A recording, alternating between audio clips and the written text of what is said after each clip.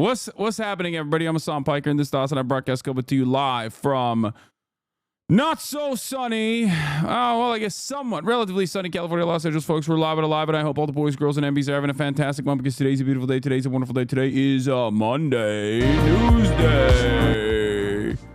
That's right, folks. We're live. We're alive. And I hope all the boys, girls, and MBs are having a fantastic one because today's a beautiful day. Today's a wonderful day. It's Monday, January 6th. It is Monday, January 6th, 2025. That's right, the 4th year anniversary of the holiest day. Is that how that works technically? Is it the 4th year anniversary? A national holiday for me, a day of mourning for many of us.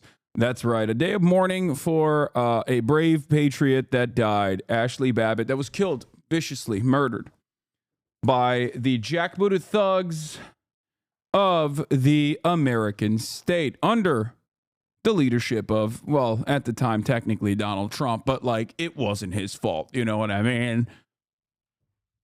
ASHLI Babbitt, you are our hero. ASHLI Babbitt, we miss you. Anyway, this is Liberal January 6th. Things are a little different. It's under the helm of the Brandon regime. So, of course, liberals are doing their woke gender today. We'll be talking about all of that. But before I get to that, of course, I got to talk about my own personal news. This is part of the broadcast where I tell you about my personal news about what's going on in the world of Hasan, HasnAbi Piker. In between the time period where I press the stop streaming button and press the start streaming button. Ladies and gentlemen, there is a lot going on in the world. Now, of course, in my own personal life, however, there is not a lot going on. There might be a lot going on in the world, but in my personal life, not much is happening. But I will tell you, regardless, ended the broadcast yesterday after a short 8-hour stream, even though I thought it was going to be a much shorter stream for me. Hung out with my brother, my brother's fiance, and my mom. Calling your viewers, you are a piece of work, buddy. Calling your viewers peasants is actually disgusting. We're bringing this, we're leaving this in the last year, my friend. No more bad baits. So get it out while you can. It's actually over. No more bad baits at all. All right. Did you hang out with Jake and Anna? No, I did not. No baits. No baiting. Also, too early in the day to bait. I'm also in a kind of good mood today. I don't know why. Maybe it's because I worked out. And every time I work out, I just have a good feeling in my heart.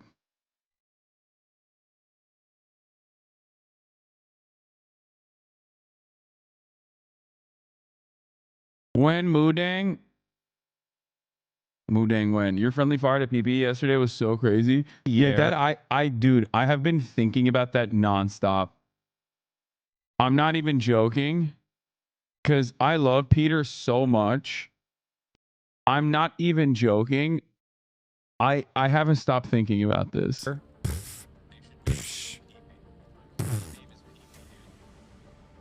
okay, what do you mean? PP? What kind of name is PP, man? Take it back. The way he said that was also so sad. I know he was joking, but like, god damn, this bricked me. Okay, I really need to just be more careful. You know, you never. This is this is one of those things where, you know how people will say like, oh, well, you're fat shaming this cop, but like the cop won't hear it, but your fat viewers will or something. You know what I mean? This is literally that. This is actually what happened. Like, oh, you're making fun of Pierre and saying, what kind of name is PP? And on the one hand, Pierre will never hear you say that, but Peter Park might. And he did. And it made me so sad. So I apologize once again to Peter Park. I mean, it's very cool that his name is PP. Okay, it's very cool that his name is PP. Is not cool to the Canadian. The next Canadian Prime Minister will be also named PP. He stole that from Peter. Next week's pod episode can never come fast enough. Wait, what? This week's pod was incredible. We'll always tune in for a good laugh. I love that. Why do you Why did you write that like I gave you $20? Like I PayPal'd you $20 to say that. I'm always in. If you're in for a good laugh, the Fear End podcast is where it's at. So,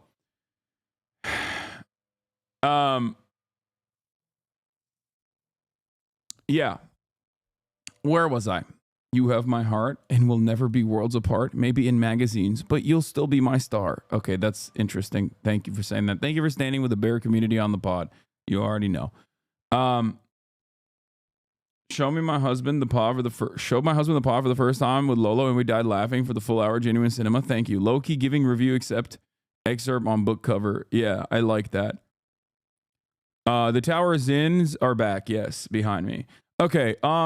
But yeah, I hung out with my mom because she keeps getting bored. But other than that, I think I'm done playing Marvel Rivals. It's no longer fun. I mean, it's a lot of fun. I'm deeply addicted to it. But yesterday we did some in-houses and I got stomped on so hard. And I'm not a gamer. I need to hang it up. I need to quit. Every time a new game comes out, the first couple of weeks, I am around the same level as everyone else because the game has just come out. And all of my friends and I are usually playing at the same level. We're getting like around the same number of kills. We're playing against people who are also, competitive with us. And then a month into the game, virtually every single person just blows past me. Okay? It always happens. And I know why. I think part of it is because I just don't play as much as they do. They play 8 hours every single day. And of course, if you do that, you're going to get better. And I'm never going to be able to do that. I am too high elo when it comes to this. Yapping. And I'm also not good enough. I'm just simply not like naturally good enough to not play as much. Like Will, for example, he plays a lot more than I do. But even then, Will is also naturally very good at games, right? He's very good at games. So even if he were to play like 3 to 4 hours every day, which I don't even do, right? He will still be able to play at like a competitive level. Whereas I am just not very good at games. And it's just something I got to recognize. It sucks. It sucks. But the age of 33, the year of 33, as I turn 34 later in this year, I will come to that recognition. You could be, don't. No, January 10 next season, actual balances in Giat. Strategist joining in. Yeah, I know. Venom is going to get a buff. So then I'll show everybody what truly matters. Brother, you'd be fine if you made a fun group and play ranked. In-house are going to be sweaty as hell. I just feed too much. Anyway, whatever. It doesn't matter. They know live every game. Don't stress it, dude. I know. Here's the thing, though. It's supposed to be fun. Gaming is supposed to be fun. I did do a decent push here, but that's like pretty much it. This is definitely a better team comp so far, I think. We're doing it. All right, now we have to get through this fun show. Yeah. We got it. I can dive backline. Got my squids out. Squids on the back line still. There was a couple of really good moments I had with the. Huge. Wait, I think we can push with that, honestly. Yeah, push. Go. I'm dying. God, are you good? You good? I got him here. Oh, let's. You should keep at it, man. It's gonna be stream of the year. What? I think you would have more fun if you looked at chat a lot less during gaming. I want to keep looking at chat though, because chat is supposed to make it fun. I also want to keep looking at chat because it's more entertaining that way when there's back and forth. But that was a good play. What do you mean? No, I know. I'm saying that I played well there.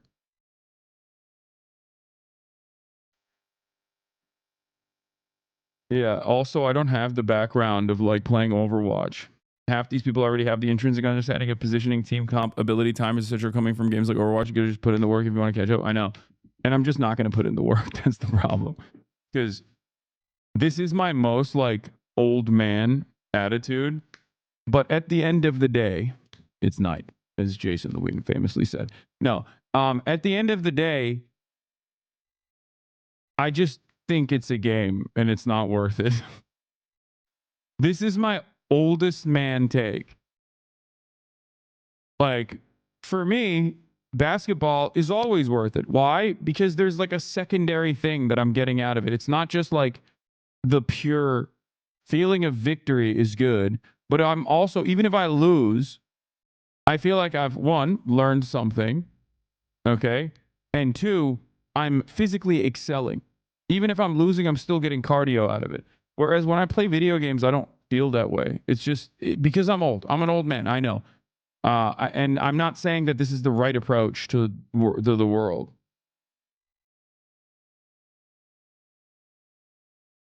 I love having fun with friends. I love gaming with friends. It's incredibly fun. I love playing video games on stream, and I will continue to do so. It's just that I know that I will never put enough initiative. I will never put enough initiative and enough seriousness to train to get better at gaming. It's just never going to happen. I'm never going to do it.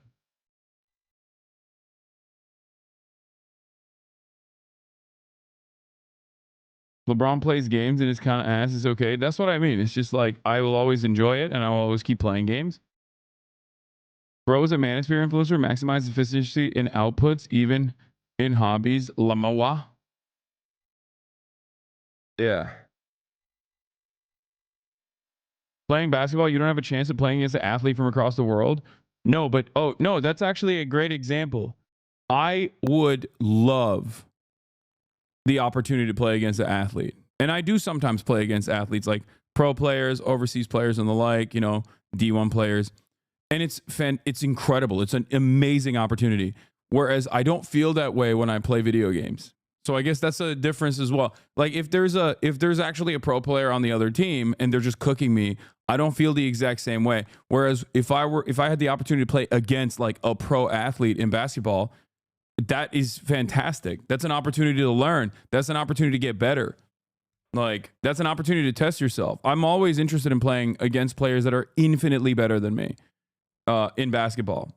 Whereas playing against players that are not playing against players that are infinitely better than me, which is very easy to find in the realm of gaming, I don't like.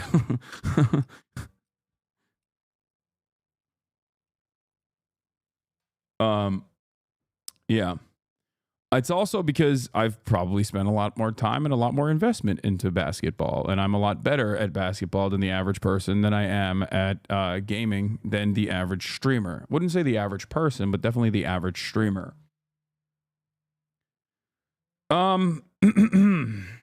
Anyway, where were we? I don't know why I just like talked about that so much. So that's just my thing. How do you feel playing basketball against people who aren't as good? I mean, it's not as fun. I think playing against people who are very good is a lot more fun than playing against people who aren't as good. Also, competitive video games utilize a strictly ego-based reward system that deprives you of reward frequently and inevitably frustrates you. Yeah. But no. I think it's also because I just don't understand. I don't understand why I lost or what I'm doing wrong. I'm just not very good. Does that make sense? Like in basketball, I know where my weaknesses are. I know what I need to fix. And there's plenty, right? There's plenty of room for improvement, of course, for everything. But like I know if I were to think about basketball as a video game, right? Like I know I know what my position is in a starting five. I know what role I can play. And depending on the team comp, I can fulfill other roles as well. There are certain roles that I just simply cannot fulfill.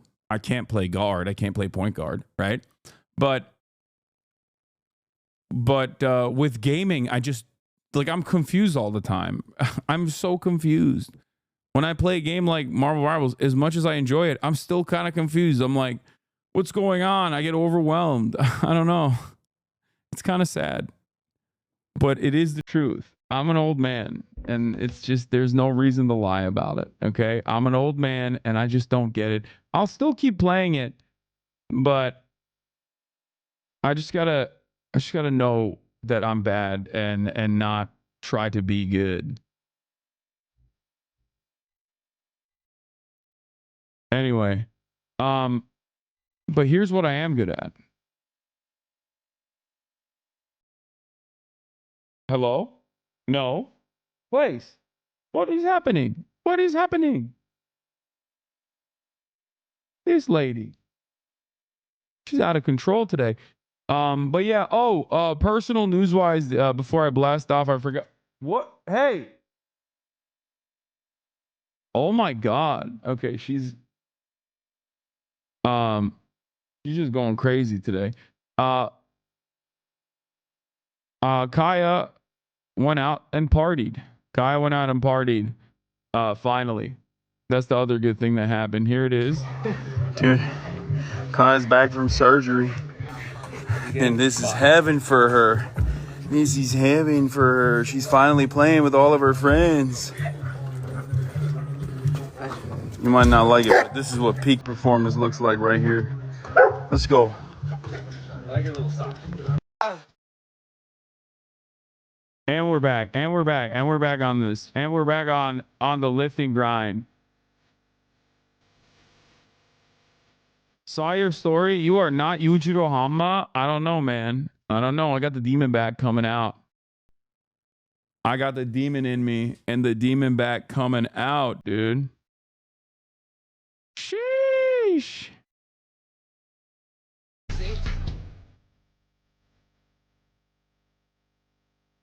Hold on.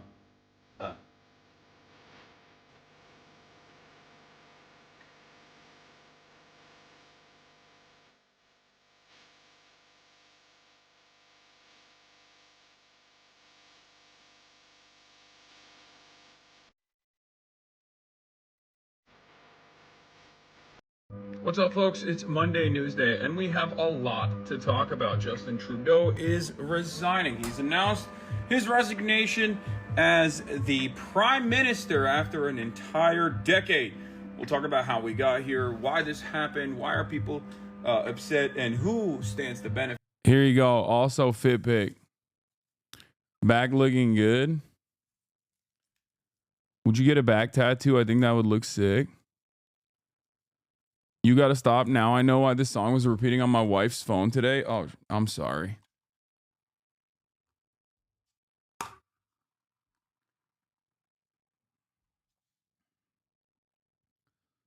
Blast off, not mine though. What is this? Oh, we know. We know Kaya was at January 6th. We know.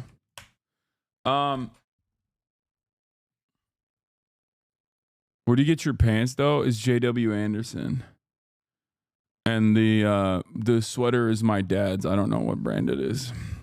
I think it's just like some random Italian brand from the 70s.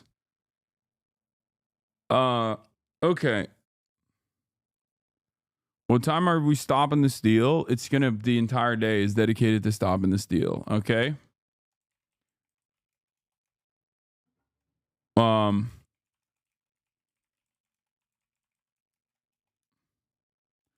Elon is spreading misinfo and banned journalist who exposed who Adrian DITTMAN is. If it has a Missoni, if it's a Missoni, you're a cunt? What does that mean? I don't think it is, but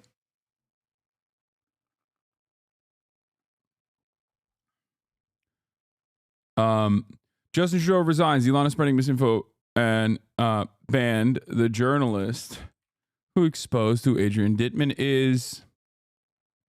Skip Bayless is getting sued. There's no rape allegations filed on October 7 attacks, Israeli prosecutor says.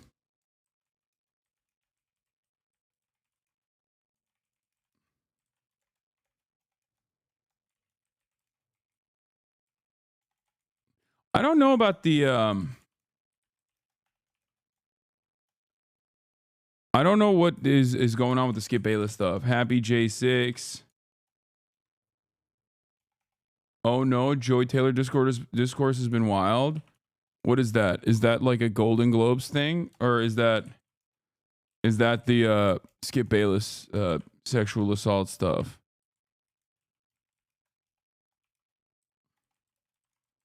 It's all of Fox Sports 1. No, Skip stuff. Sportscaster on Fox, Skip Bayless.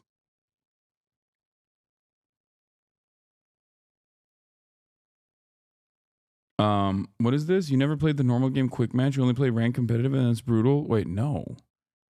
It's not supposed to be.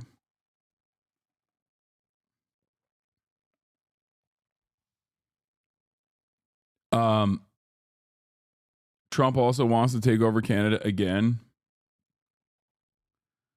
But here it is. We're blasted off. We're blasted. Boys, girls, MBs.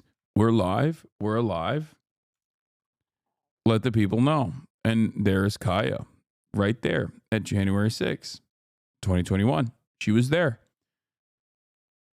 South Korea is spicy too. The guy is still resisting the arrest warrants. Oh, yeah, I forgot. There's also South Korea stuff too.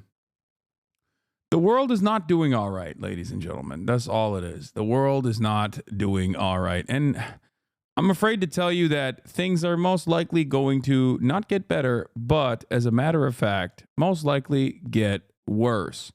So just gear up for that, okay?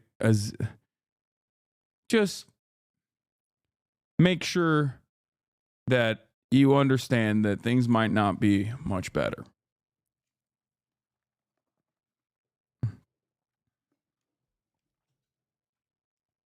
I thought Kaya was only 2. Were you even pregnant with Kaya back then? Yes. I was pregante.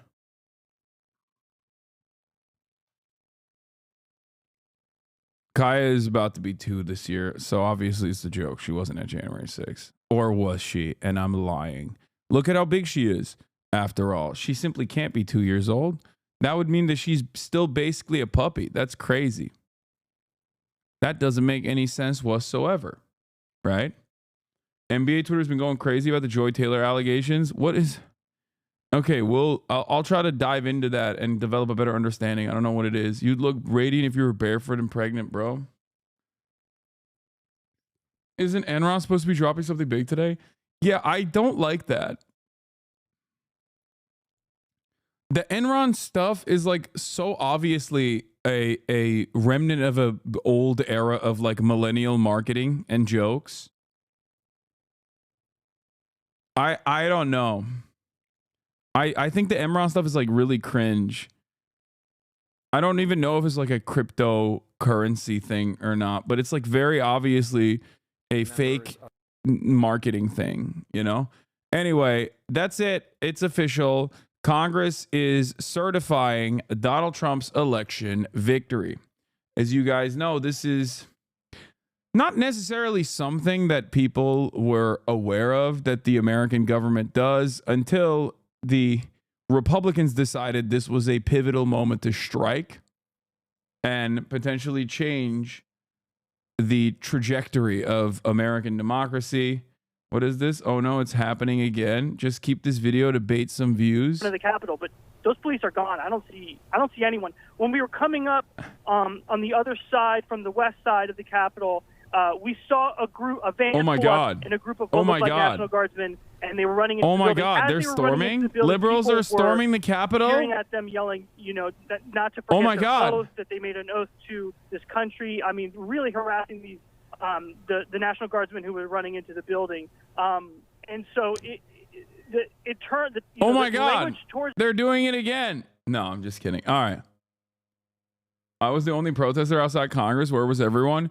Let's be real. Let's keep it a $1.50.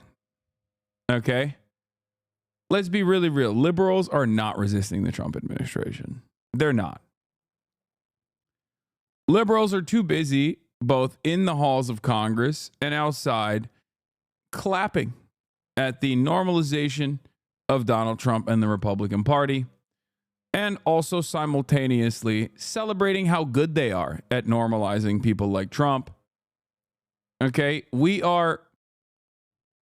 Look at Lindy Lee. I hate libs so much. I mean, Lindy Lee is like one of the sweatiest and grossest operatives out there. So that's not even, she's like uniquely bad. But my point is we're done. It's over. The American Reich is here. Okay. Some might say it's always been here. America KKK style, Maoist standard English speakers rejoice. You were right all along. But that's kind of where we're at. That's where we're at. And I mean, look at the liberals celebrating how wonderful they are, celebrating how they preserve these institutions, unlike the silly Republicans. Meanwhile, they're certifying Donald Trump, Of the House and Senate are gathering in what is there, and there is the Speaker Mike Johnson and Vice President Kamala Harris. It's obviously a bipartisan or even nonpartisan event where the leaders of this country come together to count the electoral votes. There's Ted Cruz, a senator from Texas, who was one of the main individuals who helped cause what happened 4 years ago by putting forward the falsehood that the vice president could somehow do something to stop the electoral count. There's Democratic leader Hakeem Jeffries with Catherine Clark, his number two. What are your thoughts as you watch this in action, Caitlin? Ted Cruz obviously was the first senator to object. And obviously, just looking back on this, what the vice president maintained at the time, as Mark knows well, is that he did not have the power to block the certification on this day 4 years ago. And he didn't. What we have seen is the Electoral Count Act that was passed reaffirming that interpretation of the law. So people like John Eastman, who Pence later referred to as a crackpot of attorneys that Trump was listening to at the time, could not make that argument. But also it changed the threshold for how many people have to object to lead to that moment. So even if we were in the exact same situation as 4 years ago, had this law been passed, the threshold would have had to have been much higher than what it was 4 years ago for that to actually happen. Let's listen in. Vice President Harris is calling for order. Congress, pursuant to the Constitution and laws of the United States, the Senate and House of Representatives are meeting in joint session to... I'll be honest, it does kind of feel like maybe they didn't think Donald Trump was Hitler. This doesn't reflect my opinion on the matter. But it kind of feels like they didn't have any issues with Donald Trump's policies, and they certainly didn't have any issues with Donald Trump either. Okay? And they don't have an issue with the Republican Party either. They went from this is not normal to maybe this should be normal, and this way it'll be fine. And for the record, it's really interesting because you see media coverage on Trump's inauguration.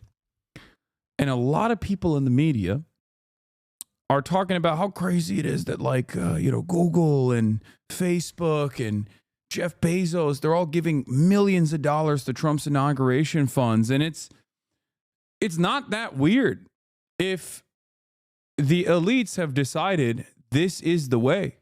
If the elites have decided that Trump is just the Republican Party, and this is just how the Republicans are, and we just got to play ball with the Republicans, okay, then yeah, it's not newsworthy, or it wouldn't have been newsworthy in the same way if, companies gave money to the George W. Bush inauguration.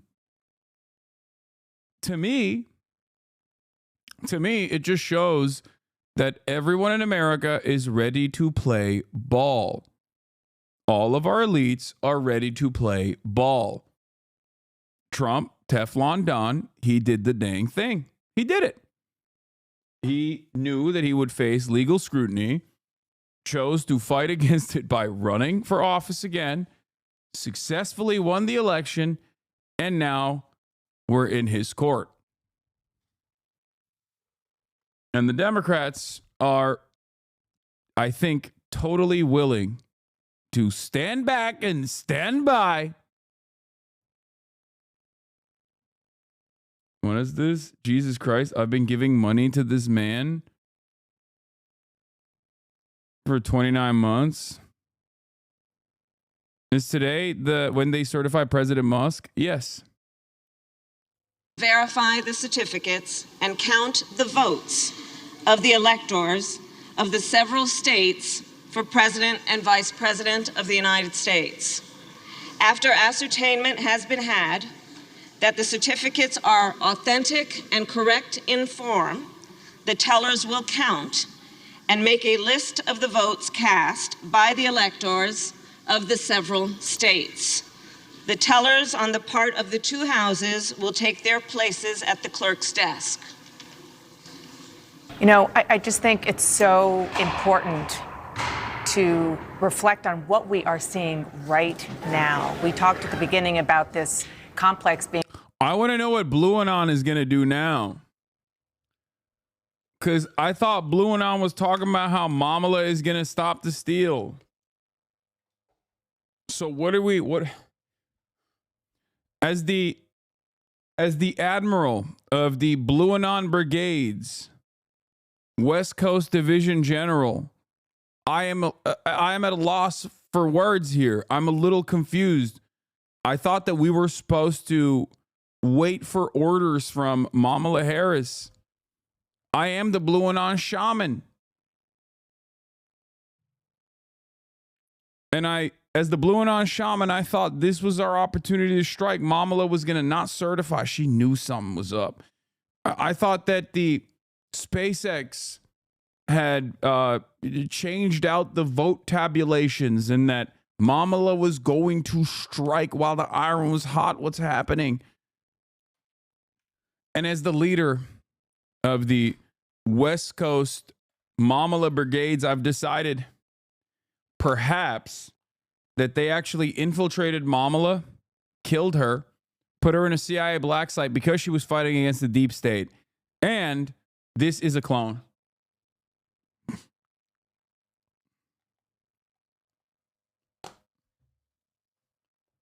That's right.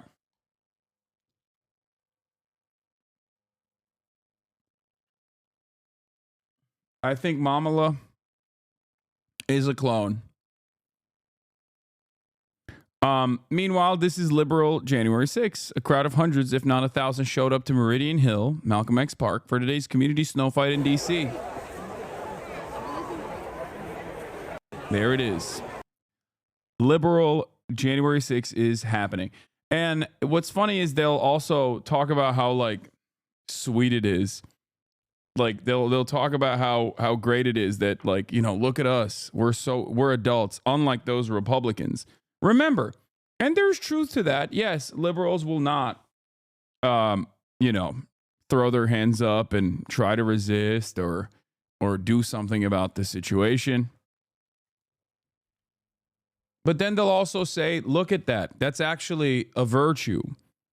It's actually a virtue that we are not even resisting the Trump administration after we said he was a Nazi. I still think he is, for the record.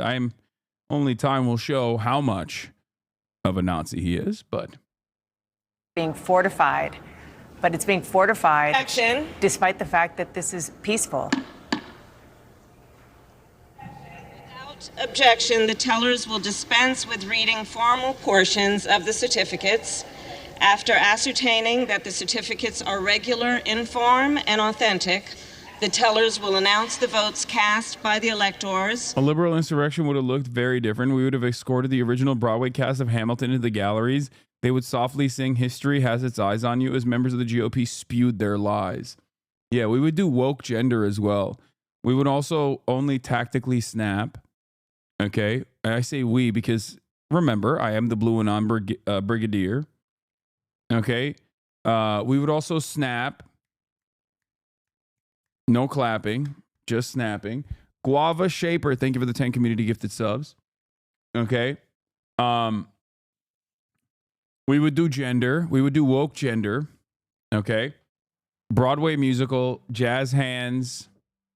We would do a land acknowledgement after the insurrection or before the insurrection. Okay. Just remember, we have to do a land acknowledgement first and foremost. we'd have to put marginalized people on a single file line, put them in the front lines, you know, and of course, mandatory drag. For each state, beginning with Alabama. Madam President, the certificate of the electoral vote of the state of Alabama seems to be regular in form and authentic, and it appears therefrom that Donald J. Trump and then the end of the insurrection would be ensuring that we secure enough funds to give to Israel. Another $8 billion to Israel, to be exact, which is what Joe Biden is doing. We would cherish that, and we would celebrate him for doing that. The state of Florida received 9 votes for president, and J.D. Vance of the state of Ohio received 9 votes for vice president.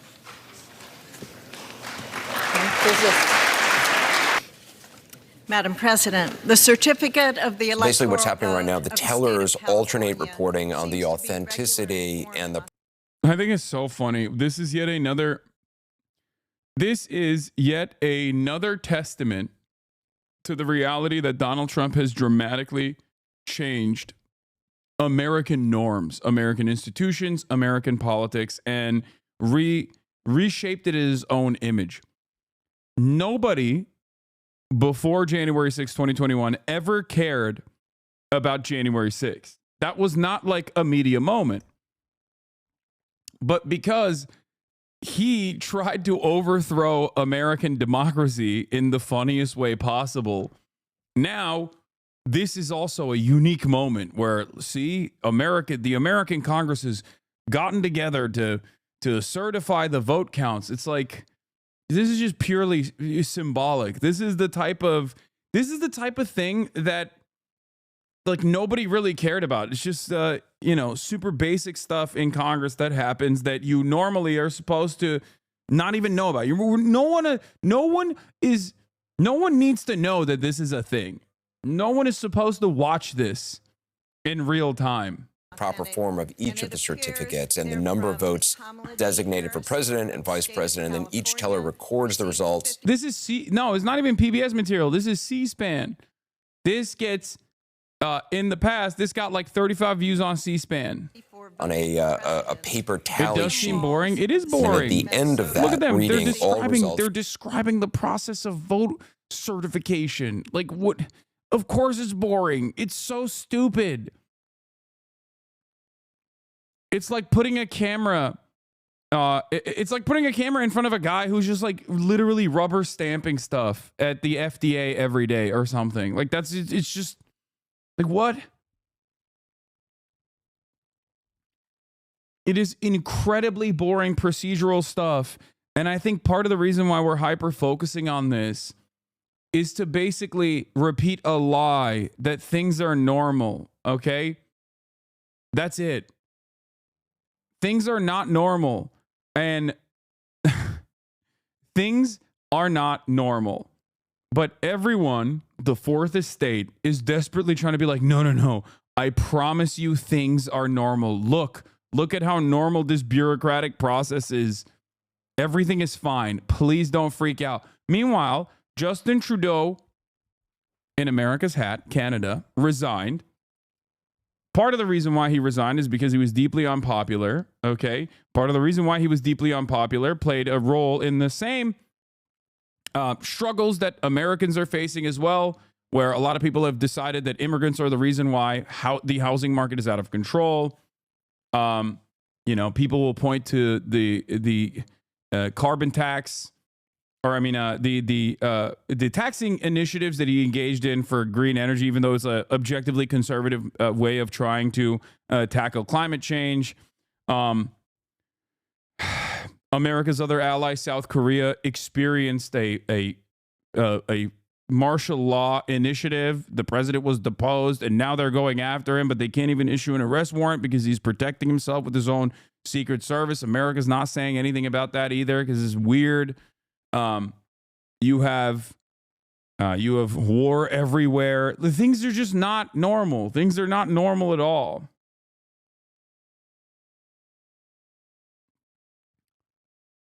And it seems like leadership at the helm is more invested in maintaining neoliberalism as the maintaining neoliberalism as the way to go, this like ideological zealotry, rather than try to actually fix some of these problems. And people are getting more and more frustrated, and right-wingers are just winning. They're winning all over. They're winning all over the world, where people have not changed. People have not changed their politics at all on the opposing side to fascism. If you have liberals running the show, you're in a really terrible predicament. All the while, we just hyper focus on silly things like this to be like, no, everything is fine, everything is good. Meanwhile, what is Trump doing? While this is happening, Trump is, on the other hand, consistently saying, oh, we're just going to annex Canada. Now, I think he's joking about that. I don't think he's being serious about that. But I do think it's dangerous and nefarious when he talks about invading Mexico or bombing the cartels. I do think that that is something that he might do. I don't think he's joking about that. But as it stands, I fear as though we will just keep looking at things like this to be like, no, everything is fine. Everything is normal. From all 50 states and D.C., the tellers then compare the results on their 4 tally sheets and all sign all 4 tally sheets. Then the vice president announces the result totals and announces the election of president and vice president. So they are going to be reading through each 50 state and the District of Columbia. Madam Results President, from Ohio there, obviously the state for J.D. Vance. Back with the team here in New York as we continue to watch what is going on to the counting of the ballot from each of the states. Congressman, you were there 4 years ago. Is it odd watching this? It is. Well, the funny thing is, we were kind of talking offline here. I was present for 12, 16, and then 20, obviously that thing. And usually, this is a non-event. I mean, I would go, kind of show up, they'd open the session. Half the time I'd go back to my office because you don't even need to be on the floor. And this is over in an hour. And that's how it should be. This is great that it's happening this way. But for me, it's surreal because my attention on what January 6th is obviously has been colored by what January 6th was 4 years ago. That I forgot how quick this actually happens and how really perfunctory it actually is. So this is a good thing today. Again, the new incoming president will make the decision whether he wants to move on from January 6th or not. I'm fine whatever he decides. I think the country would be better off if he did. But yeah, it's good to see this happen today. Do you think January 6th, years from now, is a date that will live in infamy? Oh, Jesus Christ.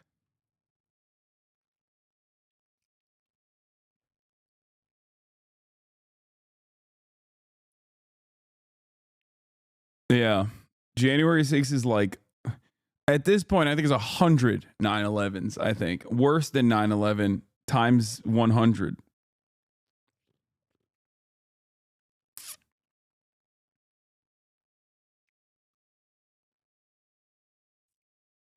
Obviously, no one cares about January 6th. Who cares? Let the man overthrow the government in peace. Leave him alone. I mean, he is doing that right now, by the way.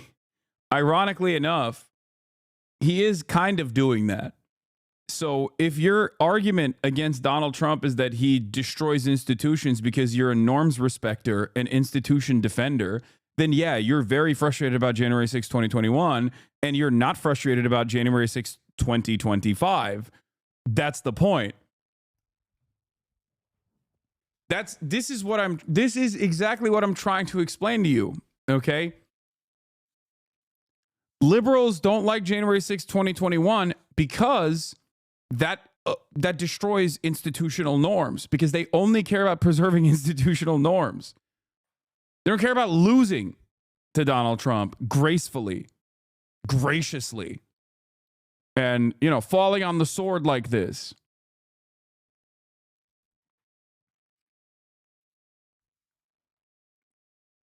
That's it. Use the phrase used for other events? I'm not comparing it at all to the. I think we live in split screen America. I think for some of the country it will, and it'll be remembered. I think otherwise it'll fall to the history books. And the reality is this.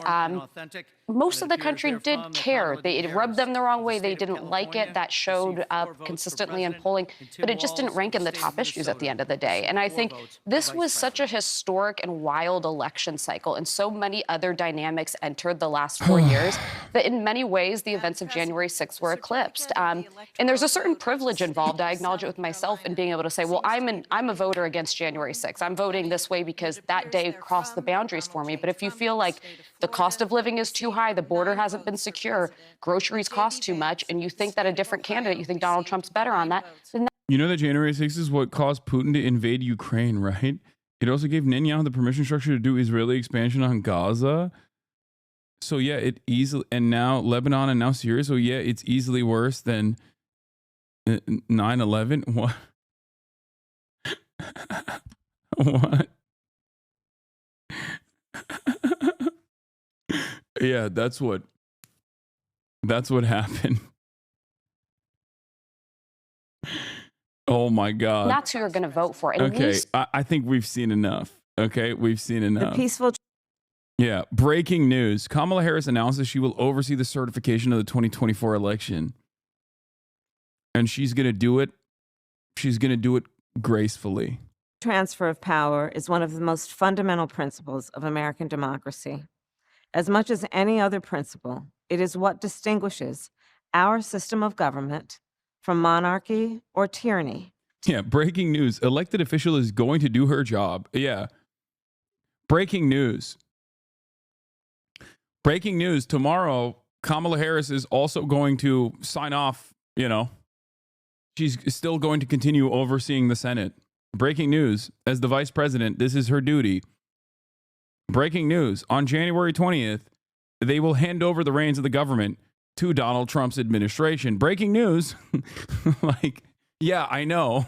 This is just how it is. This is how it goes. Today at the United States Capitol, I will perform my constitutional duty as Vice President of the United States to certify the results of the 2024 election. This duty is a sacred obligation, one I will uphold, guided by love of country, loyalty to our Constitution, and my unwavering faith in the American people. As we have seen, our democracy can be fragile, and it is up to then each one of us. This kind of attitude is so funny because they make it seem as though the Republicans, if given the opportunity, wouldn't do a million January 6s over and over again. Hey, we're leading by example. See, this is how you really do it. And if you're engaging in this pageantry of a normal piece of the process, normal bureaucracy, as though this is a valuable lesson to instill upon the American public, make no mistake, they do not care. Your enemies do not care. Well, I guess your Republicans aren't really her enemies, if we're being real, or the Democratic Party's enemies, but they are the enemy of the American people. I'm just going to repeat this over and over again in perpetuity.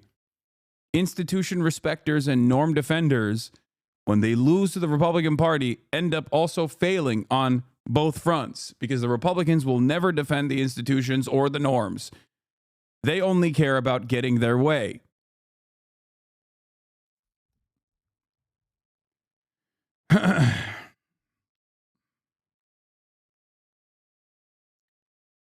To stand up for our most cherished principles and to make sure that in America, our government always remains of the people, by the people, and for the people. May God bless you, and may God bless the United States of America. That's right. Oh my God. You are grossly underestimating Kamala 2028. I am telling you right now, Kamala Harris's political career is done. Okay? It is done. It is Jover. Oh, HasnAbi head in the news. His dad is in prison for January 6 crimes. He doesn't want Trump to pardon him. Oh my God. repping the merch and everything. That's crazy. All right, let's take a look. If Trump pardons your dad, what's your biggest fear? You know, just getting shot in the street. I don't know. By your father? By my father, by someone he knows. There's a bunch of people that I don't know, and I don't know their intent.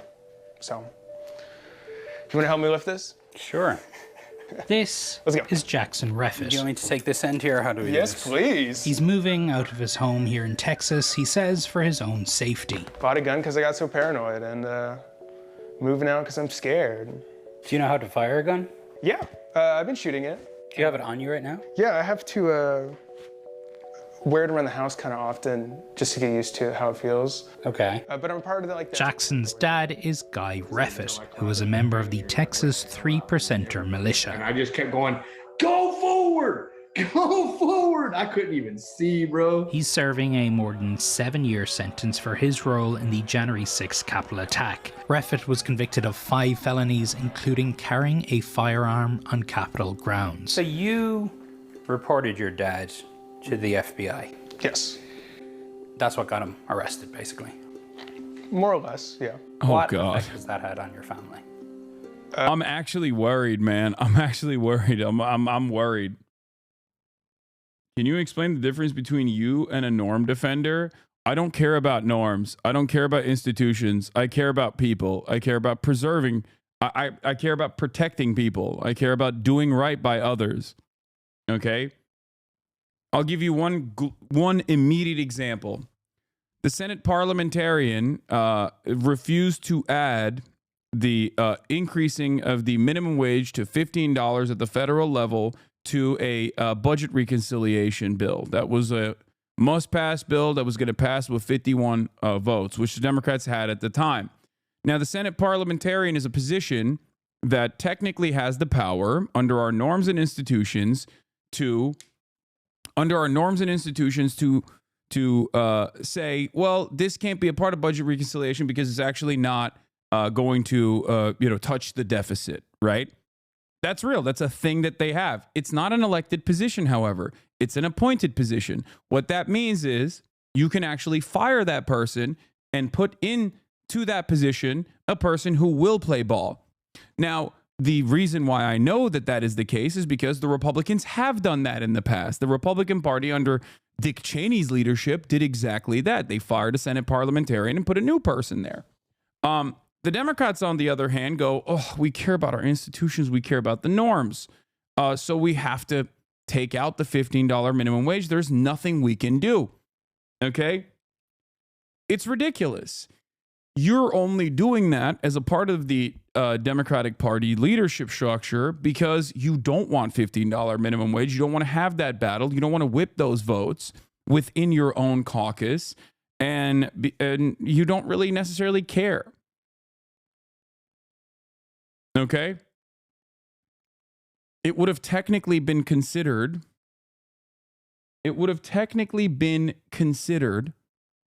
a violation of the norms, right?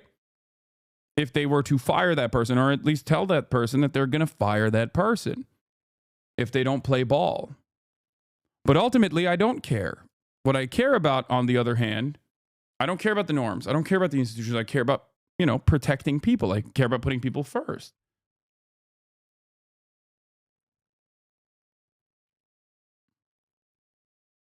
Anyway, going back to this, this is truly terrifying. I'll be honest. It's destroyed it. Was there a moment where you thought, I know my dad's done all this stuff, but I don't want to report him? Yeah. I still feel horrible, of course. Like, I can't get over it, but I don't regret it. When was the last time you spoke to your dad? 5 months ago. It was the first time I talked to him. And it was just a crying fest for the first 10 minutes, and that was great. And then I brought up the fact that I'm worried about him getting out. And he was almost puzzled, like he was confused as to why I thought that. Are you overreacting? No, I get death threats daily, hourly at this point. Unbeknownst to us, it was our 18-year-old son who turned his dad in to the FBI. Why? Why did he do it? My son is a declared Democratic Socialist. Jackson's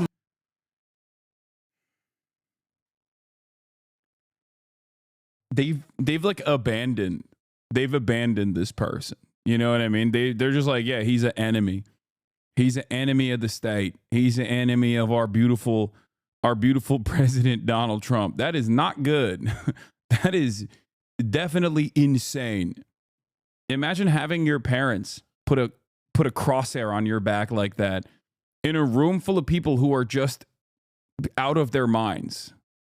Mom, Nicole, the party of family values, dude. Crazy. Has become one of the most prominent people campaigning for the release of people serving time for January 6th. We lift up each and every one of our J6ers, Father. You've been coming here for hundreds of nights. Almost 900. Why? You know, after I saw what happened to my husband, I could not sit on my hands at home anymore. Christopher Alba. Oof, no wonder, dude, no wonder. I mean, no wonder he's moving. I mean, look at this. Imagine this being your mom. That's crazy. I mean, there are some chatters whose moms are like this, but even then, they're not like, I don't think they put a target on your back, right? I mean, this is brainworms, this is so, be nice, question mark. What are you talking about? Be nice. What are you talking about? If your mom, Chuck Dilly, okay, sat in a room full of like 3%ers and Proud Boys at a gathering and went, Chuck Dilly is an enemy of our cause, our movement, okay, in perhaps one of the most like heavily armed and radicalized groups that you can talk to, declare you to be an enemy, I would protect you as well against your parents. I would still love her. Okay, well, I don't think that is reciprocated, it seems. Nicole left Texas and moved to Washington, D.C., where she takes part in a nightly vigil held here outside the city's jail. Marcus Malley. Do you wish Guy didn't come here on January 6th? No, I'm glad he stood up for something. Every night, January 6 prisoners from around the country call into the vigil. Continue holding the line. This thing's almost done. Including Guy Reffitt, who recently called in to wish Nicole a happy birthday. Happy birthday. Sorry that I couldn't get you something better than 80 months, but you know, they're ass. Are you confident that Trump will let your husband walk free? I feel like Trump is a man of his word. What's the next step for your family? To continue to fight. Together. Nicole is sometimes joined in D.C. by her two daughters, Jackson's sisters, who've been caught in the middle of a divided family. Is not shown on my father. We have nothing against Jackson. Jackson's my brother. I love him. I love him no more than I love my father. I love my father. I love my family. From the beginning, the girls and I have received hundreds. I don't think she's happy that her son stood up for something. I think she's very upset that her son stood up for something. She's happy that the dad stood up for Donald Trump because I think she loves Donald Trump more than she loves many things.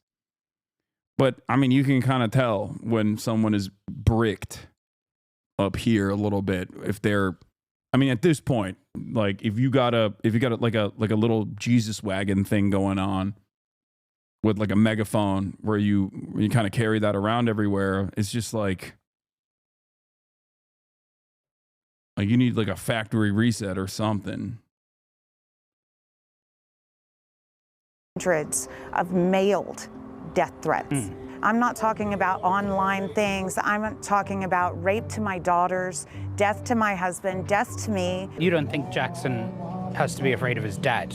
No. Yeah. I think that's been put on the record several times. So why is Jackson still afraid? I just think that it's the same thing where people think this red hat on my head is scary and dangerous. It's that same mentality. Jackson comes from a lot of love, and there's a lot of love left to be given. And justice for all. I mean, I love my mom, of course. I love her. Do you love your dad? Of course I love my dad. I love my dad, but I can't feel safe around him. I hate having to put myself in the situation to feel some sort of comfort after the election and what's going to happen when my dad gets pardoned, when all these hundreds of people get pardoned, and all these thousands of people get validated for their actions. And I'm one of those people that they call a traitor. And my dad once said traitors get shot. So that's been ringing in my head for years and years and years. In a message from prison, Guy Reffitt said that Jackson has never had anything to worry about from me, and he will never have anything to worry about from me ever. If your dad's watching this, what's your message? I don't think, dude, I don't think you're, I mean, look, I can't know your personal experience, Chatter. I don't know if you're in here or not, but I don't think you have to worry about your dad. I think it's more so, other people that are in that community that you might have to worry about. Message to him. That I love him and that I hope he gets better. And I hope I get better too.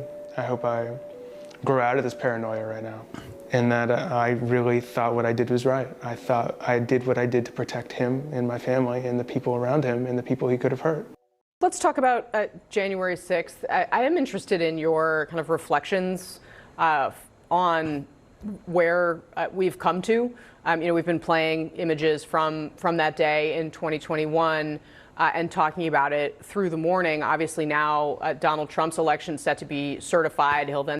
I think that we are going to see more of this like malicious stuff. We're going to see more militia mobilizations happening under the Trump administration, especially considering that a lot of the militia movements historically, whether it be the Klan, have always operated in this weird space where they both have members within the Klan that are prominent members within the legal structure, whether it be judges or cops, right? But I think now we are, especially under the first Trump administration, that grew a lot in size and prominence. And under the second Trump administration, you are going to see the lines, the supposed quote unquote distinction between our legal structure, our police force, our military, our National Guard, and these sorts of militia movements merge a little bit more. I think those lines there's never really been like a hard boundary between the two, especially historically. But I think that we're completely going to cast aside what remained of this aesthetic boundary between the Proud Boys and the 3%ers and these kinds of like white nationalist far right militias and Republican local officials all the way up to federal officials as well. This is perhaps the greatest example of what I'm talking about. ProPublica reported by Joshua Kaplan reported about a guy who went and intercepted the militia movement. Okay, John Williams. He went in and joined the ranks of the Oath Keepers. Okay. And it's really interesting because he didn't do this in unison with the federal agents. He didn't do this in collaboration with police officers. He didn't even do this. He did this seemingly on his own. He was like, I want to investigate what is going on here. And then after the fact, he turned around and gave all of this information to ProPublica reporters.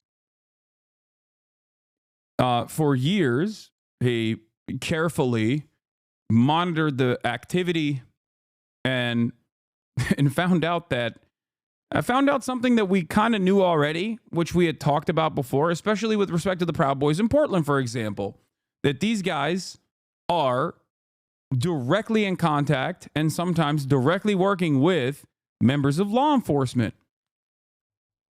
Shocking. I'll give you some of the highlights. A freelance vigilante, a wilderness survival trainer, spent years undercover climbing the ranks of right-wing militias. He didn't tell the police or the FBI. He didn't tell his family or friends. He penetrated a new generation of militia leaders, which included doctors and government attorneys. Experts say that militias could have a renaissance under Donald Trump. He sent ProPublica a massive trove of documents and conversations he secretly recorded, give a unique, startling window into the militia movement. On April 1st, 2023, Williams retrieved the bag from his closet and rushed to his car. He had no time to clean the dishes that he accumulated in his apartment. He did not know if armed men were out looking for him. He did not know if he would ever feel safe to return. He parked his car for the night in the foothills overlooking Salt Lake City and curled up his 6'4" frame in the back seat of a 20-year-old Honda. This was his new home. He turned on a recording app to add an entry to his diary. His voice started high-pitched rasp of a lifelong smoker. Where to start, he sighed, taking a deep breath. After more than 2 years undercover, he'd been growing rash and impulsive. He had feared someone was in danger and tried to warn him, but it backfired. Williams was sure that at least one person knew he was a double agent now, he said into his phone. It's only a matter of time before it gets back to the rest. In the daylight, Williams dropped an envelope with no return address in a U.S. Postal Service mailbox. He'd loaded it with a flash drive and a gold Oath Keeper's medallion. It was addressed to me. The documents laid out a remarkable odyssey. Posing as an ideological compatriot, Williams had penetrated the top ranks of two of the most prominent right-wing militias in the country. He'd slept in the home of a man who claims to be the new head of the Oath Keepers, rifling through his files in the middle of the night. He'd devised elaborate ruses to gather evidence of malicious ties to high-ranking law enforcement officials. He'd uncovered secret operations like the surveillance of a young journalist, then improvised ways to sabotage the militants' schemes. In one group, his ploys were so successful that he became the militia's top commander in the state of Utah. Now, he was a fugitive. He drove south towards a desert 4 hours from the city where he could disappear. That's right. Now, what's really interesting about this story is, once again, this was not a federal law enforcement operation. It wasn't an infiltration by a Fed. It was just a dude who just went undercover because he personally was like, what's going on with these militias? What's happening here?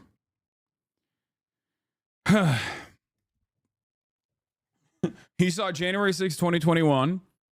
He saw the militia movements and their and how prominently they were a part of January 6, 2021. And he was like, I'm going to go and join these militias. I'm going to go and detail what they're doing. Hey, come on now, be fair. There are tons of cops that are currently infiltrating these militias. Yeah, the problem is the cops that are all over these militias are actually just, ideological sympathizers. I'm sure that there are some federal law enforcement officers involved in these militia movements, not because of their ideological allegiance to the militia movements, but, overall, yeah, I know you're joking, chatter. I know. I'm not missing the joke, chat. Calm down. Many of those that carry the badge are also fellow travelers.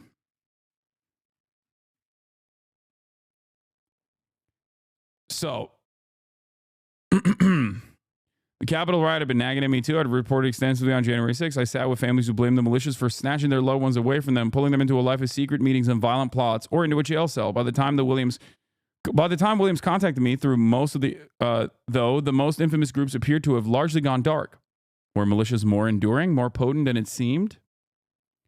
Some of what he told me seemed significant. Still, before the package arrived, it could feel like I was corresponding with a shadow. I knew Williams treated deception as an art form. When you spin a lie, he once told me, you have to have things they can verify so they won't think to ask questions. While stories generally seem precise and sober, always reassuring for a journalist, I needed to proceed with extreme skepticism. The files that were sent over to ProPublica give a unique window at the once expansive and intimate into one of the most consequential and volatile social movements of our time. Williams penetrated a new generation of paramilitary leaders, which included doctors, career cops, and government attorneys. Sometimes they were frightening, sometimes bumbling, always heavily armed. It was a world where a man would propose assassinating politicians only to spark a debate about logistics. Federal prosecutors have convicted more than 1,000 people for their role in January 6th. Key militia captains were sent to prison for a decade or more, but that did not quash the allure that militias hold for a broad swath of Americans. Why would it? After all, Donald Trump initially criticized them, but then turned around and said that they were political prisoners for doing the right thing. Obviously, if the most impactful figure who just won his reelection says that these guys are political prisoners, of course they're going to get away with it. Here, I'll give you one example, okay? We joke about January 6th is funny. A cop died of a stroke the day after, okay? And the suspicion is that the wounds that he got during January 6th from a guy who was beating his ass is responsible for the stroke. That guy's in prison for 6 years, okay?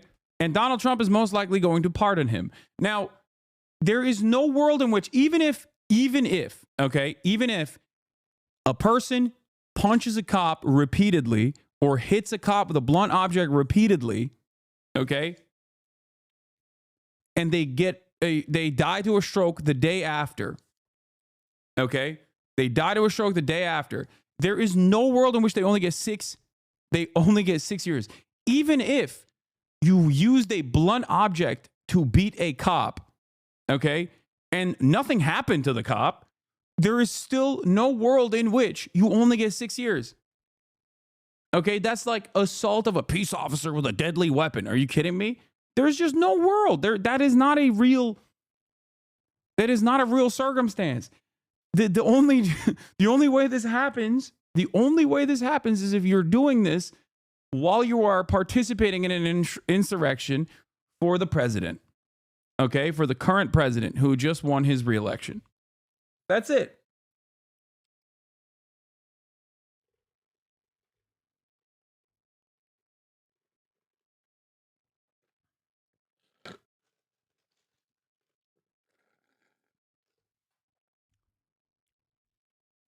Anyway, that cop died a week later in the hospital.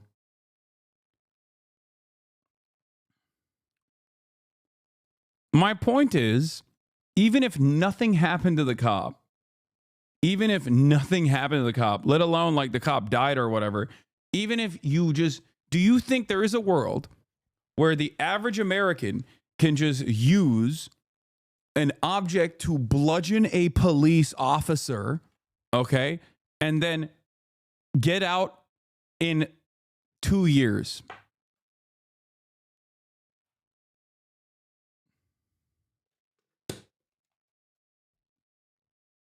There are instances where it's valid and warranted, where you are engaging in self-defense, okay, against a police officer who is out of line and abusing their position.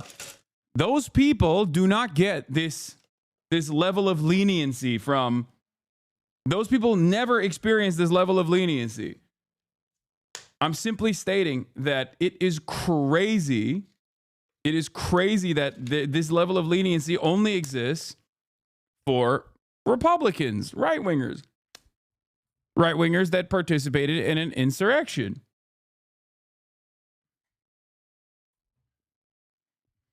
Mishma, thank you for the 25 gifted subs.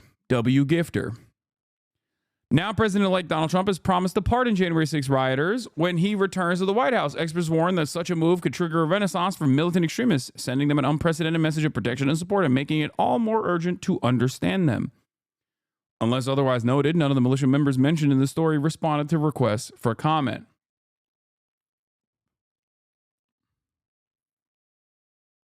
Williams is part of a larger Cold War. Radical versus radical that stayed mostly in the shadows. A left-wing activist told me he personally knows about 30 people who've gone undercover in militias or white supremacist groups. They did not coordinate with law enforcement, instead taking the surveillance of one of the most intractable features of American politics into their own hands. I think part of the reason why people do this also is because they just don't trust the federal law enforcement officers. Like this person very clearly does not trust the feds. Okay, which is understandable because he's like, I went into the militia movement and I found out that there are, like federal attorneys that are a part of it, people who collaborate with the feds, people who are a part of the criminal justice system, prominent members who are also a part of the militia movement.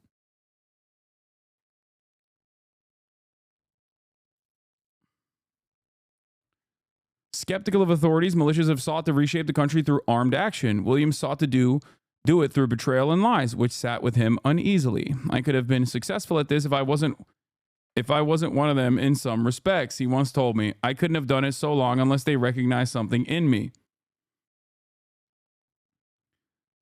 If there's one moment that set Williams on his path into the militia underground, it came roughly a decade before January 6th, when he was sent to a medium security prison. He was early in his 20s, drawn to danger and filled with an inner turbulence.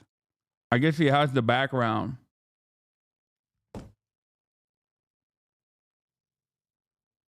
My mom was one of the founders of the Utah Citizens Armed Militia, which was organized to keep the peace at BLM protests. These militias are strange because they back the police, but they also don't think that the police are bad enough at their jobs that they have to step in. Yeah. Yeah, they also will, obviously, like with January 6th, you know, fight back against the police as well. And we'll be shocked every step of the way that the police are not collaborating with them, partially because, like, in their hometowns, the police are definitely collaborating with them. And additionally shocked when, you know, federal law enforcement or the criminal justice system ends up turning on them for doing direct, clear-cut violations of the law. But anyway, before we continue with this, let's take a look at what Funny Hat Man has to say about the January 6th committee members.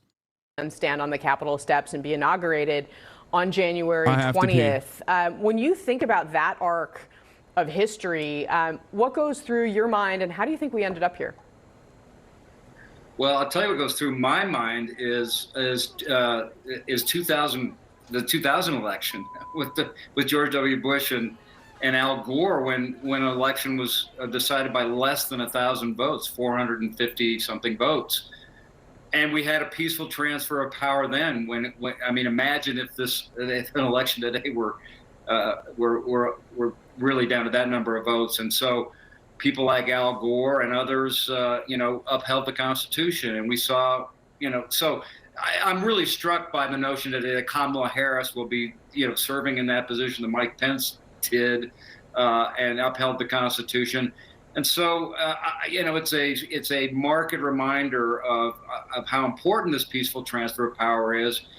We've had it through history. You know, I saw it in 2000. We're seeing it today, but we didn't see it 4 years ago. And so, I hope that this will just remind everybody, that this is how it's supposed to work. One of the things we've heard, Mark, from Donald Trump is that he plans to pardon some of the people who were at the Capitol that day. Let's listen to what he said about this in December. Take a look. You promised to pardon those who attacked the Capitol on January 6th. Are you still vowing to follow through with that promise? We're looking at it right now, most likely, yeah. These people are living in hell. Let me just... And I think it's very unfair. So, yeah, most likely I'll do it very quickly. I'm going to be acting very quickly. Within your first 100 days, first day? First day. First day, he says. Mark, what do you think the politics of this are for him? I mean, there are a range of offenses, right, that people were charged with and convicted of or pled guilty to, from violence to trespassing. If Donald Trump goes through with... Trump's like, our prison is obsolete, I'm telling you. This, is he going to pay a political price? Will Republicans pay a political price? Listen, I think he's going to try a hybrid. The politics are fraught both ways. I mean, his base, you know, believes him when he said that he's going to do the pardon, so he's got to make good on that promise. On the other hand, it's only going to drag up those violent images of people attacking police, Casey. And so I think what's going to happen is he's going to find the lesser offenders, pardon those people, and the people who, you know, where there was clear evidence of attacking or assaulting officers at the Capitol would be a whole different story, I believe. Yeah. Mark, the other, of course, aspect of this is those who then went on to investigate what happened that day, the January 6th committee. Trump has also talked about what he wants to do there, or what those people deserve. Let's watch what he said about that. Everybody on that committee, for what they did, honestly, they should go to jail. I think everybody, anybody that voted in favor. Are you going to direct your FBI director and your attorney general to send them to jail? No, not at all. I think that they'll have to look at that. So what about this particular piece of it? If he moves forward, he's like He's like American prisons are ruthless. They're brutal. We must release our political prisoners. Also, all of our political enemies must rot in prison. They must get locked up. We must throw them under the jail. We must do everything we can in our power to make sure they are punished and tortured under that very same structure that's currently torturing our beautiful, brave American patriots. With some of the things he suggested that he wants to. Yeah, Trump is Trump is an Angela Davis consumer enjoyer appreciator when it comes to hogs. He's a prison abolitionist for hogs only. What does that mean for the country? And what is the political impact? Two different things, I would say.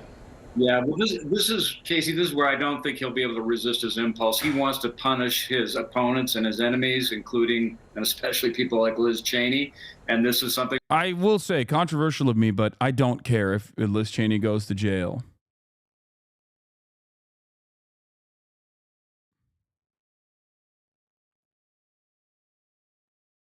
I don't care. I think it's good. I think it's funny and good. I'm on board. where the Constitution is very clear, but this is also something where people like Kash Patel are being appointed because Donald Trump thinks that's what they're going to do. Remember, he said, "I am your retribution, so stand by." But that's what I expect to see happen on that front.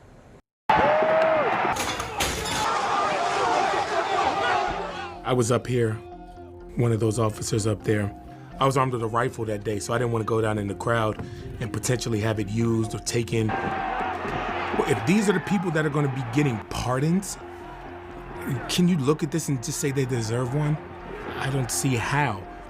But President-elect Donald Trump has indicated that he might do just that.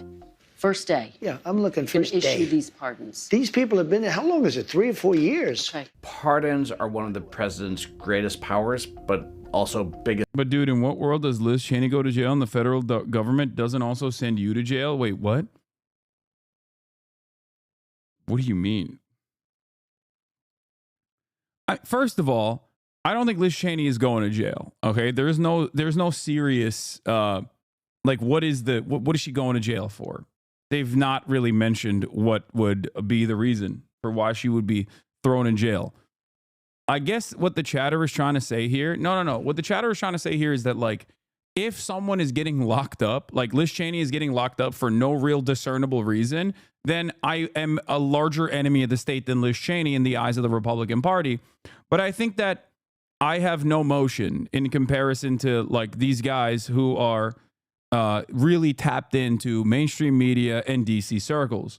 So for them, they do see Liz Cheney as a serious enemy or just a nuisance in general. Whereas I am a Twitch streamer and they don't really think about me at all. They don't know who I am, which is good. I want to keep it that way. Let's keep it that way. He didn't even send Hillary to jail. Crazy to think he would somehow be motivated to do that to Liz Cheney. Yeah. So just understand that there's a reason why I am a low-level offender. I do think. Do you think there's a serious threat of you getting arrested? No, I do not. I do not think that there's. I mean, only time will tell. But so far, no, I do not think that there is a serious threat of me getting arrested. I have not violated any laws. Not that that really matters, but we shall see.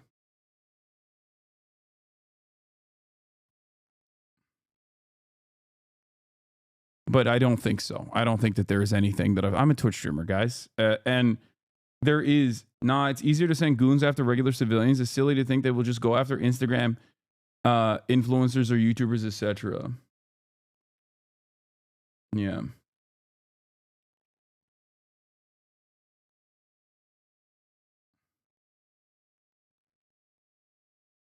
Until President Rishi Torres is elected, yeah, and at that point, I'm dead. I'm dead. I'm getting executed by firing squad. I guess political liabilities. And that's what they are, as hostages.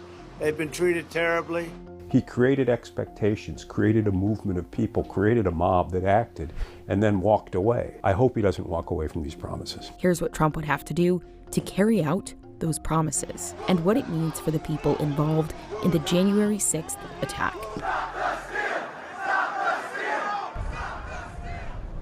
So I still served at the Capitol for 3 years after the insurrection. I left to run for Congress in a fight to continue to hold Donald Trump accountable. When I was unsuccessful, I became a surrogate for first Joe Biden and then switching over to Kamala Harris. I think that anybody who had anything to do with these incidents of that day need to be held accountable. Of the nearly 1,600 January 6th defendants, all have been charged with some form of trespassing or disorderly conduct, and more than a third have been charged with crimes involving assaulting, resisting, or obstructing law enforcement. What we went through that day wasn't normal, and we shouldn't normalize it.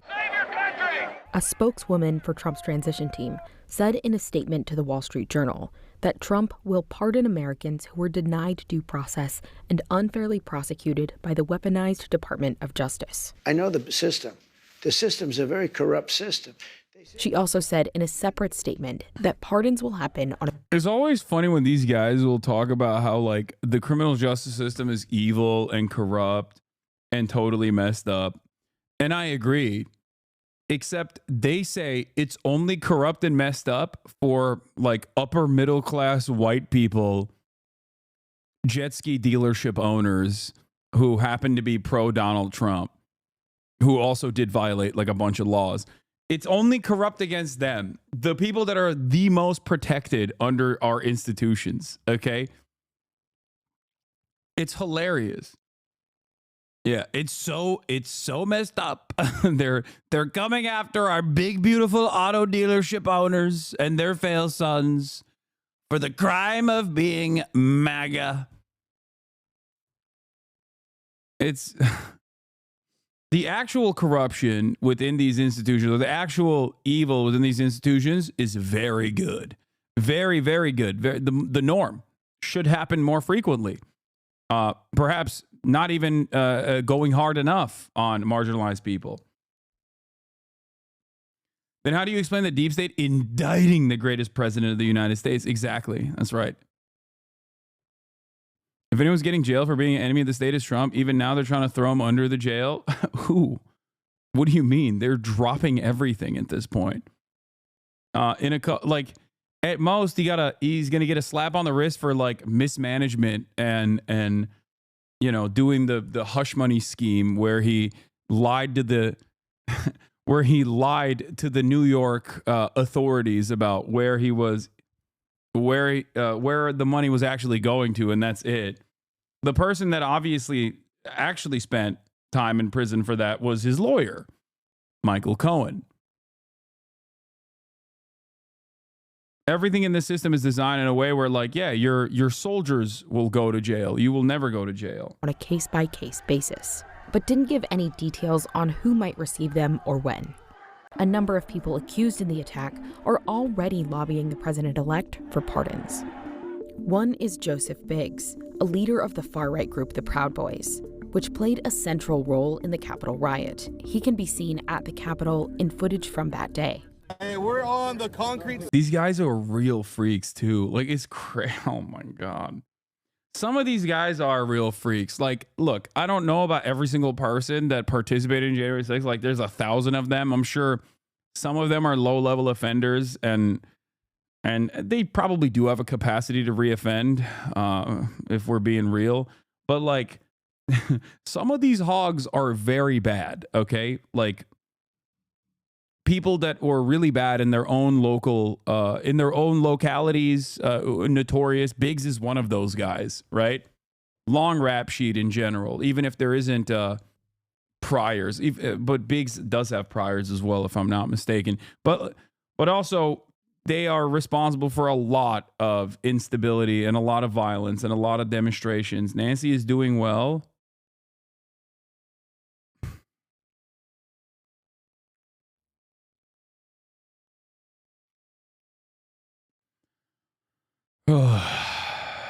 We're so cooked, dude.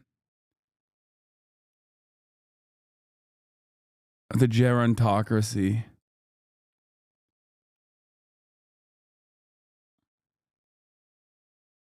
The gerontocracy will save us. Save us, Nancy. The east side of the Capitol front steps. Biggs was found guilty of seditious conspiracy, along with several other charges. Court records state that he and other group members helped recruit and lead a crowd that breached the Capitol. Biggs is currently serving a 17-year sentence. Look at that shirt. He says, register communists, not firearms.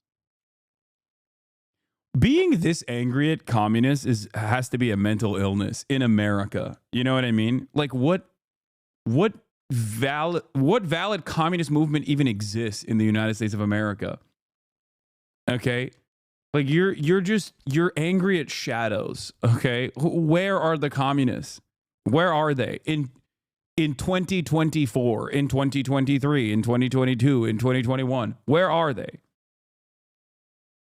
In his mind, he thinks Nancy Pelosi is a communist, obviously. So it's like they're ACP. Come on, guys, be serious. Dear Mr. President, his lawyer, Norm Pattis, sent Trump a letter a week after the election. You are now in a position to close a painful chapter in American history. On behalf of Joe Biggs, This is the exact type of attorney that I would expect to take on a important political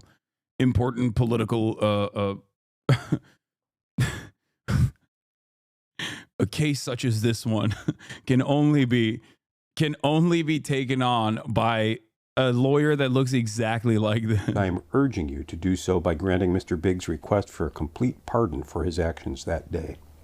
I've heard all sorts of hand-wringing about January 6th. You know, I mean, prosecutors, judges referring to it as an attack on the citadel of democracy. But January 6th wasn't an incendiary event. It was one afternoon's riot. There were some injuries. There was a little bit of property damage. There was the national pride. Our national pride was wounded, and the peaceful transition of power was imperiled for an hour or two. And for this, we're going to fill the prisons. The prosecutions have necessarily focused on the actions of the individuals charged, not the collective harm done by the thousands of people who were simultaneously committing crimes that day. The idea behind a pardon is that the criminal justice system sometimes gets it wrong and can be quite harsh, and there needs to be a fail-safe mechanism to ensure injustices are addressed. Kim Whaley is a law professor who wrote a book on the history of pardon power. She says the modern pardon process usually works like this. There is, within the Department of Justice, an office of the pardon attorney. Someone who is seeking a pardon or commutation fills out. Look,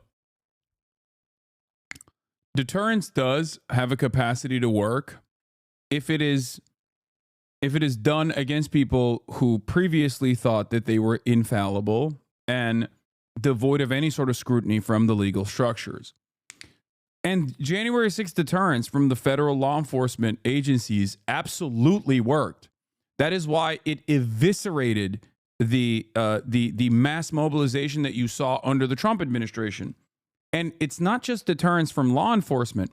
Deterrence from popular mobilization of anti-fascist movements also is significant and also works as well. The greatest example I can give you under the Trump administration was Unite the Right Rally 1 versus Unite the Right Rally 2. The first Unite the Right rally in Charlottesville ended up with the death of Heather Heyer. Famously, a neo-Nazi traveled all the way, I believe, from Ohio to Charlottesville and drove into a crowd of anti-fascist counter-protesters against these Nazis, and he went to prison. But the real reason as to why Charlottesville 2 was marginal, was tiny, was minuscule, was because of the dedicated efforts of people taking matters into their own hands in terms of unmasking Nazis, in terms of engaging in mass mobilization against the growing Nazi movement. So that actually is the real reason why Unite the Right Rally 2 got very few protesters to go out, like very few Nazis to go out and just be like, yeah, we're still Nazis, we're still here. Okay? So that's real. Those are two real ways in which you can actually push back against these sorts of movements. What the F is this bozo? Would he also agree to letting 90% of criminals free? Stealing only takes a couple of minutes, so stealing deserves no jail time. Murder is only a little damage, so it generally takes no more than a minute, so they shouldn't be held accountable. He knows he's playing devil's advocate. I can't imagine a lawyer be so delusional. I mean, it depends. But anyway, my point is this. Okay? He's responding to the chatter is responding to the lawyer who is just like undermining the severity of this insurrection or whatever. But deterrence in this circumstance was very successful. Law enforcement deterrence in terms of like actual legal punishments that were dished out to people who previously thought that they would never, ever withstand legal scrutiny, which is precisely the reason why during January 6th, they were filming themselves, openly identifying themselves, saying their names. There was a famous case of the West Virginia state member of the state legislature from West Virginia, Derek Evans, openly on live stream saying, Derek Evans is in the Capitol. I repeat, Derek Evans is in the Capitol. Openly saying his name, referring to himself in the third person on camera. These people then turned around and gave interviews. The reason why they did that without masking themselves, without protecting their identity, is because what they thought was just. They thought their cause was just, partially because they were, egged on by Donald Trump and many other prominent members of the Republican Party into engaging in this act. And also, they are not used to getting any sort of real consequences from law enforcement. They're not. They collaborate with law enforcement. Okay? So when the reality doesn't match their expectations, all of a sudden they have to start really reconsidering their choices when they go, I don't know if I want to join this kind of uprising again because I might go to jail. And a lot of these people have a lot to lose as well. It's not like they're pushed into a corner. These are HVAC business owners. These are people, these are real POCs, okay? Or POPs, people of privilege, people of capital, POMs, people of means, okay? So in that same vein, I think Donald Trump openly saying he's going to pardon these people and claiming that these people are actually heroes will have the exact opposite effect. It will galvanize people like this to mobilize again. It will embolden them, okay? It will remind them that, no, the law enforcement agencies are on their side. And I fear that that is precisely what's going to happen. I fear that Donald Trump's actions, such as pardoning these people, is going to end up causing them to feel like they were martyrs and they did the right thing and that the president is on their side and that they will want to do it again. Perhaps this time with, more mobilization. Perhaps this time with, direct, with a more consequential, like something that they will do will be more consequential than even January 6th. Better hardware, better mobilization. So we'll see. We'll see what happens. The form, it has a bunch of criteria that include acceptance of responsibility, for example. Those pardon attorneys sort through about 10,000 for every 4-year presidential term, make recommendations to the president, and the president can either accept or reject. But presidents can bypass this process entirely, which also bypasses application guidelines, like one that states convicts are only eligible 5 years after the end of their sentence. Those aren't constitutional requirements. Those are Justice Department requirements. And forgive me if I'm a little cynical about the Justice Department. I'm not going to the same fox who locked me up saying, can you open the chicken coop door? While not all pardons that bypass the typical process are controversial, presidents from both sides of the aisle have issued controversial pardons this way, some that left a lasting mark on their presidencies. Typically, Presidents get in trouble when they don't follow any sort of Justice Department process. Alex Conant is a Republican strategist who worked for Marco Rubio. When a president uses a pardon to explicitly benefit a political donor or friend, something that your average citizen wouldn't be considered for, that rubs people the wrong way. Trump issued a number of pardons this way during his first term. Did the pardon of Sheriff Joseph Arpaio go through the pardon attorney office? I don't believe it did. And President Joe Biden recently issued a broad pardon of his son Hunter for tax evasion and lying about drug use. Biden had previously said, "Have you ruled out a pardon for your son?" Yes. Nobody likes paying taxes, and you shouldn't get a pass if you're a president's son. And I think Biden's pardons help the J6 case.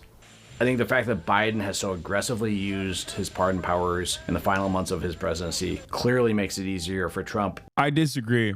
I think they're trying to tie this back to Biden, but I think Trump was going to do this whether or not Biden pardoned Hunter. This is not a defense of Joe Biden, okay? Trump just does not care. And anyone that tries to make it seem like Trump cares about what the Democrats are doing is so silly. If anything, this is a great opportunity for him to say, oh, you guys are hypocritical for criticizing me for doing this. Sure. Like, it's just giving him more ammunition, but he was going to do this regardless. Okay? Anyone that thinks that Trump wasn't going to pardon these, like if Hunter Biden was not pardoned by Joe Biden, do you really think Donald Trump was not going to pardon the January 6ers? Really? Because if you believe that, I got a bridge to sell you, okay? Ridiculous. He never cared, and he never will care. He will use the Democratic Party's actions to message, certainly. How much? Yeah, nice bridge. Is it a nice bridge? Yes. To similarly use the pardon powers as he assumes the presidency. If for no other reason, Republicans will be able to point back at what Biden did and to say Trump is no worse than Biden. But for Trump, the potential ramifications of January 6th pardons are difficult to predict. We've never had an event like January 6th, so I think pardoning the people that were part of it would be unprecedented by nature. This is a groundbreaking concept of pardoning people who violently stormed the Capitol to try and wrest power from a legitimate government and hand it to the loser of an election. A pardon kind of, this may not be the word, but it excuses that behavior, or it says it's okay. So what is to stop them from doing something like that again? And it's unclear what kind of pushback Trump will receive within Washington.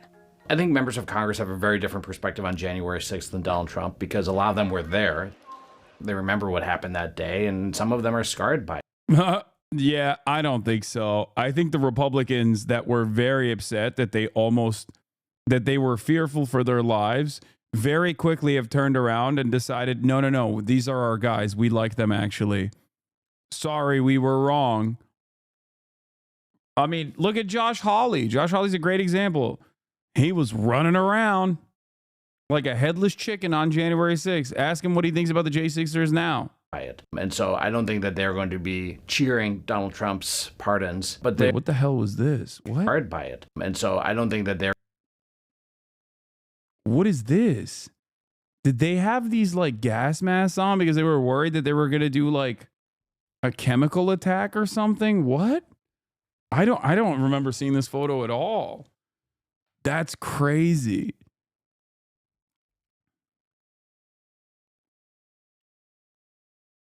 That's for CRBN attacks?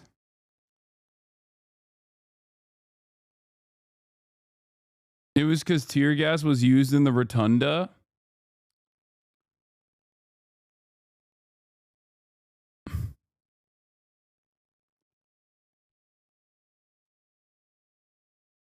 No, the Capitol Police were going to tear gas the building.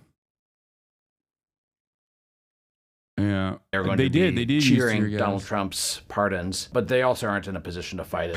But those J6 warriors, they were warriors, but they were really more than anything else. They're victims of what happened. One of the questions I have is whether there will be a blanket pardon, an amnesty pardon, or whether there will be selective pardons based on perceived loyalty.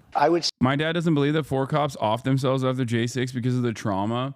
I mean, that part is like, I get why you wouldn't believe that. That's like I don't know what he thinks happened instead. Does he think that the government killed them or something? Because that's kind of funny. The government went in and assassinated these cops to make an argument, to make it seem like it was more consequential.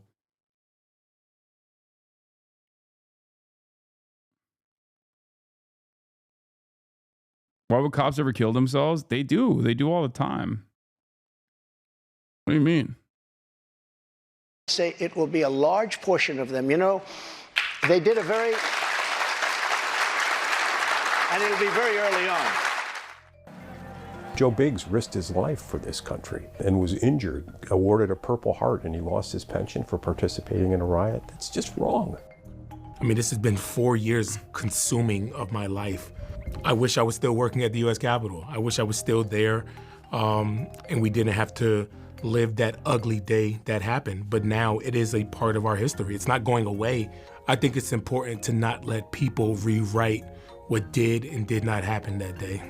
The next chapter will be written when Donald Trump takes the oath of office again and decides which January 6th participants will benefit from the president's extraordinary power. Whenever you pardon somebody who has been convicted of hurting law enforcement, whether it's the January 6th case or anything else, I think that is going to be politically more difficult to explain. Wait, hold on. So, but getting back to it, like I said, I highly urge you guys to read the ProPublica article that we were talking about beforehand about the guy who just like randomly chose to infiltrate the 3%ers and even rose up the ranks of the 3%ers. And I think that it is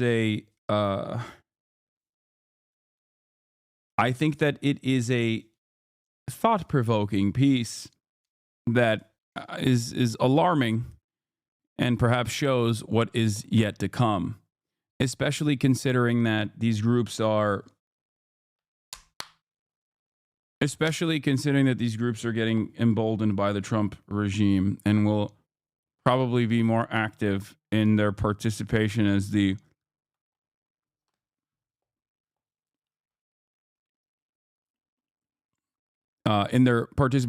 disorganized brown shirts that will push for Trump's agenda.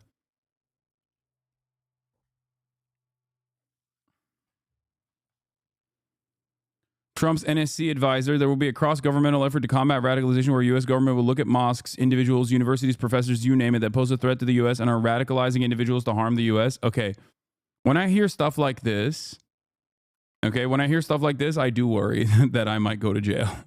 I will admit. Because they're not talking about white supremacist acts of terror. They're talking about anyone and everyone that is even remotely critical of Israel, for example. Anyone and everyone that goes, hey, hold on now. What is this, what is this argument? Like, we should be hunting down Muslims? I feel like that's a bridge too far. Nope.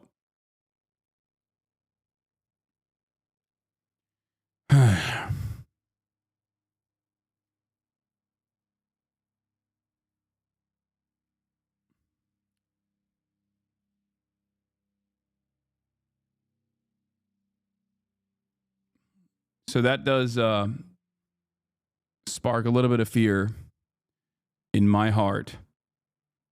But now we have new. Let's move on to the suspect's timeline in the deadly New Orleans terror attack. Details on the terror attack.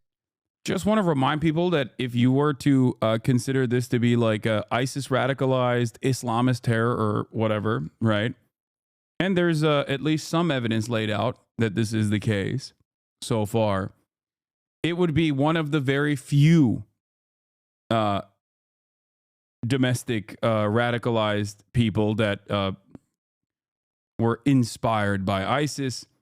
or any sort of like Islamist movement, if you want to consider it that, as opposed to the overwhelming majority of right-wing, white nationalist, anti-government extremist attacks, which comprise damn near the entirety of domestic terror incidents on U.S. soil, from school shootings and mass shootings all the way to car rammings and the like.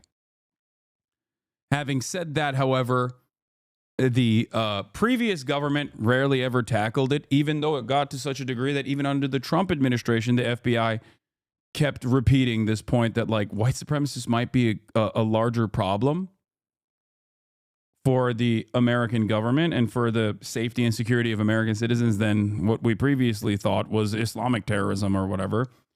And they didn't really do enough. They didn't really do enough to combat it in general.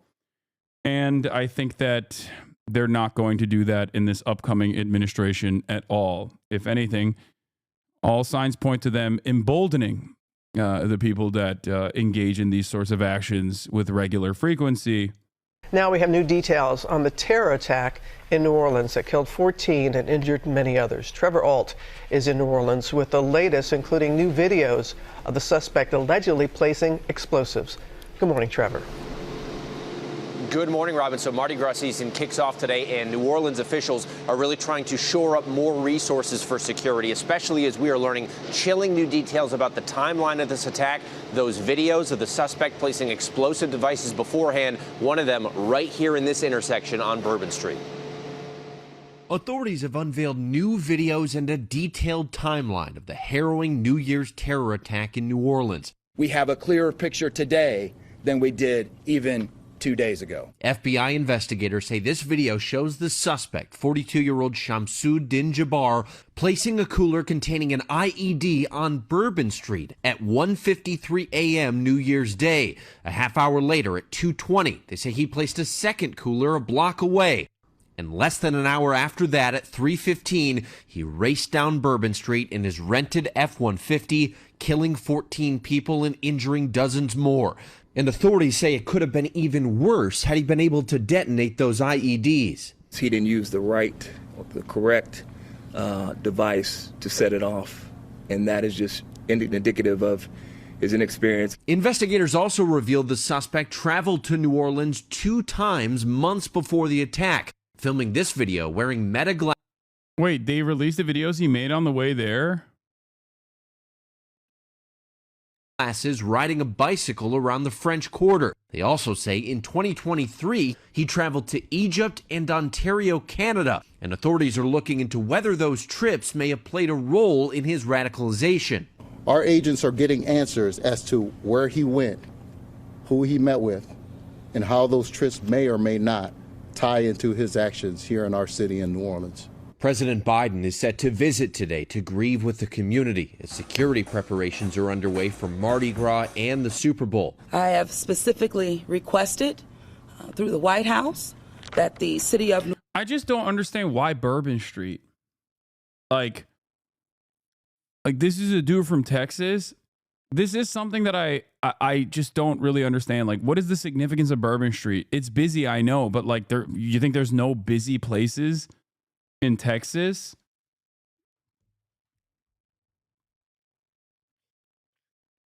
It's a massive destination. No, but like, is that a real question? Guys, he's in Texas. You think there's no crowded places in Texas?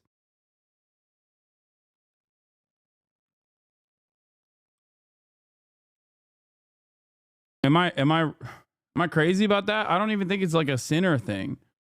Massive drinking town on a huge drinking holiday. Like there's 6th Street in Austin, which is far closer to the perpetrator.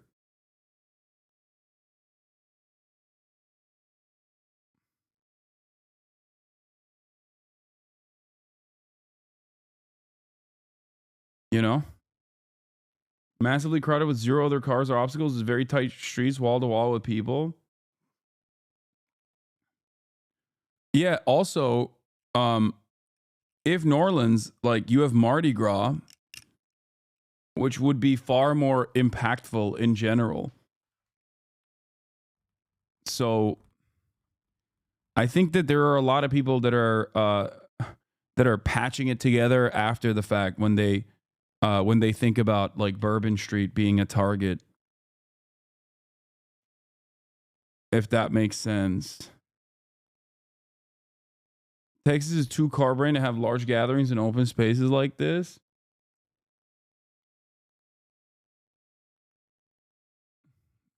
I don't know.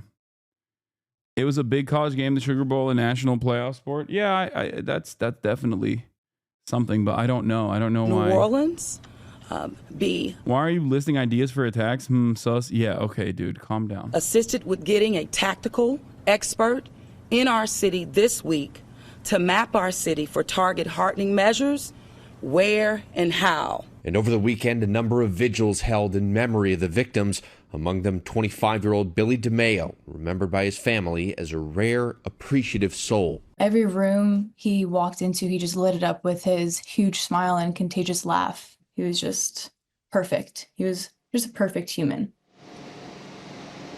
So President Biden is expected here in New Orleans this afternoon, and the mayor says she will be asking him directly about raising the security level and getting that federal security assistance for Mardi Gras, just like they're expecting for the Super Bowl, George. Okay, Trevor, thanks. We turn now to the investigation into the news.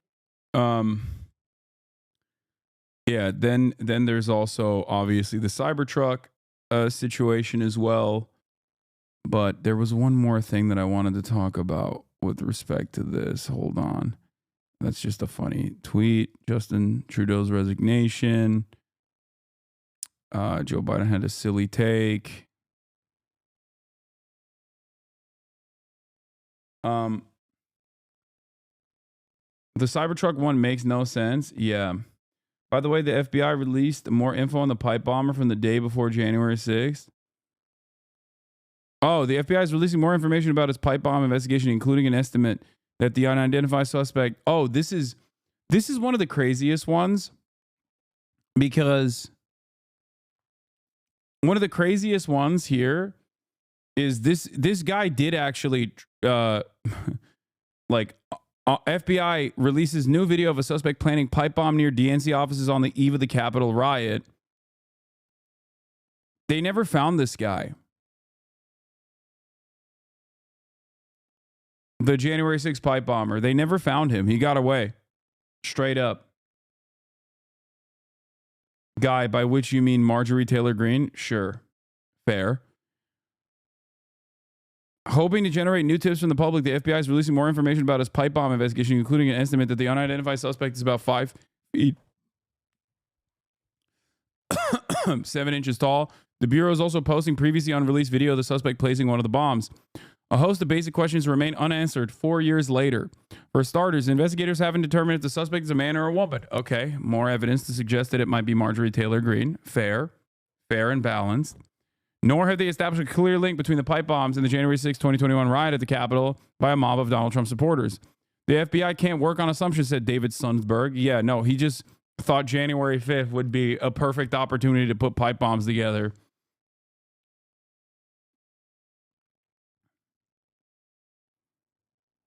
You know, it just happened to be the night before January 6th. Without being able to confirm the suspect's identity, it's very hard to definitively establish motive, Sundberg told the Associated Press. Therefore, it would be difficult for us to state that there is a link, although we can't state there isn't one. In the absence of harder evidence, Republican lawmakers and right-wing media outlets have promoted conspiracy theories about the pipe bombs. House Republicans also have criticized security lapses, questioning how law enforcement failed to detect the bombs for 17 hours. We remain focused on conducting an investigation using all the tools we have at our disposal, Sundberg said, but it is incumbent upon us to follow facts and evidence. The FBI has assessed over 600 tips, reviewed about 39,000 video files, and conducted more than 1,000 interviews over the past 4 years. Images show the suspect was wearing a gray hooded sweatshirt, a face mask, black gloves, and a black and gray pair of Nike Air Max Speed Turf shoes with a yellow logo. The person also carried a backpack containing the bombs. Surveillance video captured the suspect placing the pipe bombs. Yeah, the shoes are actually fairly recognizable. Where is it? There's a photo on here. I don't think I doubt that they'll be able to catch this man, but like, look at the shoes.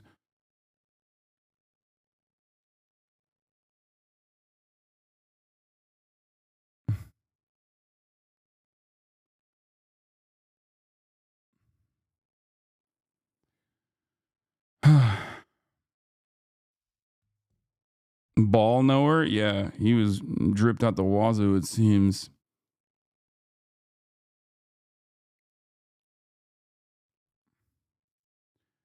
All those events are planned. What?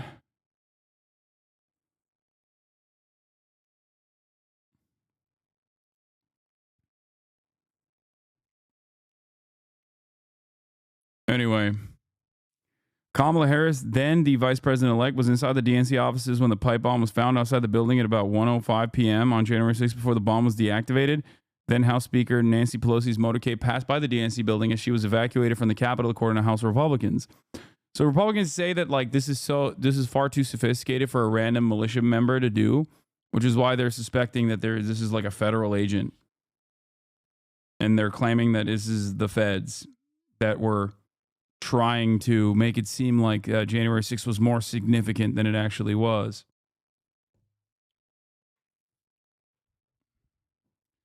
That's their argument.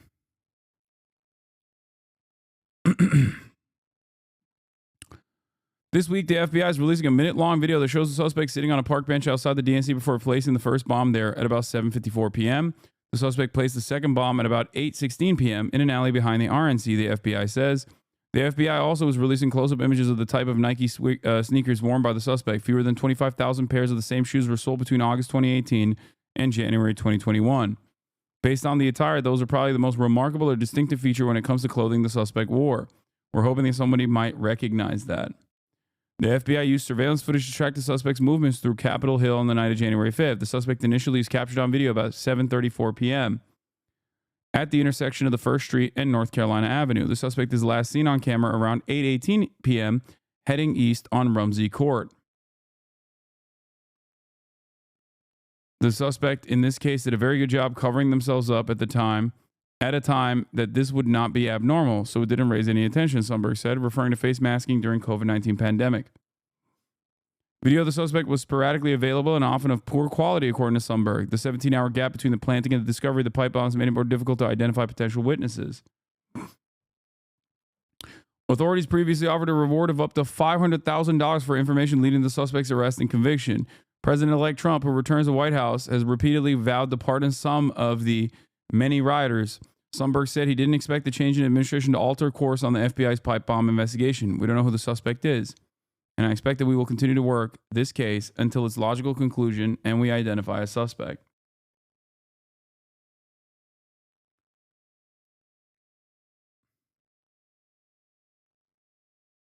It's crazy that this was also one of the more consequential parts of January 6th, but because it was thwarted ahead of time before it came to fruition, it's kind of treated as an afterthought. There's also another thing that people say where they're like, oh, no one had anything on them when they were arrested on January 6th. It was just like a simple walk throughout the halls of the Capitol. That's also incorrect. There were people with guns and there were people with zip ties. It's not like weren't there people with guns wait, hold on.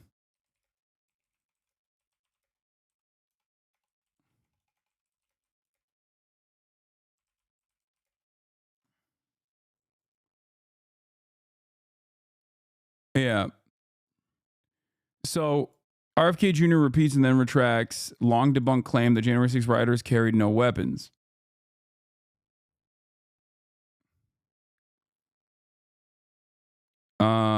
Where is it? After CNN announced a campaign for a comment.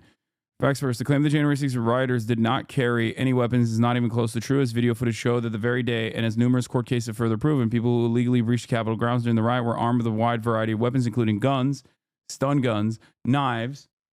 Jumped in my 5.0. Thank you for the 5 gifted subs. Yeah.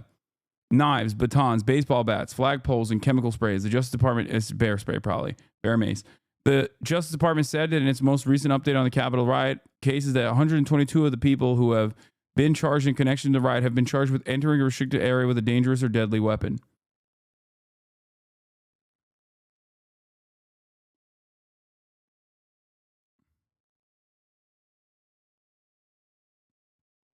It's another thing that, like, I think it's another thing that the Republicans have very successfully been able to do an onslaught of counterclaims against. So people just, like, take it as fact. And it is very strange that you can just kind of do that. You can kind of do that about anything, but you can especially do that about anything that the Republican Party decides to just lie about. Very strange situation. Or they're just like, nah, there were no guns. It was peaceful. They just kind of walked in through the halls, and it's like, but it's on camera. Yeah, also,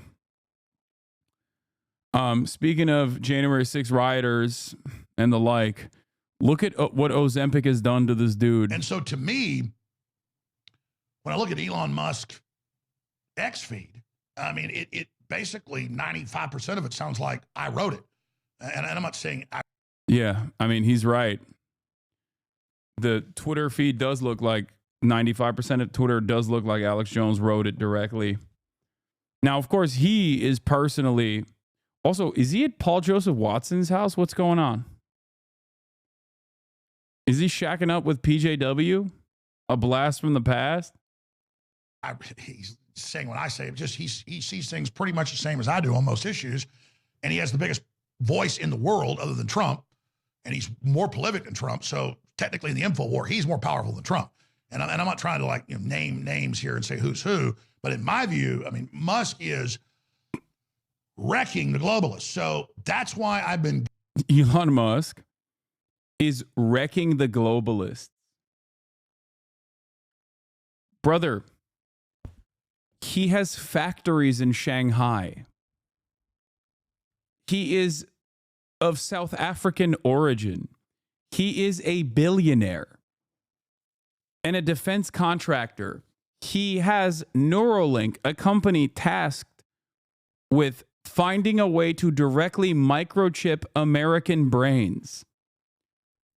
How can you call yourself a conspiracy theorist and think that a man whose brother is closely associated with Jeffrey Epstein, who is the most powerful and the wealthiest billionaire on the planet, is actually fighting against the globalists and not directly the globalists?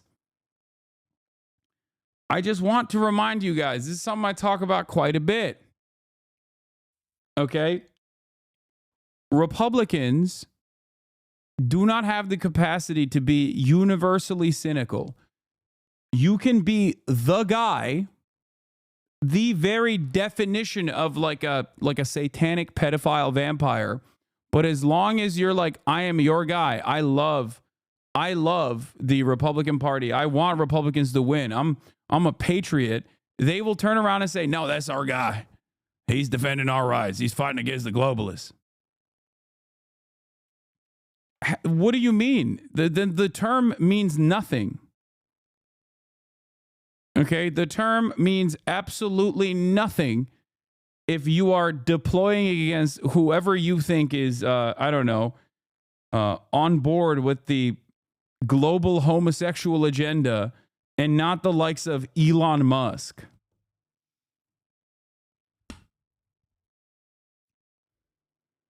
Gushing over his transformation in the last 3.5 years is because he's doing irrevocable harm to their agenda. And I'm going to go over some of the good things he's done. But that said, a lot of people have wanted me to attack Musk, and most people just do it for attention, or they're jealous or whatever. And they just want to act like they're the holiest of the free speech people. And most of the time I can't even understand what they're talking about. I mean, it's the same principle behind, on the one hand, voting for Donald Trump because he's going to root out corruption and eliminate it. Okay.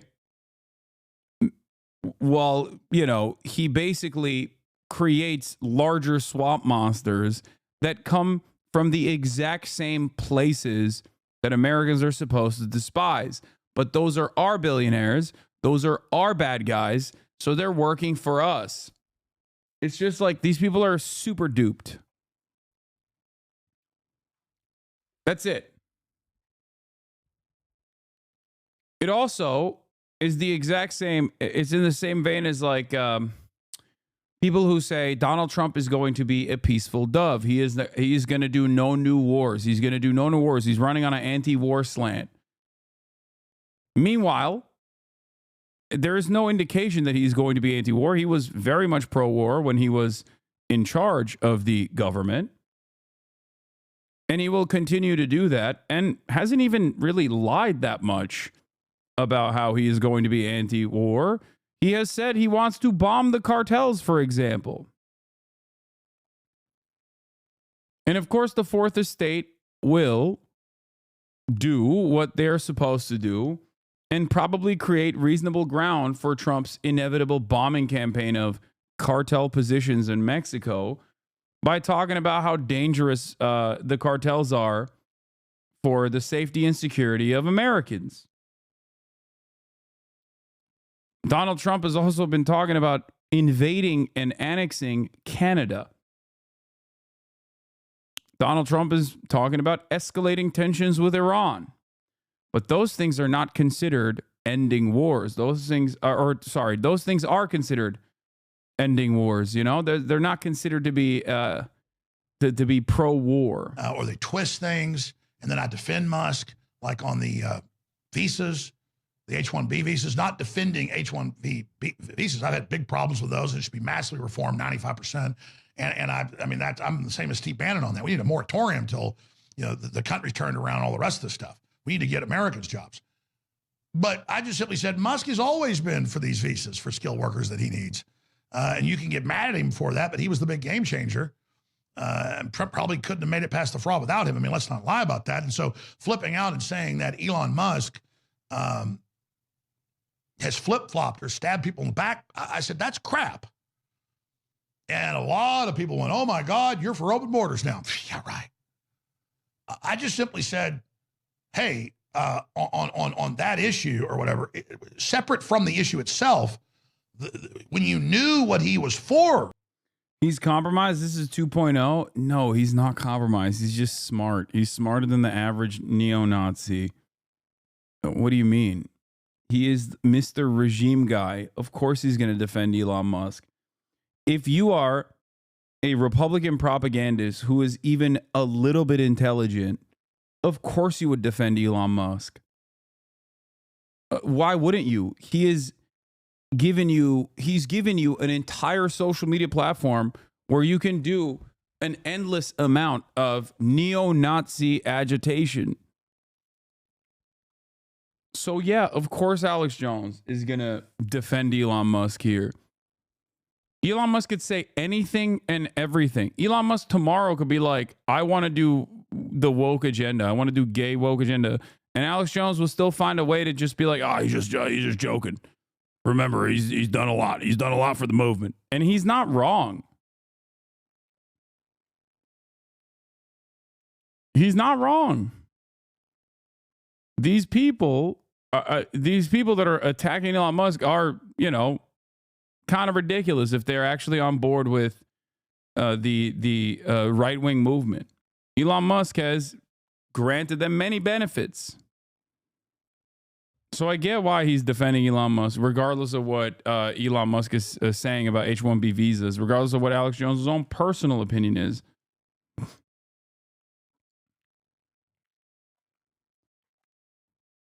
On that, what is the point of flipping out and behaving like it's something else?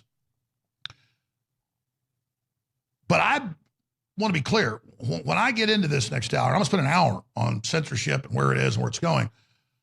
I am not going to sit here and explain my concerns, and I'm going to wait and see. But just first looks, usually when you have a lot of knowledge, it sounds like fake news because you can define fake news however you want. So it's whoever's defining things is basically saying they're the arbiter of reality. So who defines what's negative? And I can say that obviously when you look at Elon Musk's feed, according to how the left would define something negative, he's criticizing world government. He's criticizing the death cult and depopulation, doing an excellent job.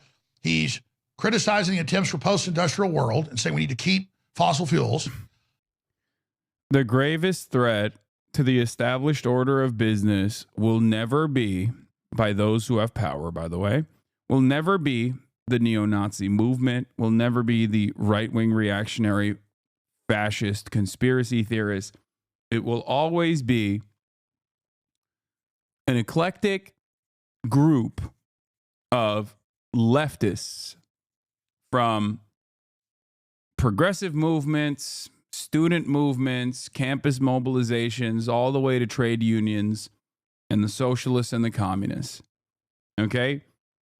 These guys know where their bread is buttered. They know not to disrupt too much.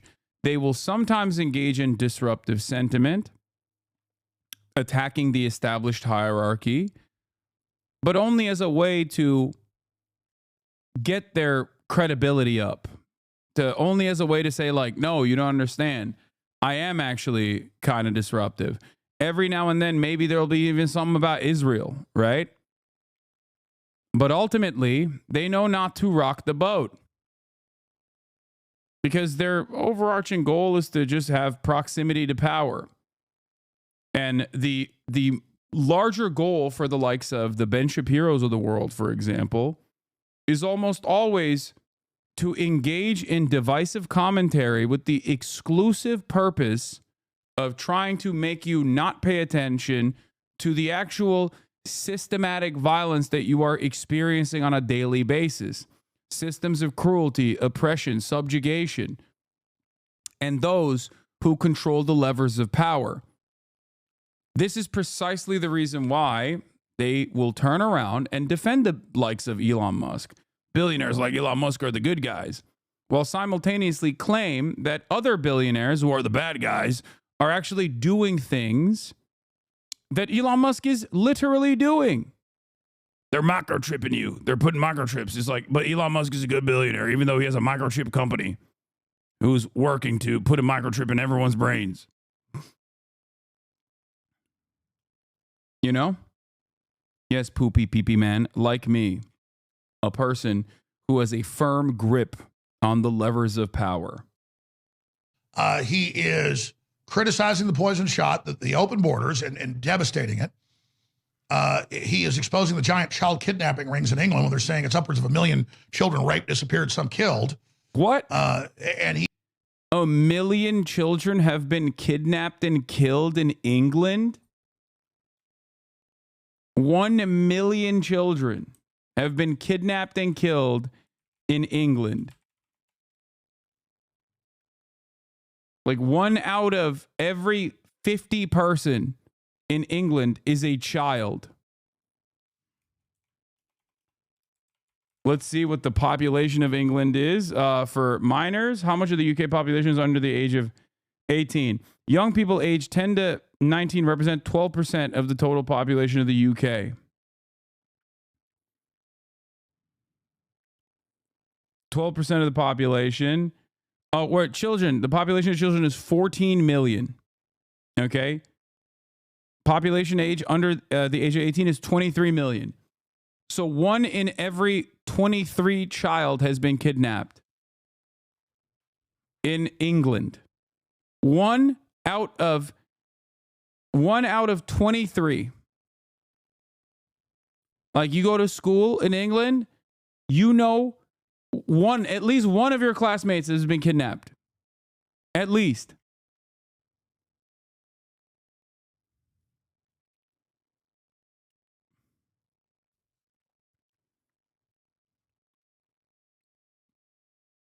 That's amazing. He's going after the unelected EU. He's getting all these great people elected.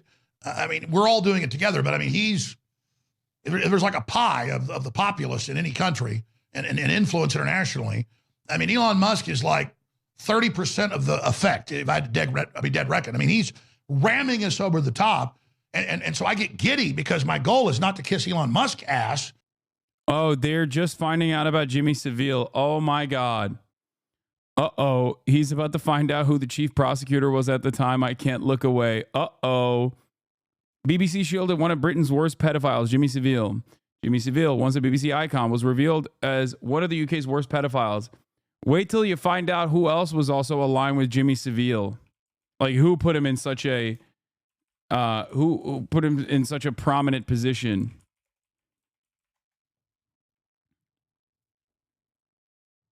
Oh, that's right.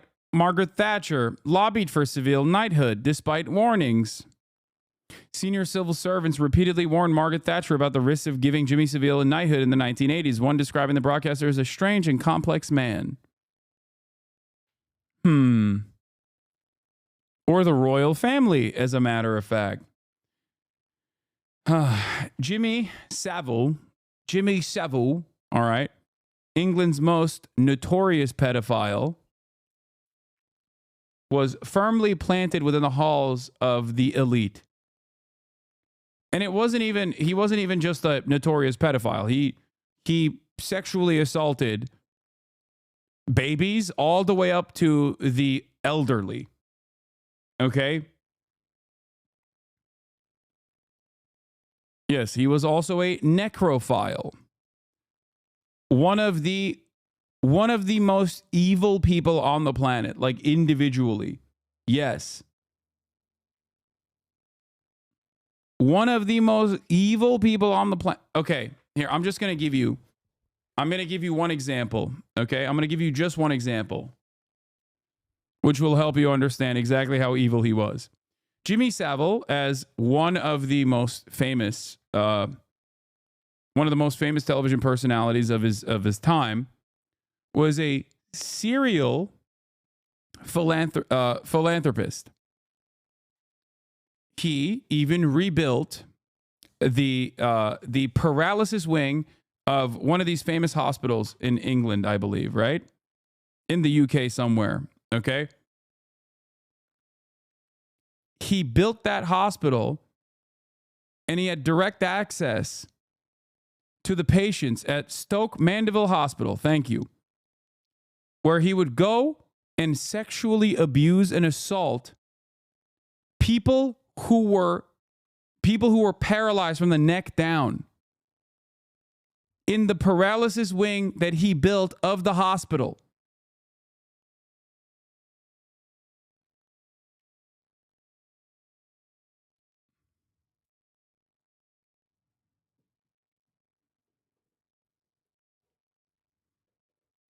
And he did this for decades. If there is truly someone who is, a devil incarnate, hell on earth, it was Jimmy Savile.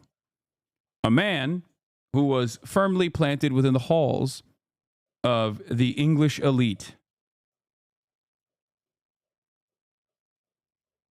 This whole isn't he a paedophile line, basically? Yes. All right. How do they know whether I am or not? How does anybody know whether I am? Nobody knows whether I am or not. I know I am. Jimmy, why are you a paedophile? Yes. Okay, dude, come on. They clipped it. They clipped it to.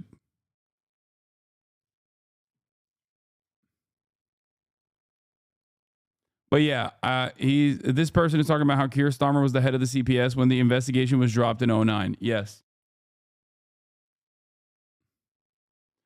And yes, Stoke Mandeville was a pre-existing hospital. He just funded the paralysis wing with Thatcher's help, just to be clear. Yes, that's what I was saying. He funded and rebuilt the paralysis wing of the hospital, and he would spend a lot of time in the paralysis wing of the hospital straight up sexually assaulting the victims, sexually assaulting those who were staying at the paralysis wing of the hospital that he had built.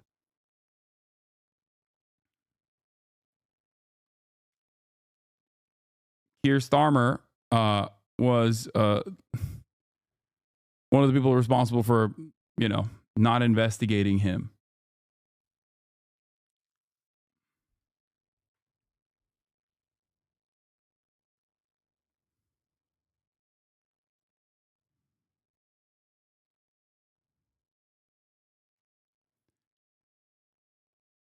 Wait till Wait till Elon Musk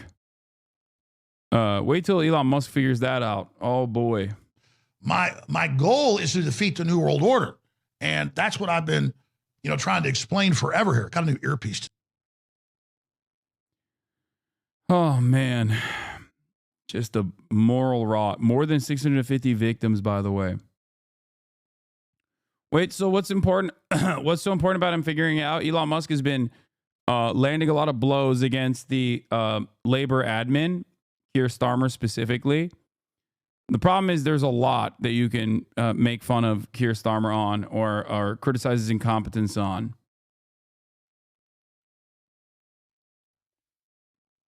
Elon Musk will inevitably use that once he figures that out to, attack Keir Starmer further. Now, when Elon Musk is attacking Keir Starmer, it's a little bit different than someone like myself criticizing Keir Starmer. Elon Musk is attacking Keir Starmer because he wants the Reform Party to control the UK government. The irony, of course, is that the new Labour administration is doing that to themselves already. And yes, as much as I would like to hit Keir Starmer on this issue as well, the link between Starmer and the Savile case is super blurry. There's no significant evidence that he knew how bad it was. A lot was kept from him by the Tory government at the time.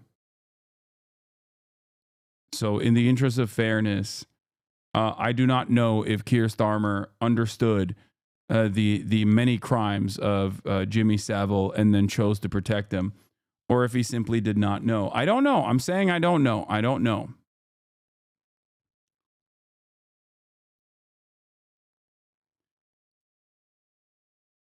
Let's get back to the Cybertruck investigation, one that also is confusing. We turn now to the investigation into the New Year's Day Cybertruck blast outside the Trump Hotel in Las Vegas. This morning, we're hearing from the ex-girlfriend of the Green Beret identified as the driver. Mola Lenghi joins us with that story. Good morning, Mola. Well, good morning, Rebecca. Yeah, as authorities investigate that Cybertruck explosion in Las Vegas this morning, we're hearing from someone who was in contact with Matthew Livelsberger through his final days. I failed him. We all failed him. The ex-girlfriend of Matthew Livelsberger, the man who carried out the Las Vegas blast in front of the Trump Hotel, opening up about their final messages. Alicia Arrett hadn't heard from her ex-boyfriend, Livelsberger, a decorated U.S. Army Special Forces soldier, in over 2 years, when she says he started texting her on December 27th out of the blue, asking how she was. He was just checking up on me. What began as casual messages quickly became the last words she would ever exchange with him. The Master Sergeant served in the U.S. Army for almost 20 years. He was even featured on the History Channel series Ultimate Soldier Challenge in 2013. We're going to go full out just like we've done the entire challenge. In 2018, when Arrett and Livelsberger were dating. In the interest of fairness, I will say that History Channel episode that we watched here and investigated thoroughly on the HasnAbi broadcast was absolutely cooked. They cooked the books on that one. They really firmly placed their thumb on that scale. Okay? I just want everybody to understand that History Channel episode is ridiculous. Ridiculous. It was rigged.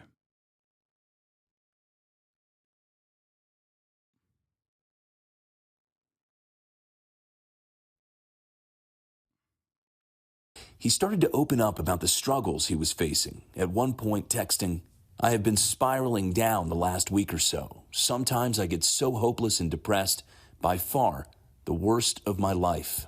He was really open about the trauma he faced and the teammates he lost. On December 29th, Livelsberger sent pictures of the Cybertruck he rented. He sent some front views and he shared he felt like he was Batman or Halo. It wasn't until 2 days later, when the FBI contacted Arrett, that she found out what happened in Las Vegas. They started to show me a video of him in the Cybertruck. My whole heart broke for him. That he was so broken that he got to that place. Arrett is still struggling with why Livelsberger would take his own life. He didn't say anything explicit that would have triggered it, I guess. On his nearly 20 years of military service, Livelsberger saw multiple combat deployments. The FBI describing the incident in Las Vegas as a... I mean, it's so crazy. They're like, yo, this guy's so sick. It's not every day do you have an instance where you have like two military veterans, both that toured Afghanistan, do two separate like incidents. Okay. And on the one hand, the brown guy who converted to Islam is, explained in a very different way. Obviously, the circumstances are different because, like, Jabbar successfully carried out a terror attack, killing 14 innocent civilians, whereas Matthew Livelsberger, holy shit, I was in 10 Special Forces group with this guy, Osprey and Prey. I can't tell if this person is like, this is too much. Like, after I already interviewed one person that was directly knew one of the people. Is this for real? We got another one too? No, your point, hers valid. The cousin said she has to worry about Islamophobia. I don't think this woman has the same concern.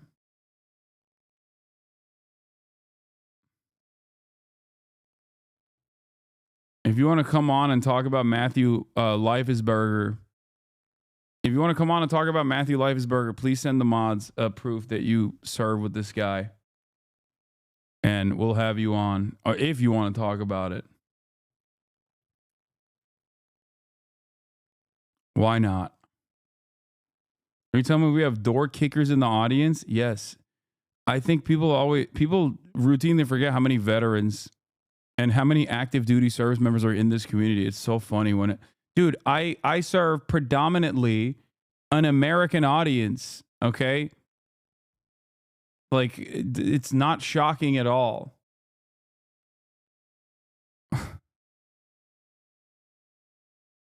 The American military, the Defense Department, is the second largest hiring body in the country. I explain this with regular frequency to people who are still shocked by this. It's no different than having someone in the chat be like, yeah, I work for Walmart, okay? Or I work for Amazon. Walmart is the largest hiring body in the country. The second largest is the Defense Department. It's the Pentagon.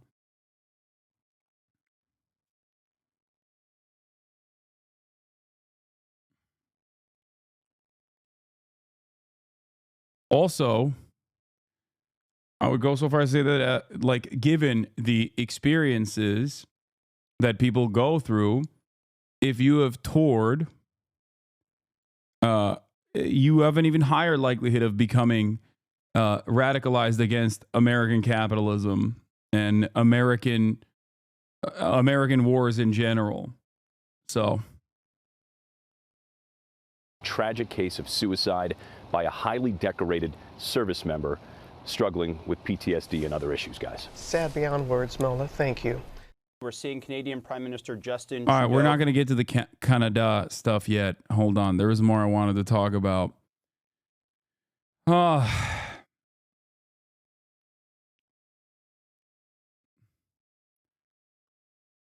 A couple of reasons as to why the media coverage is very different with Livelsberger is that, obviously, first and foremost, he's white. Okay, that's important. He's also a door kicker, more decorated than Shamsuddin Jabbar. Didn't do it for ISIS, and also killed, 0 people except for himself.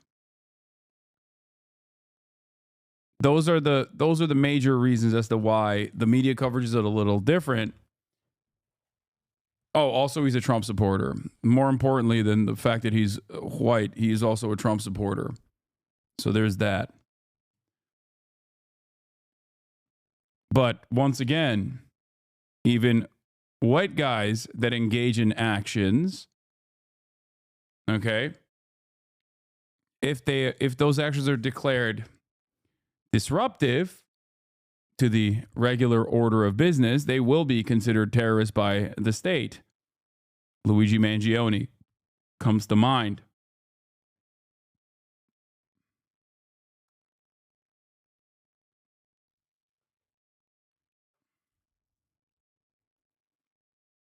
Anyway.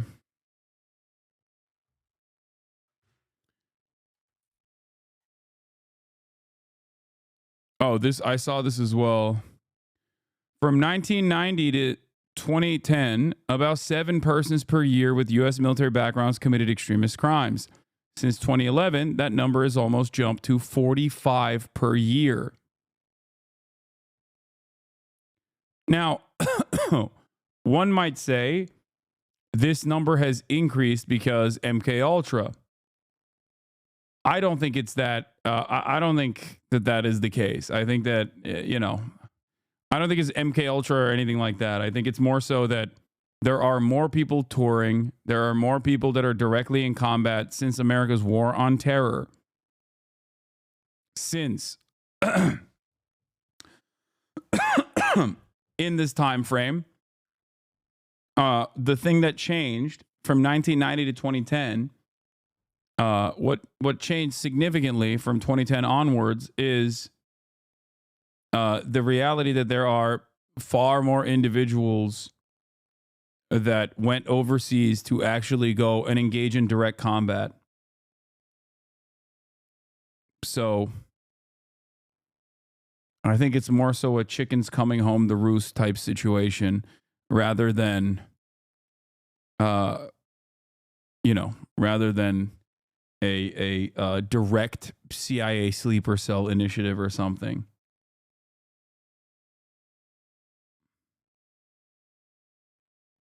We forget that Timothy McVeigh was a vet and washed out of Ranger School before being radicalized by Ruby Ridge and Waco. Yep.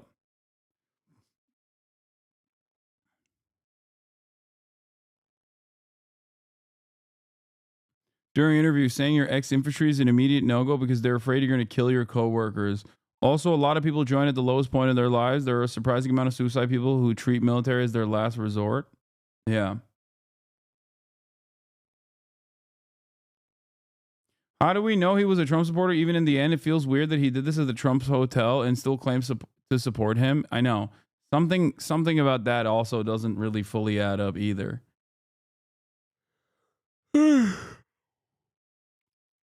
Yeah.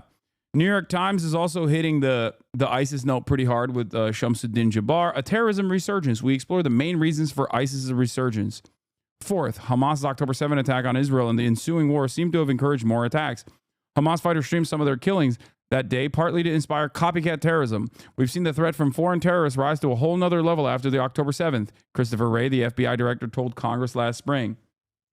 Hamas and ISIS, they're the same, is a ridiculous thing to claim because Hamas does not bear similarities to ISIS, especially when Israel is a much similar point right there.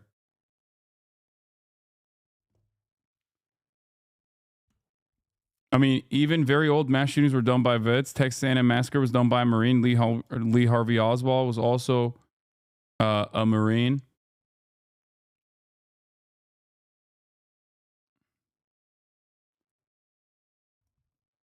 It's wild. It's wild that they're looking at the situation and going, it's wild that the situation, I mean, this right here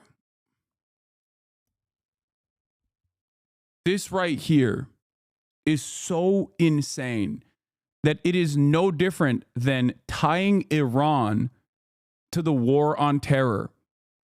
A ridiculous lie that the American government presented at the time.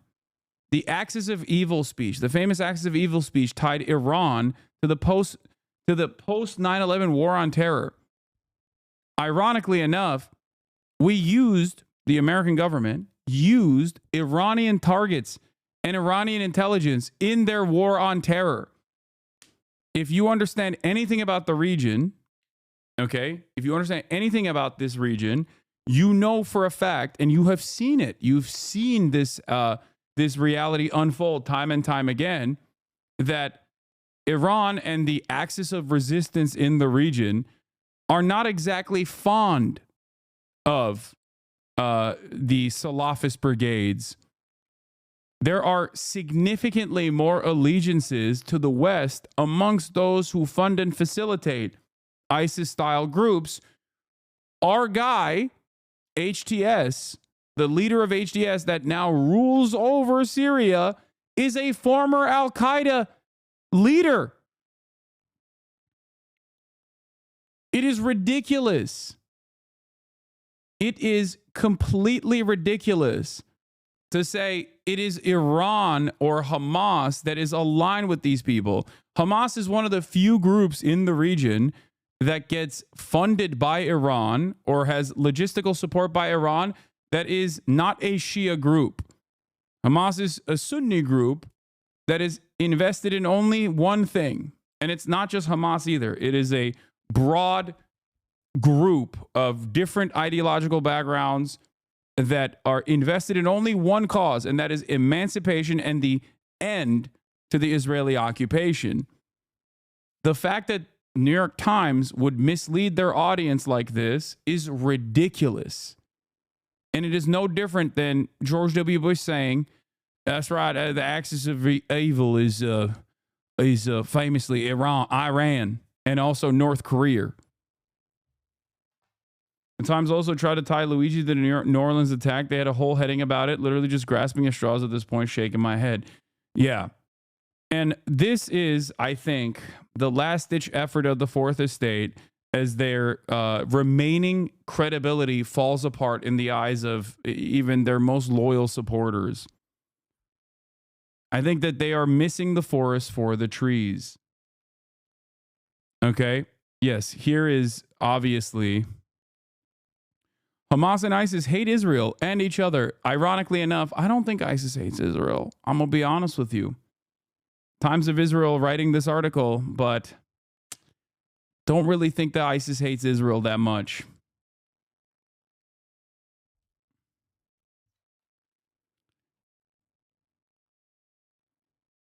Years-long conflict between terror groups resurfaces. 3 Hamas policemen in Gaza killed this week in suicide attack blamed on the Islamic State. ISIS and Hamas do, as a matter of fact, hate one another. Okay? That is true.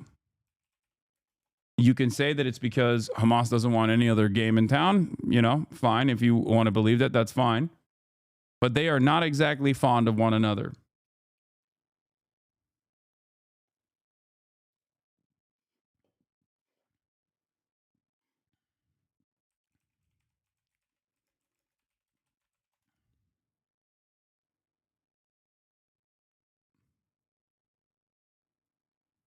ISIS fighters attacked Israeli Defense Forces unit, then apologized, claims former commander. Moshe ELON reportedly referred to a clash with ISIS-linked group last November.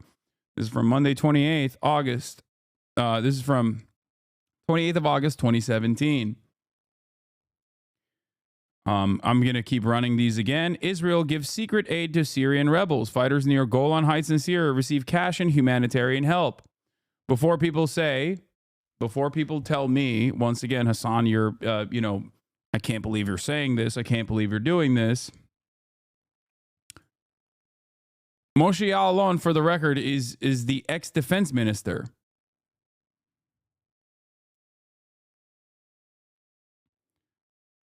The Israeli government has given aid to Syrian rebels. The Israeli government has also personally helped render medical aid to some of these militants. How can it be for the only game in town when they operate in close coordination with all the other groups as well as PIJ and etc.? Yeah, I'm just trying to tell people that I'm just trying to prove to people that even are skeptical that Hamas and ISIS have never been aligned. I don't agree with that anyway. They don't want to be the only. I mean, Hamas doesn't care about being the only game in town. They only care about fighting against Israeli sovereignty. That's it. If they wanted to be the only game in town, they wouldn't be making advocacy. They wouldn't be advocating to release political prisoners that would harm their political goals overall. If their political goals were simply to be the firm controllers of the Palestinians.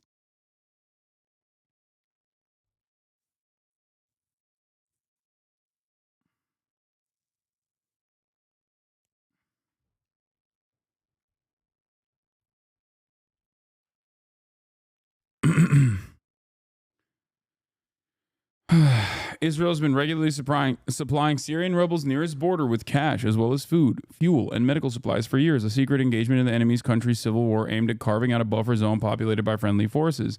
The Israeli army is in regular communication with rebel groups, and its assistance includes undisclosed payments to commanders that help pay salaries of fighters and buy ammunition and weapons, according to interviews about half a dozen Syrian fighters. Israel has established a military unit that oversees the support in Syria, a country that has been in a state of war.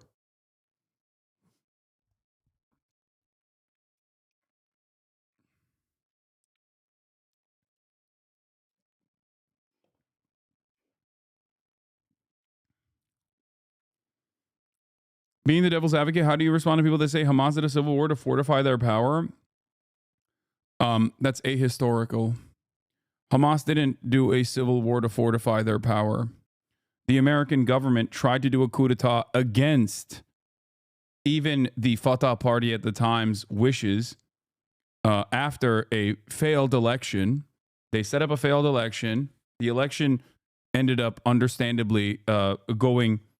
the election that took place ended up understandably giving more power to Hamas, which was seen as the less corruptible forces at the time, because this came in the heels of almost 2 decades of failed negotiation talks, as the Palestinian Authority, led by the Fatah party, was seen as a collaborator, understandably, in the minds of Palestinians, a collaborator of the Israeli security force, which they are.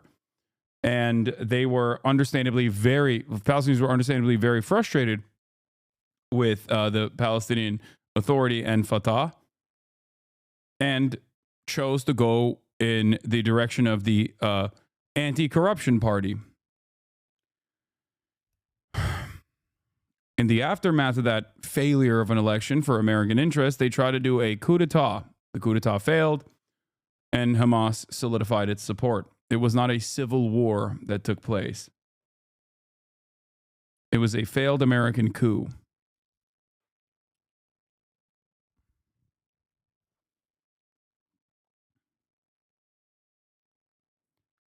Just so you understand.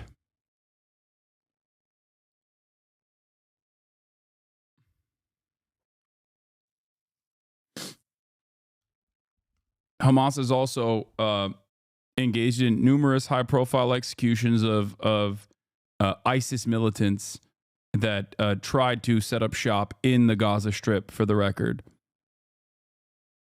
So the notion that these two groups are connected to one another is absolutely ridiculous. And the only reason why that actually plays in any way, shape, or form in American media is pure racism, nothing else. Okay? Pure racism. Oh, Hamas, ISIS, these guys are both scary Muslims. So they must be in line with one another, as opposed to the not so scary, our friends in the region, the Jewish nation state of Israel. That's the black and white of it.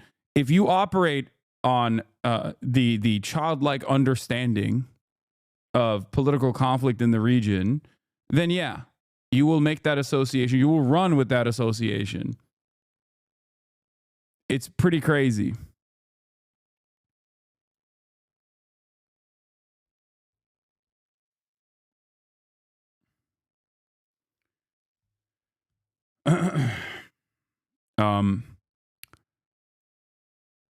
Anyway, speaking of Israel, actually, let's talk about this as well. Dropsite did some coverage from Ynet. No rape allegations were filed in the October 7 attacks, the Israeli prosecutor says. Ynet spoke to Moran Gaz, who, until recently, led the Security Cases Division at the Southern District Prosecutor's Office in Israel and was a member of Team 710, responsible for cases involving captured Palestinians in connection with the October 7th attacks. On investigations related to sexual violence, she says, in the end, we don't have any complainants. What was presented in the media compared to what will eventually come together will be entirely different. either because the victims were murdered or because women who were raped aren't willing to expose it. She excludes here another explanation that no rapes occurred. We approached women's rights organizations and asked them for cooperation. They told us that no one had approached them. There were parents who reached out to organizations asking what to do if something happened to their daughter, but they didn't reveal the abuse. Attorney Moran Gaz, until recently in charge of the security case at the Southern Prosecutor's Office and a member of the 710 team that handles Hamas crimes on Black Sabbath, wants to see everyone who crossed the fence then stand trial and receive the death penalty. I don't have a drop of mercy. Sorry. But she testifies up close that the path to bringing justice is slow and full of obstacles, especially with regard to sexual offenses. Unfortunately, it will be very difficult to prove them. In this matter, I would lower expectations. Ben Hattar was also responsible for the area of sexual offenses. In the end, we have no complainants. What was presented in the media compared to what will ultimately emerge will be completely different. Either because the victims were murdered or because the women who raped them or because the women who were raped are not prepared to reveal it. We contacted women's rights organizations and asked for cooperation. They told us that they simply did not contact them. There were parents who contacted the organizations and asked what to do if something happened to their daughter, but they did not disclose the abuse. In this matter, I would lower expectations. I know there is public expectation, and I understand the needs to address the horrific sexual crimes and sexual assaults that have been committed, but the vast majority of them will not be able to meet the threshold of proof in court, and the criticism will ultimately come to the prosecutor's office unjustly.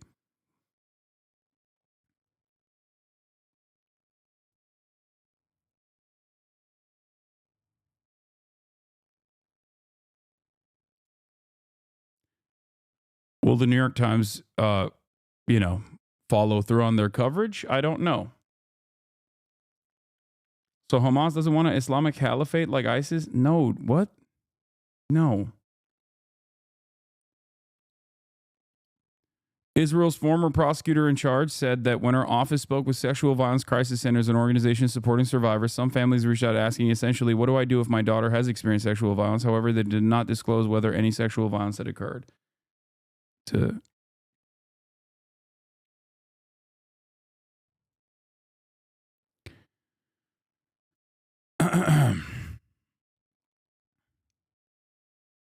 Here's more of the translated article from Ynet interviewing one of the main prosecutors on the case. The biggest difficulty is evidentiary, explains Gass. Using evidence to link to a specific crime to a specific defendant when dealing with dozens of crime scenes where hundreds of suspects were caught and thousands of offenses were committed is almost impossible. The usual laws of evidence are not suitable for this event. There are no organized chains of evidence. There is no one who filmed the videos you want to present in court. Legislation needs to be amended. Otherwise, it is impossible to deal with these cases. But even amending legislation can't be applied retroactively, so it won't exactly work here. There really needs to be reform of the legislation in terms of evidence so you can file an indictment. I hope they're doing it, but everything is going too slowly. In the end, you need a confession in a case like this. You need everyone to tell what their part was in order to build a story of a place. How many terrorists were in that place, what they did, what the advanced planning was, how far in advance they knew. All of this is important from an evidentiary point of view. But surprisingly, in the interrogations of these terrorists, they try to minimize the nationalistic aspect. From my experience in security cases, most terrorists are very proud of what they did and do not hide it. They also tell the interrogator that they are very proud. Even on October 7, you could learn how they behaved from the GoPro camera recordings, how motivated and ideologically imbued they were. But the bottom line is that most of the Black Sabbath terrorists turned out to be cowards. In interrogations, no one admits to shooting. I shot and didn't hit. I was injured immediately when I entered the outpost. I had restraint. That's not how I'm used to seeing terrorists. One reason for the delay in the prosecution is an attempt not to sabotage the chances of the abductees' return. Another reason is the fear that Palestinians and human rights organizations in Europe will increase initiatives for a legal counterattack against Israel. In the meantime, alternatives have been considered, such as establishing a special court for the massacre of terrorists or imposing jurisdiction in this matter in the military court in Lod, which was closed in 2000, and until then dealt with those accused activities against state security. The issue here is that the Israeli government flubbed, and the Israeli the initial organizations that were on the ground destroyed all evidence, not deliberately. I'm not saying that at all. So why you say this without proof? What? Are you talking to the person who wrote this article?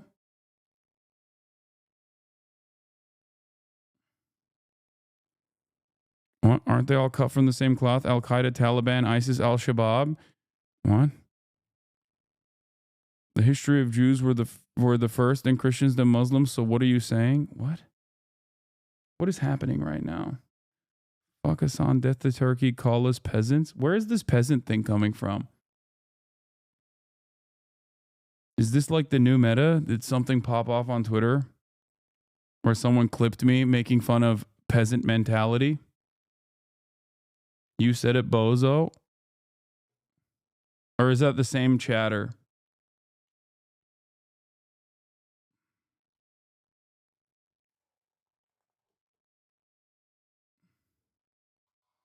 Yes, dude, if you defend your Lord King and your God, then you have peasant mentality. It's true.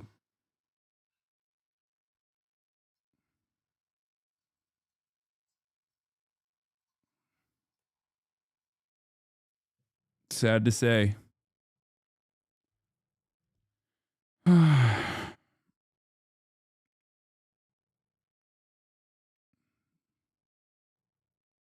The ELON report from like 6 months ago stated that there were 5,000 photographs and 50 hours of footage total of cell phones, surveillance, body cams, and dash cams. In the ELON report stated there was zero digital evidence found, not to mean no sexual violence happened. Yes.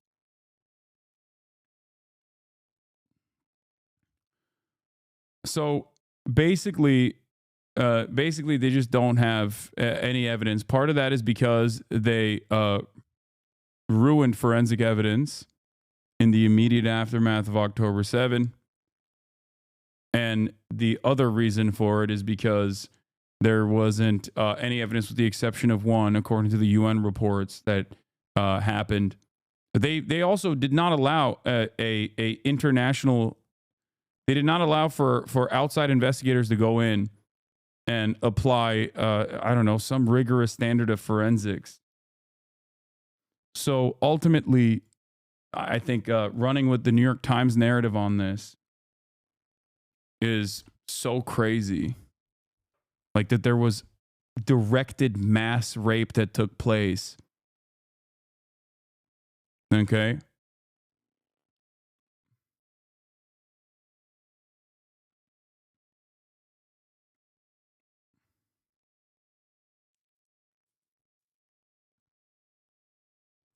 This was really funny as well. Here's another Ynet article that I wanted to talk about.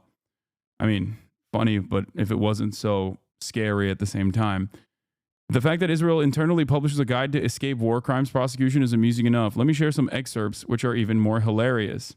YNetNews.com, a guide for IDF soldiers. Here's how to act if arrested abroad and what to check before flight.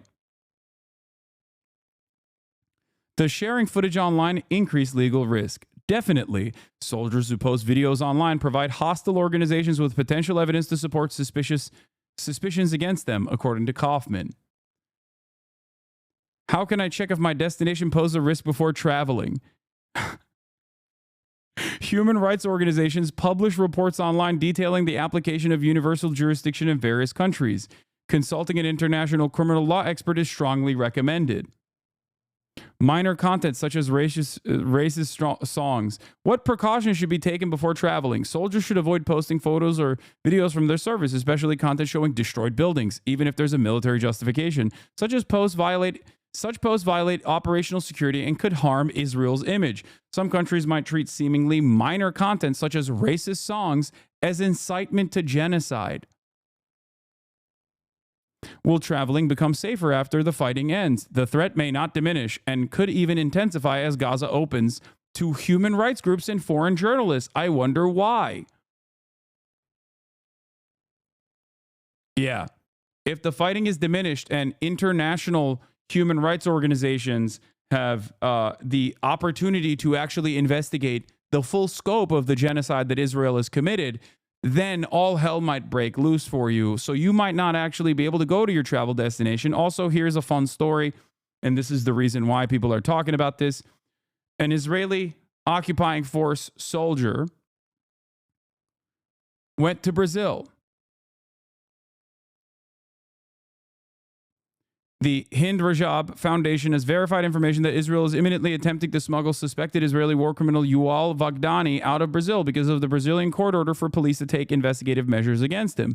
There are also indications of evidence being destroyed. This is not only a scandal, but an affront to Brazil's sovereignty and rule of law. Israel has employed similar tactics before. So he escaped, not dissimilar to others that have done so in the past, to Argentina to avoid a war crimes arrest warrant. Literally, only the IDF could get away with something as flagrant as this. Excuse me. There are plenty of others who have also fled to Argentina in the past. This is not the first time a fascist has fled to Argentina to avoid legal scrutiny for their participation in genocide. Okay? That is not the first time, okay? Not the first time, possibly not the last, but certainly not the first time that this has happened.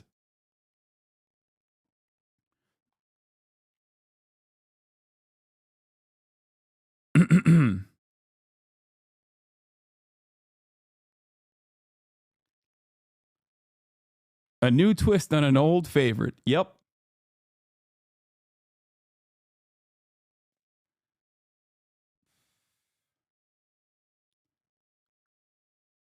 Anyway, so that was a brief little update on that front.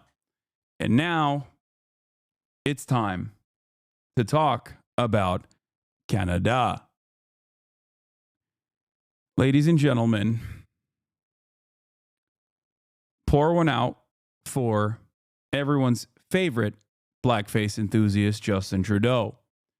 After nearly a decade of controlling the Commonwealth nation of Canada, Justin Trudeau's regime has come to a tumultuous end. Are you serious? Did you see what's going on with Twitch? What's going on with Twitch? What happened? No more top of the hour ad breaks? Yeah, no more. But you can still subscribe at the top of the hour or in the middle of the hour or whenever you choose to do so. Although I am not running top of the hour ad breaks, you can still subscribe if you would like to. For $6 or for free with a Twitch Prime. That's a two-parter that I'm not even going to be banning because for good old time's sake, he reminded me that it is the top of the hour. You can also get gifted a sub if you are lucky. This is a way to show your support to the broadcast. It comes out to basically, 0.5 cents an hour for the unlimited content. Step up to the microphone now. Let's listen in. Bon matin. Every morning I've woken up as Prime Minister. I've been inspired by the resilience, the generosity, and the determination of Canadians. It is the driving force of every single day I have the privilege of serving in this office. That is why, since 2015, I've fought for this country, for you, to strengthen and grow the middle class. Why we rallied to support each other through the pandemic, to advance reconciliation, to defend free trade on this continent, to stand strong with Ukraine and our democracy, and to fight climate change and get our economy ready for the future. We are at a critical moment in the world. You all know I'm a fighter. Every bone in my body has always told me to fight because I care deeply about Canadians, I care deeply about this country, and I will always be motivated by what is in the best interest of Canadians. And the fact is, despite best efforts to work through it, Parliament has been paralyzed for months after what has been the longest session of a minority parliament in Canadian history. That's why this morning I advised the Governor-General that we need a new session of Parliament. She has granted this request, and the House will now be prorogued until March 24th. Over the holidays, I've also had a chance to reflect and have had long talks with my family about our future. Throughout the course of my career, any success I have personally achieved has been because of their support and with their encouragement. So last night over dinner, I told my kids about the decision that I'm sharing with you today. I intend to resign as party leader, as Prime Minister, after the party selects its next leader through a robust, nationwide, competitive process. Last night, I asked the President of the Liberal Party to begin that process. This country deserves a real choice in the next election, and it has become clear to me that if I'm having to fight internal battles, I cannot be the best option in that election. A new Prime Minister and leader of the Liberal Party will carry its values and ideals into that next election. I'm excited to see the process unfold in the months ahead. We were elected for the third time in 2021 to strengthen the economy post-pandemic and advance Canada's interests in a complicated world. And that is exactly the job that I and we will continue to do for Canadians. Merci beaucoup, mes amis. Thank you, Prime Minister. We'll now go to questions, starting with Laurence Martin, Radio-Canada. Bonjour, Monsieur Trudeau. Vous vouliez le faire, ce combat contre Pierre Poilievre. Des batailles internes, il y en a dans votre parti depuis plusieurs mois déjà. Pourquoi est-ce que vous décidez d'abdiquer maintenant? Qu'est-ce qui vous a fait changer Why did you decide to resign now after all the squabbles in the party over the past months? I'm not somebody who recoils easily before such enormous challenges before the party and the country.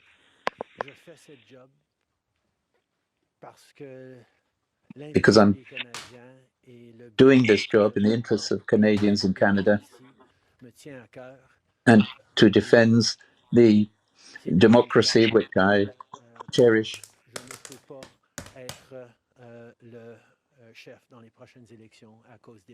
But I realize that I cannot be the leader in the next elections.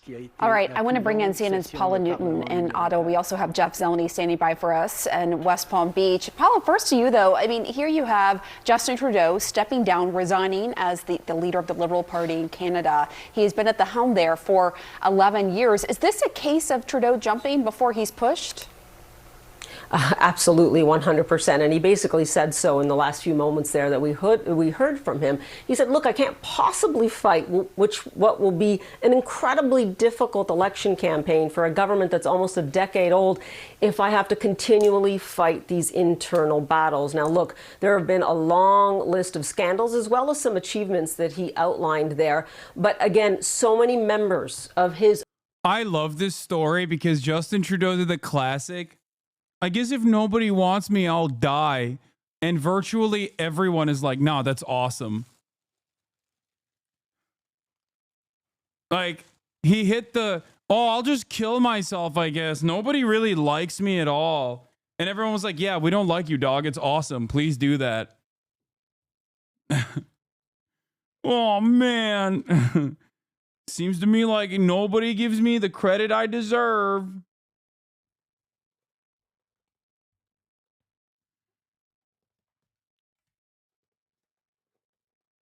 The first brown boy to get it poppin'. This is,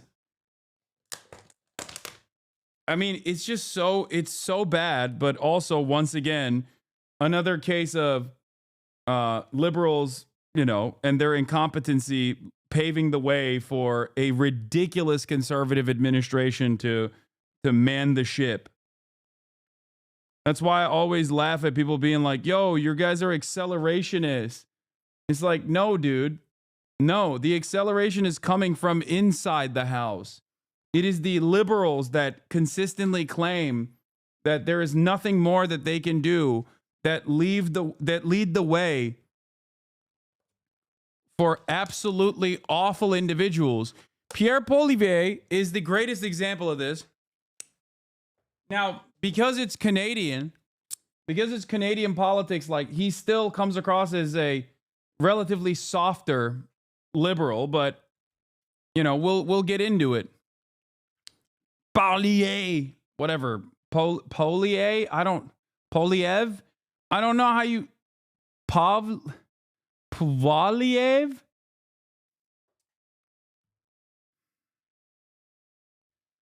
Look, I'm not an Anglophone, but you're turning me into a I'm about to say something that's going to upset a lot of the Quebecois, okay? Pee-pee. His name is Pee-pee.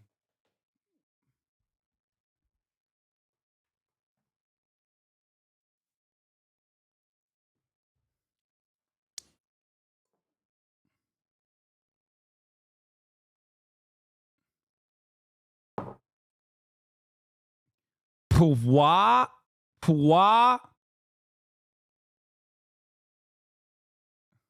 As a 3-time liberal voter, I was sick of his shit. He was like, Brandon, get out of the way. I really hope the MDP would take notes when the USA and go farther left. I also think Canada's still too racist to have a man wearing a turban be the PM.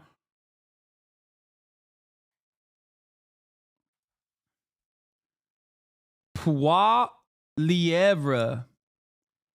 Polar. I'm going to say polar. Polar.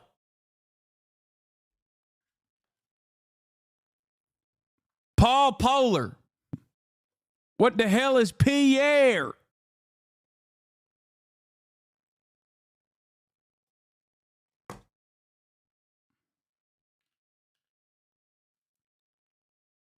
I don't understand your made-up language, sir.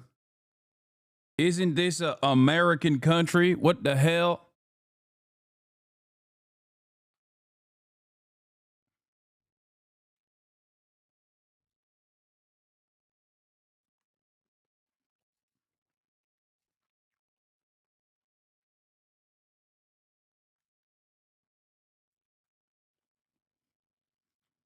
His own government coming to him and saying, we don't believe that you can beat Conservative Party leader Pierre Poilievre in the next election, an election that has to be held by the end of the year. And Pam, as I've been saying all morning, stop me when this sounds familiar. This really leaves his party in a tough squeeze. The polls already indicate that they are more than 20 percentage points behind, and now they're going to have this succession battle, and it will be rough with a lot of different people putting their hat in the ring. In the meantime, you have President-elect Trump coming into office, I don't have to remind you, in 2 weeks, threatening 25% tariffs on all Canadian goods imported into the United States. It is a tall order by any stretch. He will stay to be a so-called caretaker prime minister, but also Parliament will not be sitting. And that'll be interesting because it means that no government business can basically get done. It's really just governing on an emergency basis, if you will. Again, a lot of moving parts here. I will add to all of this. Canada just assumed the G7 presidency at the beginning of 2025. G7 meeting supposed to happen in Alberta, Canada in June. A lot on the plate here. And the Prime Minister really putting a personal touch on this, saying that, look, I had a discussion with my 3 children at dinner last night, and that's when I made the decision, something we all know he did not want to do. Jeff, to bring you in on this, it wasn't that long ago. It was November 29th, where Trudeau met with Donald Trump at Mar-a-Lago. We have seen Trump belittle Trudeau, right? I mean, he posted on Truth Social that he was the governor of the great state of Canada. You know, they've had a tumultuous relationship over the years, and now you have Trudeau resigning as the leader of the Liberal Party in Canada. Certainly an extraordinary move, and one that was likely not on the mindset of the Prime Minister as he traveled down just in the weeks after the election.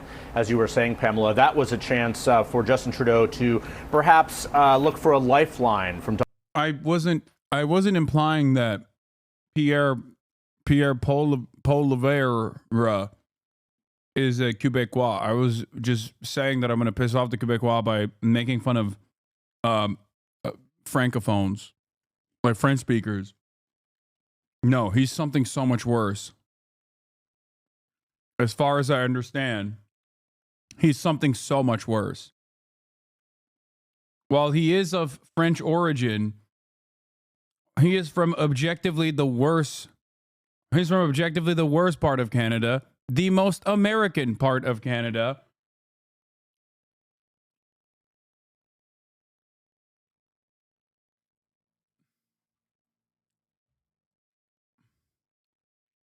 A lot of people in the chat are already saying it.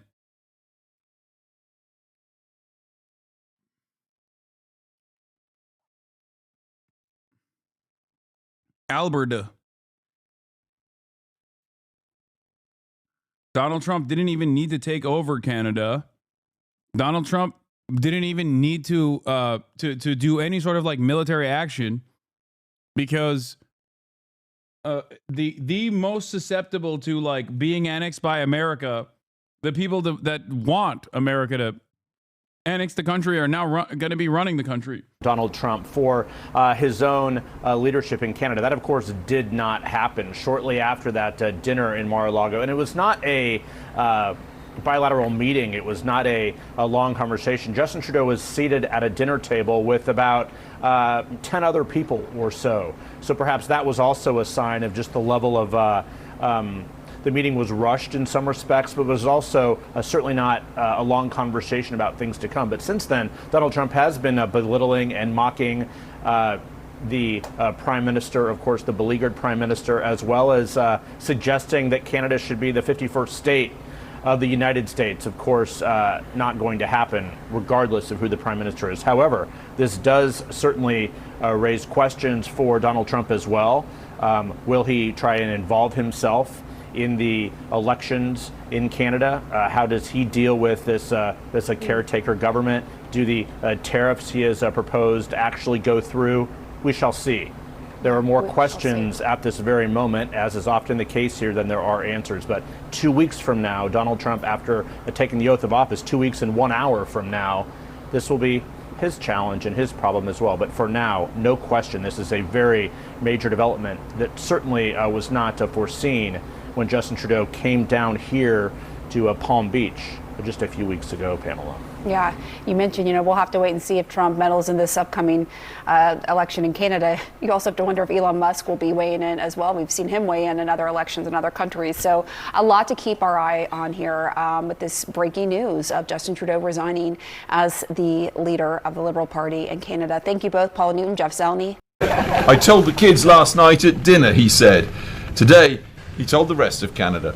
I intend to resign as party leader, as Prime Minister. 9 years ago, a political lifetime away. 43, fresh-faced. A new Liberal darling sweeps a new Liberal Party to power in Canada. I, Justin P.J. Trudeau, do swear that I will be faithful on a popular wave of taxing the wealthy, pro-immigration, and fighting the climate crisis. So help me God. Yeah, hold the line, troops, hold the line. Fast forward, fast downward. The freedom convoy of truckers. Yeah, he really did that, huh? Doesn't that strike you? Interesting. So you mean to tell me that he went on a left-wing, somewhat left-wing populist campaign only to throw it away in its entirety once assuming office? That's weird. That never happens. That's such a strange thing. And it's crazy because his Liberal Party is saying that he went too far left.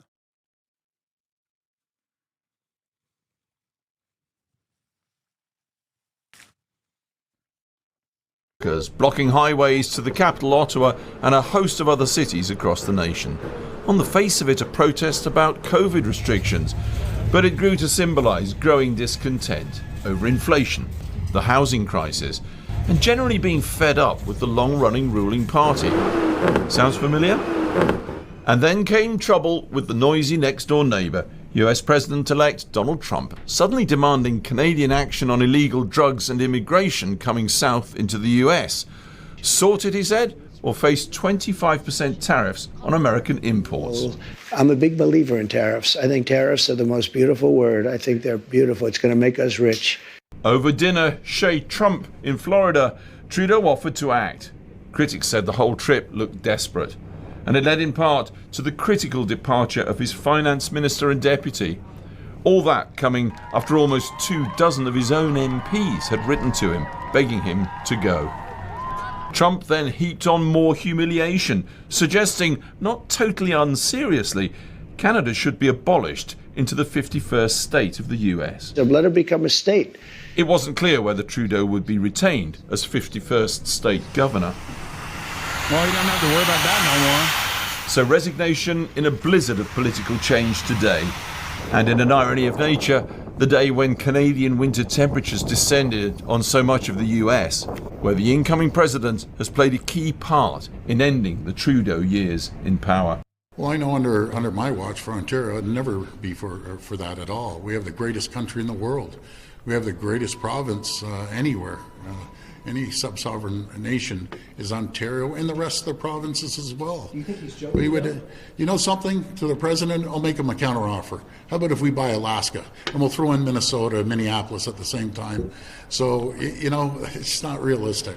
I know he likes making these comments and he likes joking around. I take that seriously. He may be joking, but under my watch, that will never, ever happen. Premier, how do you think today's news? This morning, we want to bring you the reaction from the opposition leader, the Conservative leader, Pierre Poilievre. What are you going to do about it, bitch?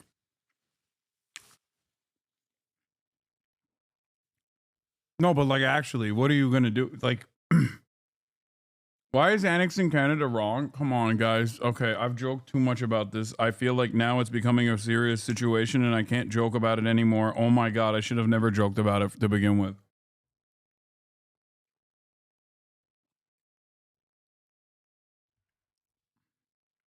What is wrong about violating the sovereignty of our neighboring nation, one of America's closest allies? I don't know, man. Pretty much every part of that is wrong. It's immoral. It's illegal. It's completely unacceptable. And America has done it time and time again.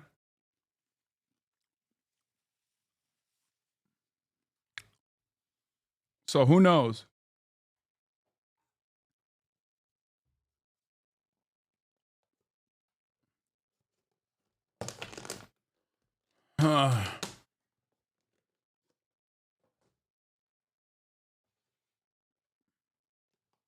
Is this Donald Trump's Hitler overtakes Austria moment? Is that what it is? Is that the historical parallel here? A nation state with enough of a captive population that is on board with such an action. Some serious similarities I foresee. Right now, we mentioned a few moments ago that he did tweet, and in his words, there is no change. That is from his... No, Canada would be the Austria. Mexico would be the Poland. His account posted. Then again, there is no Poland. What are you talking about? Who is the USSR in this regard? China? Who are we fighting against?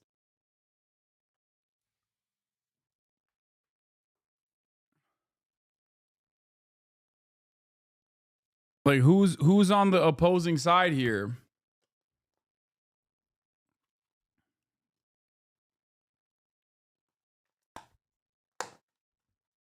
There's no real socialist counterbalance to all this fascism.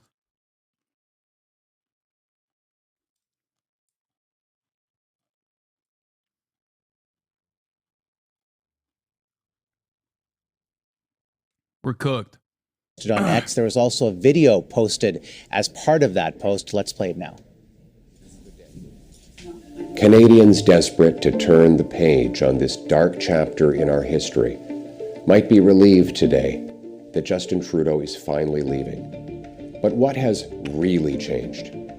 Every Liberal MP in power today and every potential Liberal leadership contender fighting for the top job helped Justin Trudeau break the country over the last 9 years. All Liberal politicians actively worked to pass into law the job-killing inflationary carbon tax, a tax that Carbon Tax Carney endorsed in his book. All supported a law quadrupling the tax over the next 5 years. All voted for or actively supported Trudeau's out-of-control spending, debt, and immigration, all past Trudeau's housing policies that doubled the cost of homes. All Liberal politicians helped pass catch-and-release bail and house arrest for the most rampant reoffenders, policies that increased violent crime 50%, gun crime 116%, and hate crime by 250%. So given that Liberal MPs and leadership contenders unanimously supported everything Trudeau has done, why dump him now, right before an election? Have they had a change of heart? Is it because they feel guilty that they doubled housing costs, hiked taxes, unleashed crime, broke immigration, forced a quarter of the population into poverty? No. They continued supporting Trudeau when he did all of those things. No, their only objection is that he is no longer popular enough to win an election and keep them in power. They want to protect their pensions and paycheck by sweeping their hated leader under the rug months before an election to trick you and then do it all over again. Now, while leaderless Liberals focus on saving their jobs and fighting each other for power, the country spirals out of control, an out-of-control housing emergency, an out-of-control migrant crisis, an out-of-control $62 billion deficit, not to mention tariff threats from the United States. Oh, and another NDP Liberal carbon tax hike kicks in this April 1st. Everything's out of control, and now the government is out of control. This cannot go on. We need a carbon tax election now to choose between the NDP Liberal costly coalition that taxes your food, punishes your work, doubles your housing costs, and unleashes crime and drugs in your community, or common sense Conservatives who will axe the tax, build the homes, fix the budget, and stop the crime. Canadians can take back control of their lives and their country. Take back control of our border. Take back control of immigration. Take back control of spending, deficits, and inflation. Take back control of our streets by locking up criminals. New Alberta Premier Daniel Smith announces the province has signed a letter of intent and Enbridge to expand pipeline capacity in an effort to double Alberta's oil and gas production.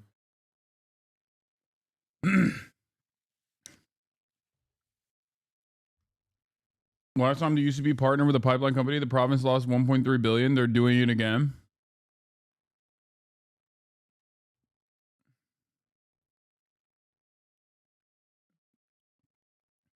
This is, I think, part of the reason why there's no reason to invade Canada. You only invade countries that don't want to sell away their natural resources to private corporations. Why invade the country when they're playing ball with capital owners anyway?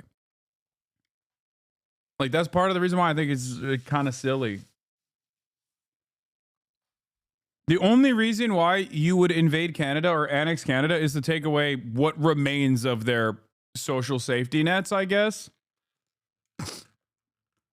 Which you know, is in the realm of some healthcare, but once again, I mean, the very same dude that we just listened to, crack smoker's own brother, has, from what I understand of Canadian politics, played a pretty significant role in undermining socialized medicine in his own province anyway.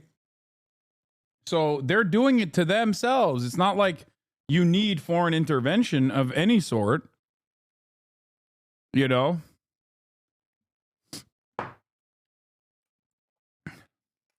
It is also kind of funny that this guy has the charisma of a wet noodle.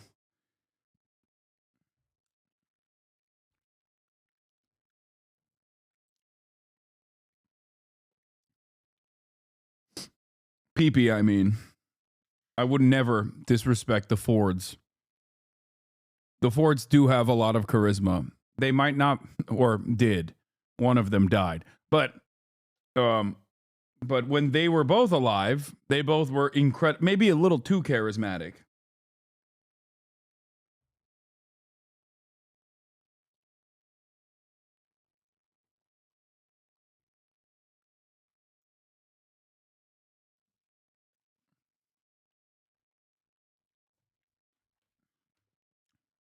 Someone just said, "What is this echo chamber?"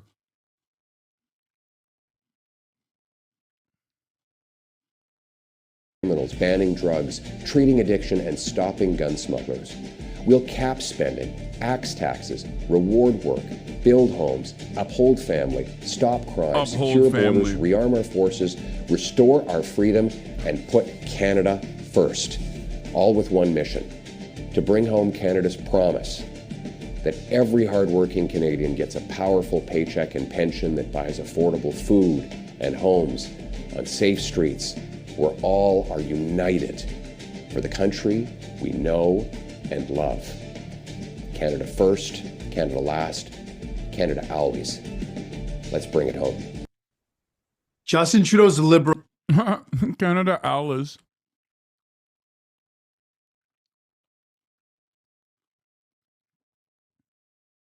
Oh, he said always? I thought he said Canada. Like, I thought he was doing the AFD call sign for some reason. Let's do, I will dive into the Jordan Peterson PP interview as well after this Jugmeat statement,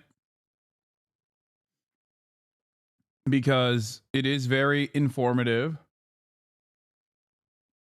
It is very instructive in understanding Mr. PP. The entire interview is basically just...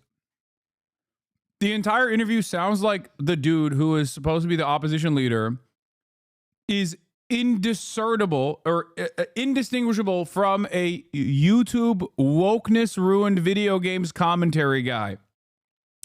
They even talk about protecting the First Amendment,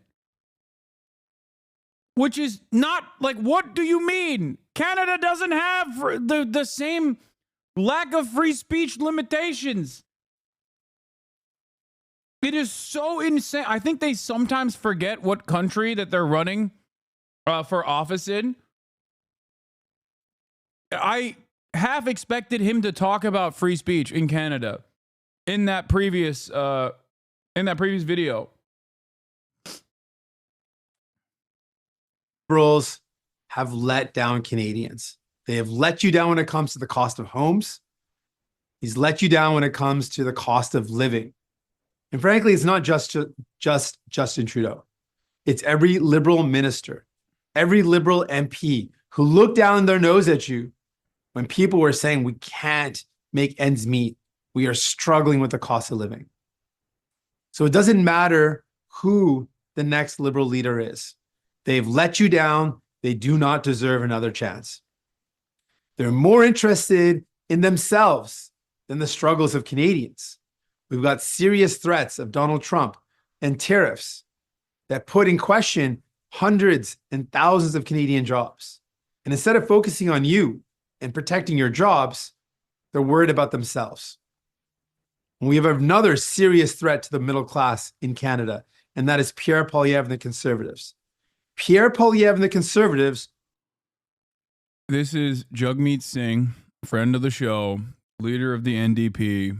They are the quote-unquote social democratic party that is a part of the governing coalition alongside the Liberals. Unfortunately, however, the amount of concessions that they have given rather than extract from the Liberals in an effort to be a part of the governing coalition has created a lot of mass unpopularity for the NDP as well. And therefore,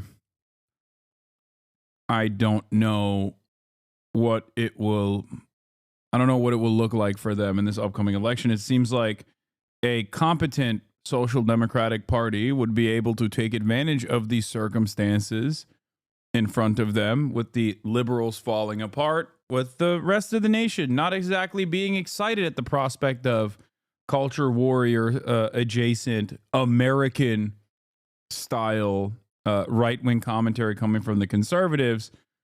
But unfortunately, they are not.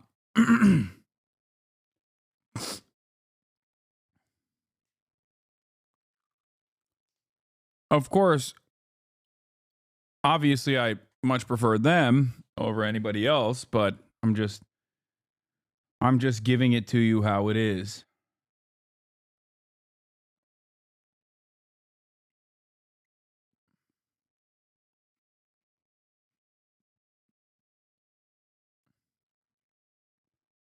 Like normally the way these things work, you're supposed to have a left-wing movement rise to the occasion to show that, like, no, we've played ball for the longest time. Now it's time for you to give us your vote and back us, because the alternative is far too terrifying.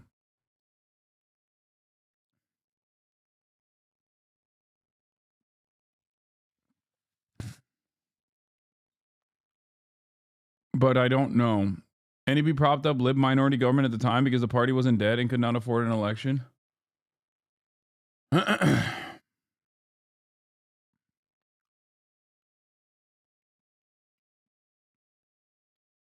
NEP have zero chance of winning an election at the federal level as someone who's voted for them. It just won't happen. Let's be real. They can't win the suburbs and large areas outside of city centers.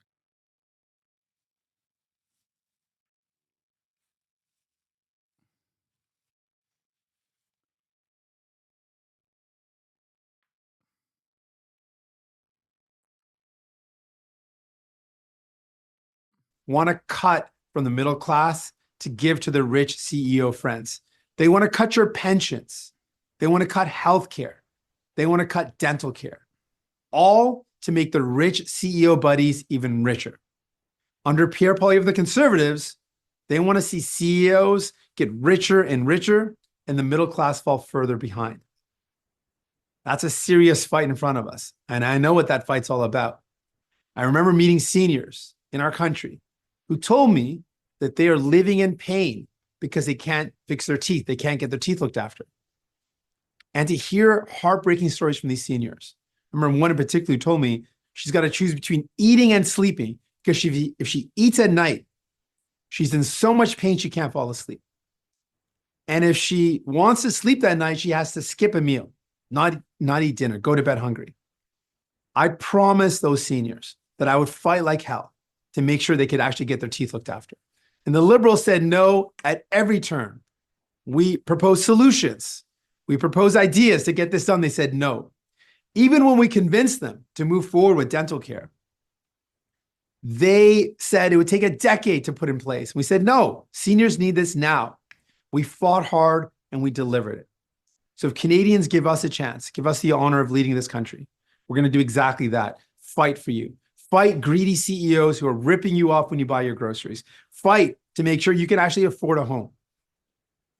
So if you are worried about the cuts of Pierre Poilievre, can't even begin to wrap my head around how my fellow countrymen find Pierre Poilievre charismatic. In the US, he would just be a nerdy policy wonk. Yeah, because it's Canada. He is the closest he is to being American, the cooler he is seen, the more charisma he has. And I feel like, at least in my time tracking Canadian politics, I feel like the conservative leadership is always just like an American guy or close to being an American Democrat. That's the guy. Like a conservative American Democratic Party guy will be the leader of the Conservative Party.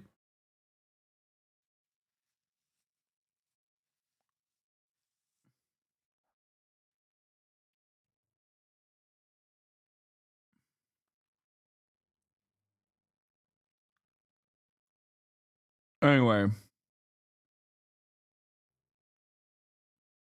Hey guys, I have a big announcement and I hope you'll watch. A year and a half ago, I was laid off from Global News and that was one of the... Hey guys, I have a... Hey guys. What is this? This is her, Rachel Gilmore is a Canadian reporter. I ran for the NDP in 2021 and when campaigning, I realized just how racist Canadians are. Many would have voted for the NDP, but were not willing to vote for a Sikh man as prime minister. Yeah. I think that I'm sure that's also like I'm sure there's also a part of the problem too. But I still think that like Jagmeet would be charismatic. He's latched on to the dental stuff, understandably so. The expansion of healthcare coverage to dental work is a solid idea. I think the number one problem in every Western liberal democracy right now is housing, though. That's it. Like, I will always be on board with people that want to expand the existing social safety nets. But I think you are not winning anything unless you talk about housing.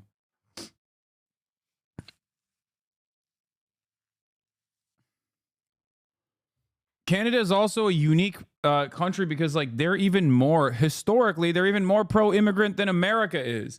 If America has had a sequence of different anti-immigrant sentiments expressed depending on the time frame, depending on who was coming in, Canada, I feel like, is a country that has had the opposite, where they're like, no, this is we love the migrants. This is like, that's the country. Except until now, until recently, it feels like Canada just turned around and are now on their fuck immigrants arc.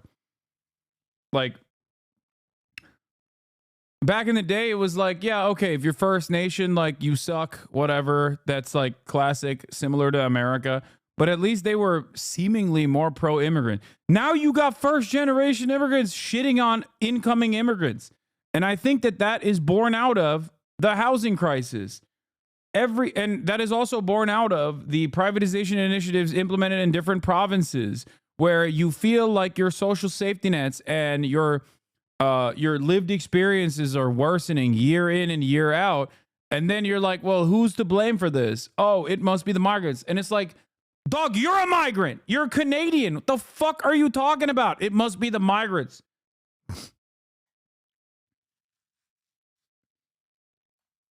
It's extra stupid for Canadians to be like, yeah, it must be the migrants. It's like, who isn't?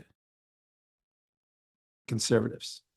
If you find it unacceptable, just simply wrong, that the rich keep on getting richer and the middle class is falling further behind, stand with us. We are building a movement of working class people. We are fighting to win for you. The tinsel's still up, but anyway, let's watch the Jordan Peterson Pierre Pepe video now. I really want to watch that. There's like certain parts of it that I saw that were really bad. Does anyone have a link for that? Because now we have to understand what the opposition looks like and what the future of Canada most likely looks like, since that NDP is probably not going to win. Jordan Peterson bravely, for the Daily Wire, interviewed Canada's next Prime Minister, Pierre Poilievre, 4 days ago. Lo and behold, up yours, woke moralists. Business investment of the United States divided by the total number of workers in America is 28 grand.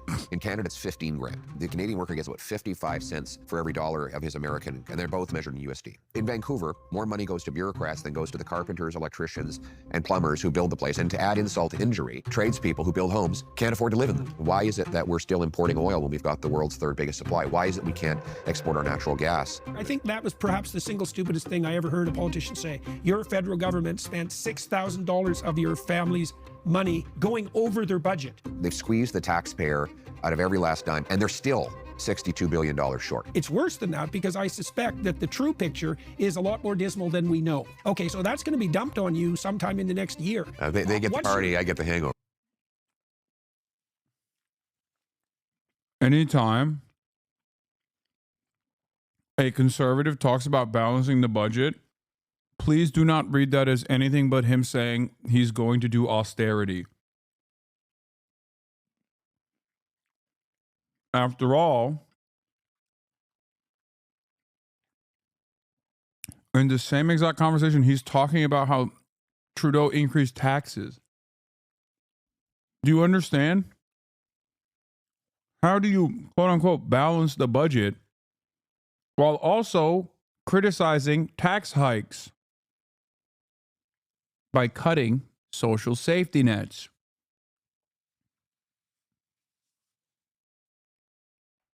He's talking about screwing over the working poor further than even the Liberal administration has. Over 8 years from now, what does it look like?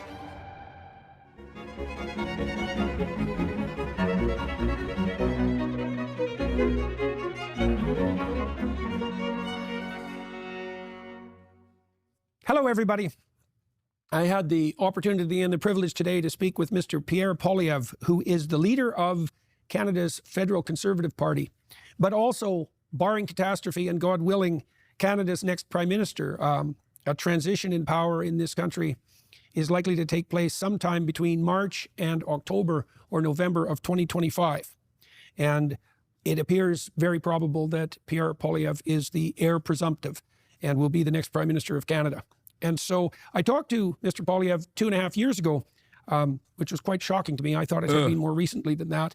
And a lot has transpired in the meantime. What did I talk about with Pierre? Well, I think mostly what I did was give Canadians and people on the international side a chance to see who this man is. In an hour and a half of discussion and the extra half an hour on the Daily Wire side, you have enough time to get a sense of how someone responds spontaneously and emotionally and cognitively to complex and challenging questions in a manner that's not rehearsed. That's the huge advantage of the podcast format. We talked about all the stories that Mr. Poilievre has heard in his thousands of event interactions with Canadians in industrial settings, in manufacturing settings, in academic settings, so that he could inform himself about the true situation that's facing Canadians struggling to make ends meet, despite their best efforts now, which is a dismal reality in Canada with its excessive housing prices and diminishing economy. Most importantly, perhaps, what is his vision of the future that... I've only seen parts of this interview, and let me tell you exactly what's going to happen. They're going to talk about culture war nonsense from the perspective of like a right-wing YouTuber. Okay? As though this guy is literally like an anti-woke Marvel fan or something. They're even going to... I know the fact that they bring up freedom of speech in Canada, which I think is really funny because it doesn't exist, but that's like hilarious. That's how Americanized they are, that they forget that like they're not running for office in America.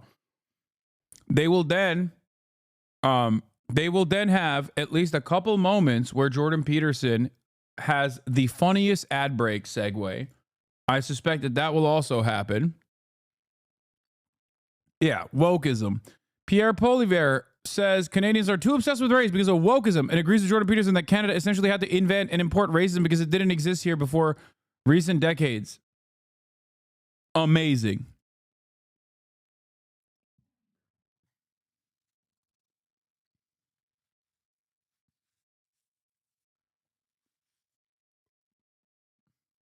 Both threatens and provides opportunity for Canadians. How is it possible for the citizens of this great country to dig themselves out of the malaise and pit that has been dug for them and by them over the last 9 years? And what could be done to remove the impediments such that this country could become the dynamic industrial powerhouse that it certainly could easily become? So join us for all that. So, sir, it's been almost 2.5 years since we sat down to talk the time before. So I guess the first thing I'd like to know is, what have you been doing during that time? I'd like to hear about your day-to-day schedule and your week-to-week schedule. Like, lay out your job.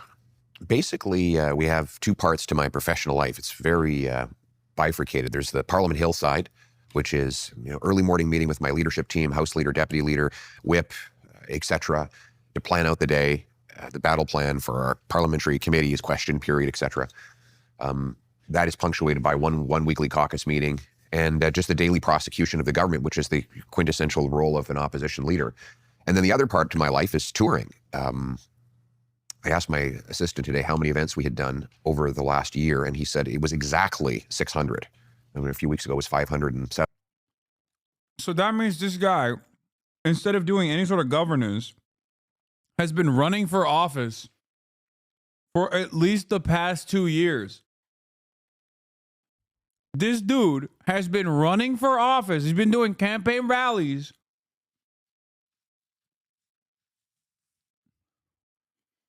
or for the last year, twice a day. Now, correct me if I'm wrong. I'm no big city lawyer, and certainly not a big city lawyer in Canada. But I'm pretty sure Canadian laws have some written in the books against that sort of thing. Right?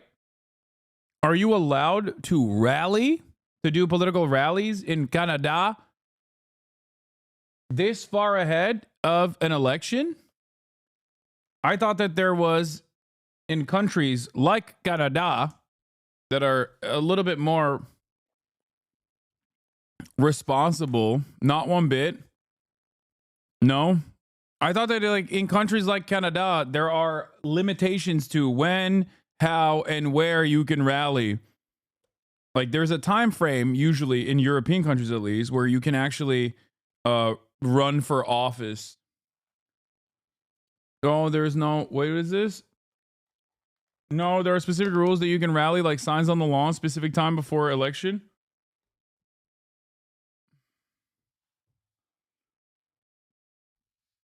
It's kind of a gray area. They can't put up signs and stuff, but I'm guessing they can say this isn't a rally for office.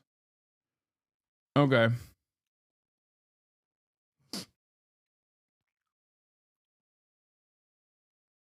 70 something.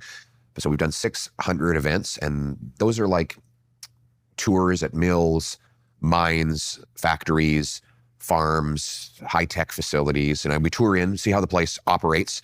Then I give a short speech, do a question and answer, and then I just mull about and shake hands with the workers for 25 minutes to an hour. And then I go on to the next stop and do it all over again. And we did that in 9 provinces and 2 territories this year. And so that's a summary of my workload and work plan to do my job. And you said 600 events. You made allusion when we were driving over here that the weekends are particularly packed, that you'll do like 10 events on Saturday or Sunday. Right. And so what, a typical event, what do you enjoy about the events? Why are they useful? And what do you learn? Well, first of all, you get a practical insight into how the country actually works. Mm-hmm. Like who makes the widgets? How do those get made? How do... Yeah, okay. Immediately, once you start talking about widgets, like when you use the term widget, automatically you're a freaking econ nerd, okay? You didn't actually ever have a job. And from what I understand, what chatters were saying, he literally never did have a job. He just, at the age of 32, went into office. Immediately, that's an econ Andy, okay? Nobody who has actually worked a real job is like, oh, you find the widgets.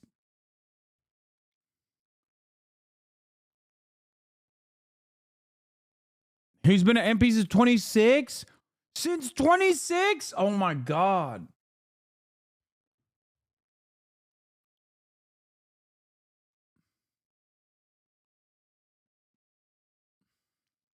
How does our supply chain come together? What skill sets do these incredible workers have? What background qualified them to be a licensed welder, or to run a CNC machine, or to be the CEO of a 300-person company that supplies parts into the American economy?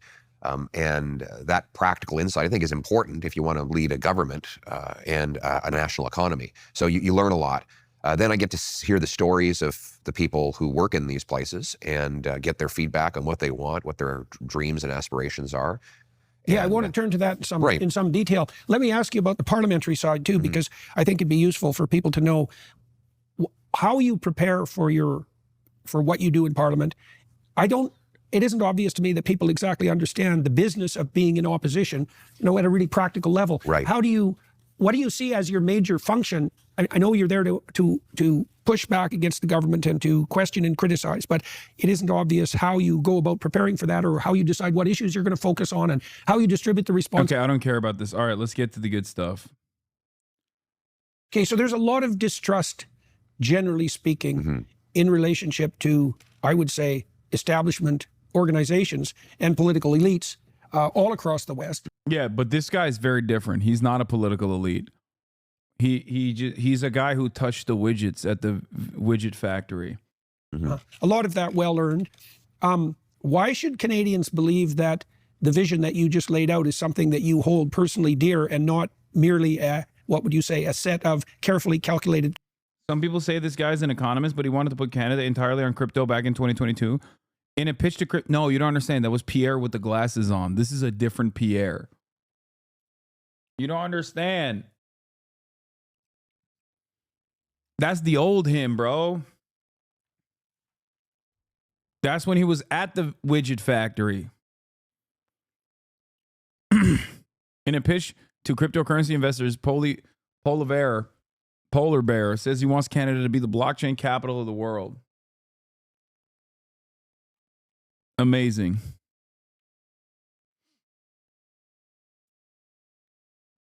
You actually aren't wrong. He just looks like a different person. I mean, he still looks like a dweeb now, but he at least looks less of a dweeb. And it will be hard because the temptation will be, this is the mistake that conservative parties around the world have made countless times. They think, well, anybody who's got a conservative mindset is already voting for me, so I can go off and chase the ideas of my political opponents, and then everyone will love me because I'll have the conservatives due to the fact that I have the name conservative, and then I'll have all these other people because I've embraced their contrary direction. And in the short term, it works because you manage to have all of these people under, and all of the different political ideologies captured in one tent. But the problem happens when the policies are a disaster. And then people wake up and go, oh my God, my taxes are now up, the inflation is out of control, the deficit is spiraling, there's crime on the streets. So does the temptation exist to try and take on the political policies of the socialists in the short term? Sure, but it's one that I will fiercely resist because I know that by the 4th year of my mandate, people would be enraged because their lives would be even worse. So yeah, you don't care about that. You're a conservative, so that's obviously what you're gonna do. Anyway, look, as far as I understand, in the most reductive ways possible, aside from the usual things that liberals do, which is not address the actual harm that people are experiencing, even though you ran on a relatively aggressive, like anti-wealthy tax the corporations campaign, you kind of cut that aside. There are some minor improvements, or at least like some semblance of like rational governance there. If you talk about climate change, you do carbon taxes, which of course these assholes are going to get really mad about and talk about how Canada should be the leader of oil and gas exports around the planet, blah blah blah. But at the end of the day, it's always too little and too late from the liberal side. And the grievances that mounted against Justin Trudeau came from his goofy nature, his overall incompetence, and almost identical problems that were faced, that the Canadian society was facing, that Justin Trudeau basically operated in the almost identical way that the Democratic Party operates, including but not limited to, I think his like signature achievements are funding Ukraine, I guess. Like funding, Ukrainian funding, doing NATO, but this time not in a Joe Brandon kind of way, but in a Justin Trudeau style way. And also legalizing weed, $10 a day daycare. But basically everybody hates immigrants, think that like he brought in more migrants, ruined the housing market by bringing in immigrants, and also caused inflation, even though America was the #1 at dealing with inflation amongst the OECD nations, and then Canada was #2 at dealing with inflation amongst other OECD nations. It doesn't really matter. People were understandably very upset. So yeah, it's almost identical to America in many ways, it feels like.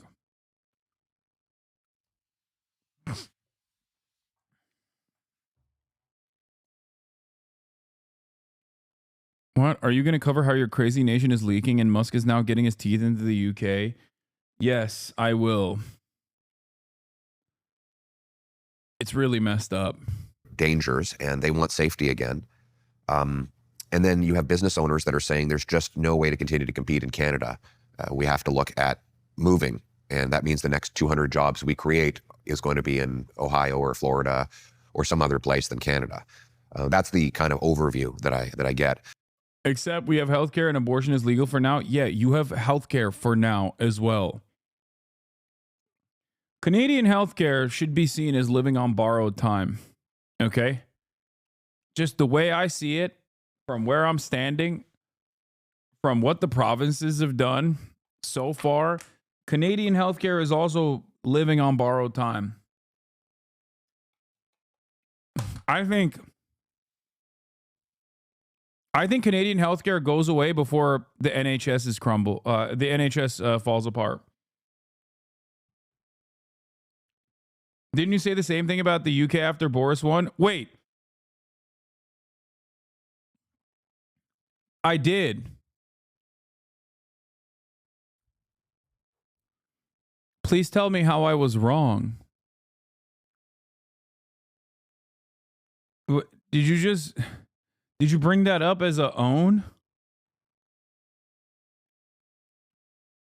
I mean, we're living in it. What are you talking about? You can't say that. You can't say that as like, dude, you were so wrong about Boris Johnson when you're living in the world that you can't undermine my predictions by pointing to how correct I was.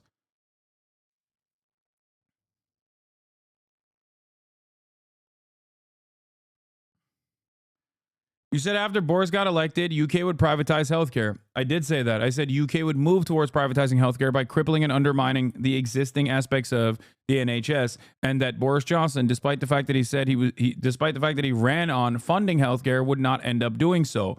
I was right.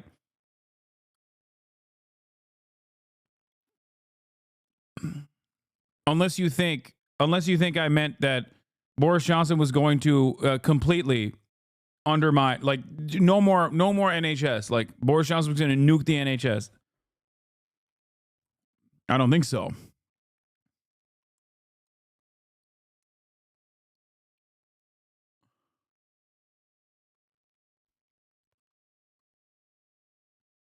It's virtually impossible to dismantle universal healthcare program in Canada. The popularity of it, despite the underfunding, is too high. Canadians want healthcare reform, but they do not want to get rid of public healthcare. At most, they are okay with clinics that provide specialized services outside the public realm. That's how it starts. Obviously, that's bad, but it's nowhere near borrowed time. No, that's how it starts. That's literally how it starts. That's how it works. You go for specialized care, then it's like general practitioners. We just simply don't have enough of them. Sorry.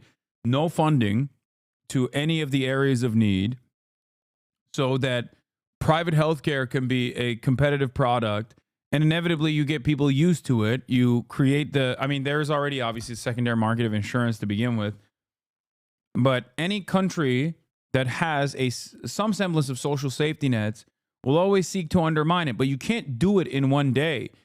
It's ridiculous. There's no way to ruin it in one day. You would never be able to. It's far too popular. Every politician understands, whether they are for or against social safety nets. Every population understands.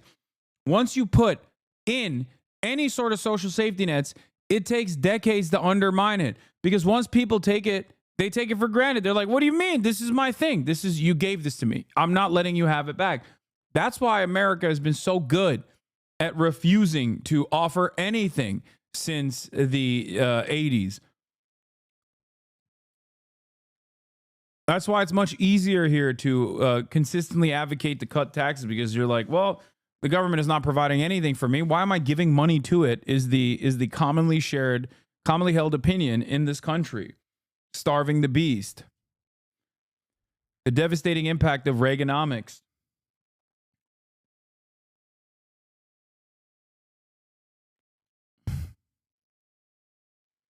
I think chatters are coping. My family doctor and all the family doctors are still paid the same amount per patient visit now as they were 20 years ago. Tell me that's sustainable in any way. 20 years, no funding increases. We're definitely cooked.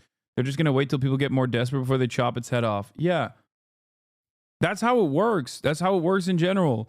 You refuse to add additional funds to desperately to underfunded social safety nets that are in dire need of extra funds.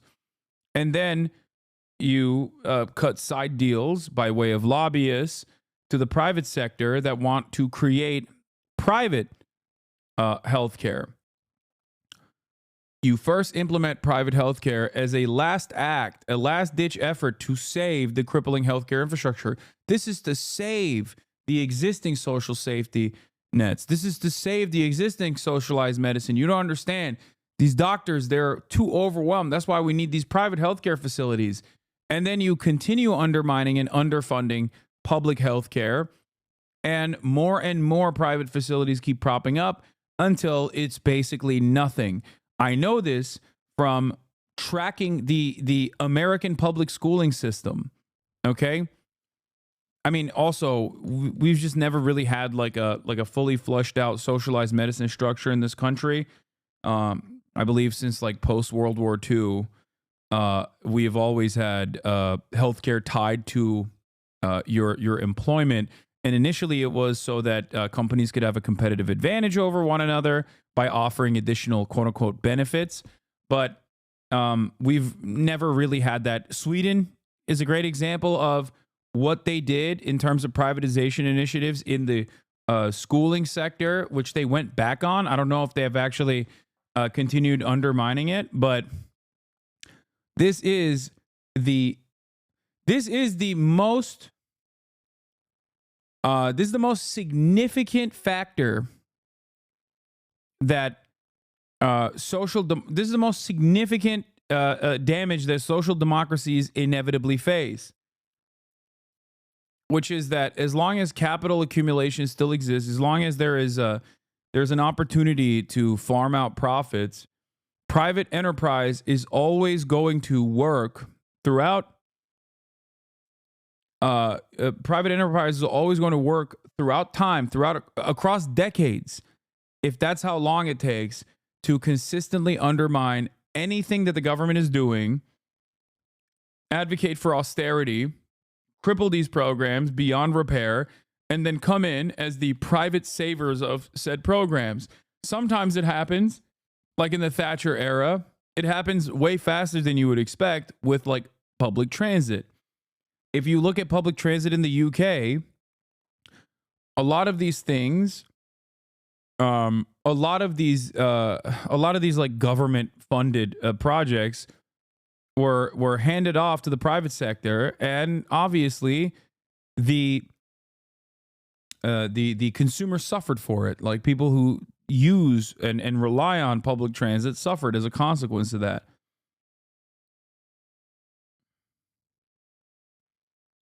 Here in Canada, the only ones that benefit from free healthcare are people on welfare and disability. What do you mean?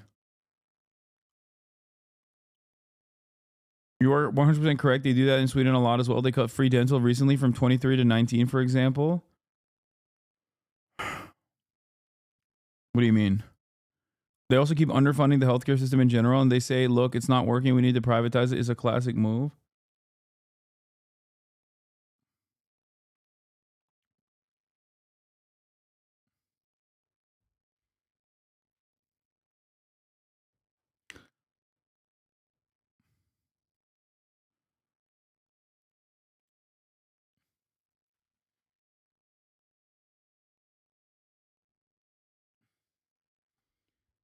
I mean, yeah, this is another one. I worked on the privatization of England's water in 1989. It was an organized ripoff. Taxpayers lost out. Consumers have paid through the nose since. This failed regime is long past its sell-by date. Jonathan Portes is a professor of economics and public policy at King's College London and a former civil servant. This is about the privatization of England's water.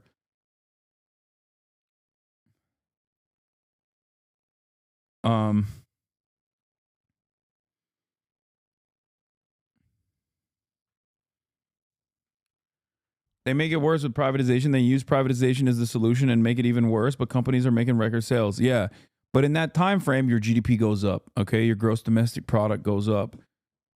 I mean, let me tell you, one thing that the GDP loves, the number machine loves, is costly middle managers that don't actually do anything, but simply have to be hired and have to get paid, and also can add additional points of seeking out profit to the process.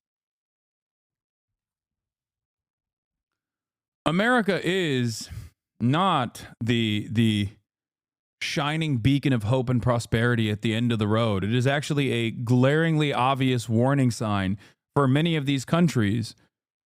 And yet, for some weird reason, nobody seems to understand that. Even if they do make fun of our dumbasses and our brain rot and our conservative movement and say, wow, these guys are so crazy. Why are they like this? It doesn't make sense. They don't understand that, like, what's happening here is inevitably going to happen in your country. Even the pervasive influence of lobbying.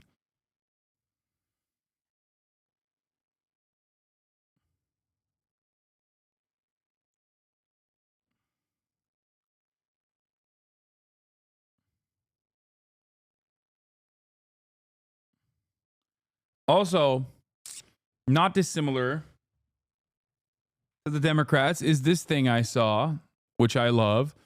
I saw that liberal sources had told Global News they felt Trudeau had pulled the party too far to the left, and they seemed to think that it was the problem with his leadership. Are they going to put like Freeland in charge or something? Is that what's going to happen? Like they want like a,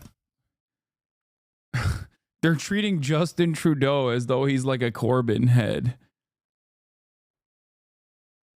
What is this? NewsYCombinator.com. What is this? The GDP joke? Two economists are walking in a forest. They come across a pile of shit. The first economist says to the other, I'll pay you $100 to eat that pile of shit. The second economist takes the $100 and eats the pile of shit. They continue walking until they come across a second pile of shit. The second economist turns to the first. I say, I'll pay you $100 to eat that pile of shit. The first economist takes it. Walking a little more, the first economist looks at the second and says, you know, I gave you $100 to eat that shit. And then he gave back to me the same $100 to eat shit. I can't help but feel like we both just ate shit for nothing. That's not true, responded the second economist. We increased the GDP by $200. This is the nerdiest joke, but it's, yes.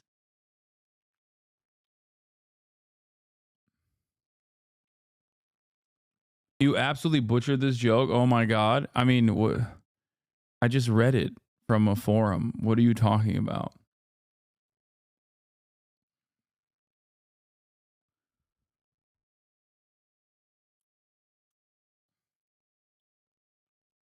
Oh my God.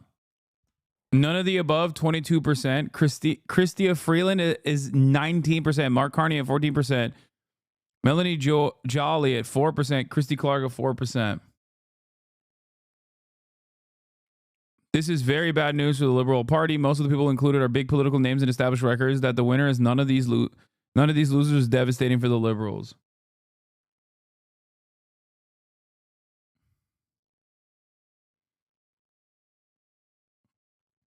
That's crazy that Chrystia Freeland is the most popular out of all of the recognizable names within liberal leadership candidates. That is devastating for the country. Man.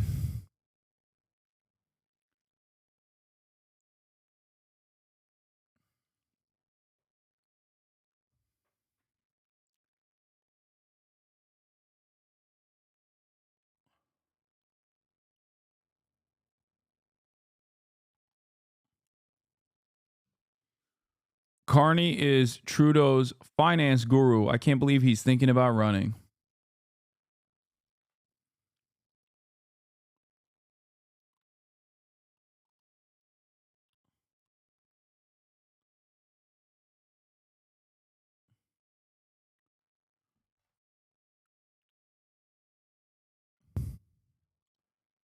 What is that? I don't know what this is. What is that a sign for?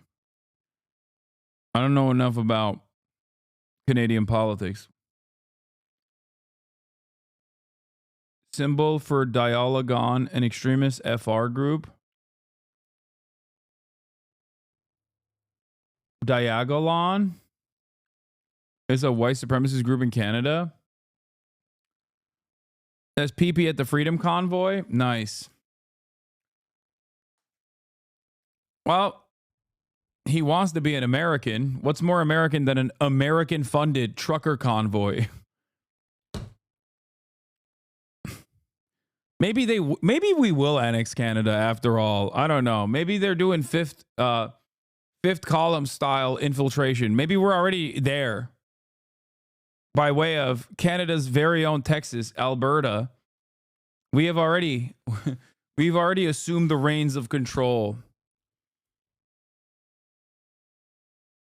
I'm going back to Uzbekistan, bro.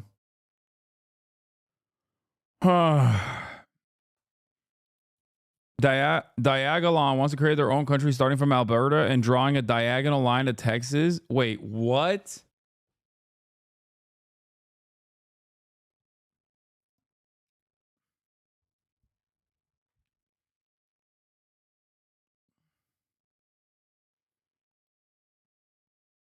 No prominent leaders was the biggest issue when the cons were in power before Trudeau was elected. Trudeau had name recognition and pretty good name recognition at that. But yeah, Canadians don't have better attention span than Americans when it comes to recognizing political names. It was really bleak when I was growing up under Harper.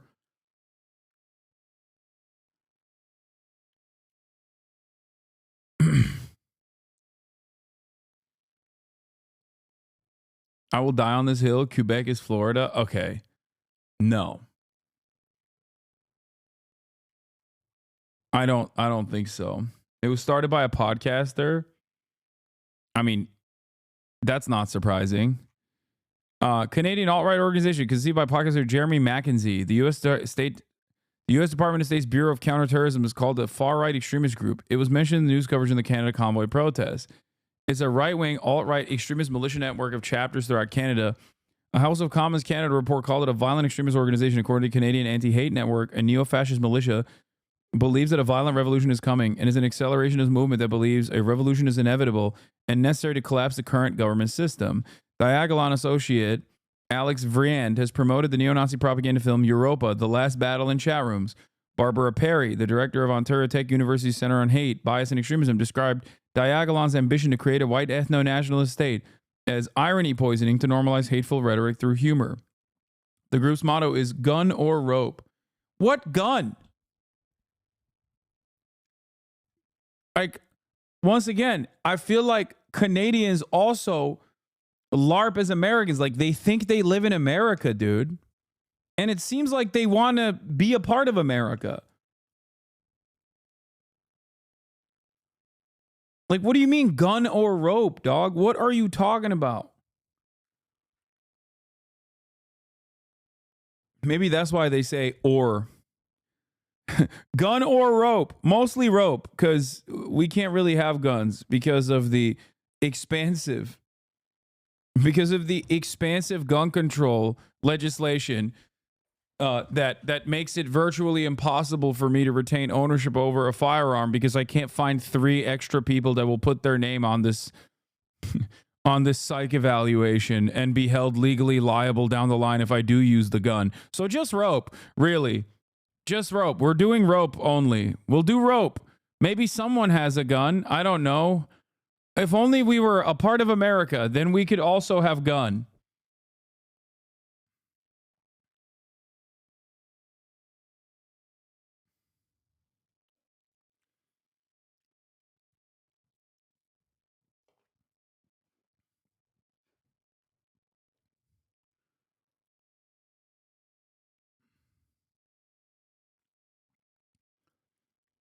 Despite this, in 2024, Poliver was seen as leaving an RV with a drawing of the Diagolon flag visible on the door while being filmed attending a convoy-style protest in the Nova Scotia-New Brunswick border. He would endorse the protest as good old-fashioned Canadian tax revolt.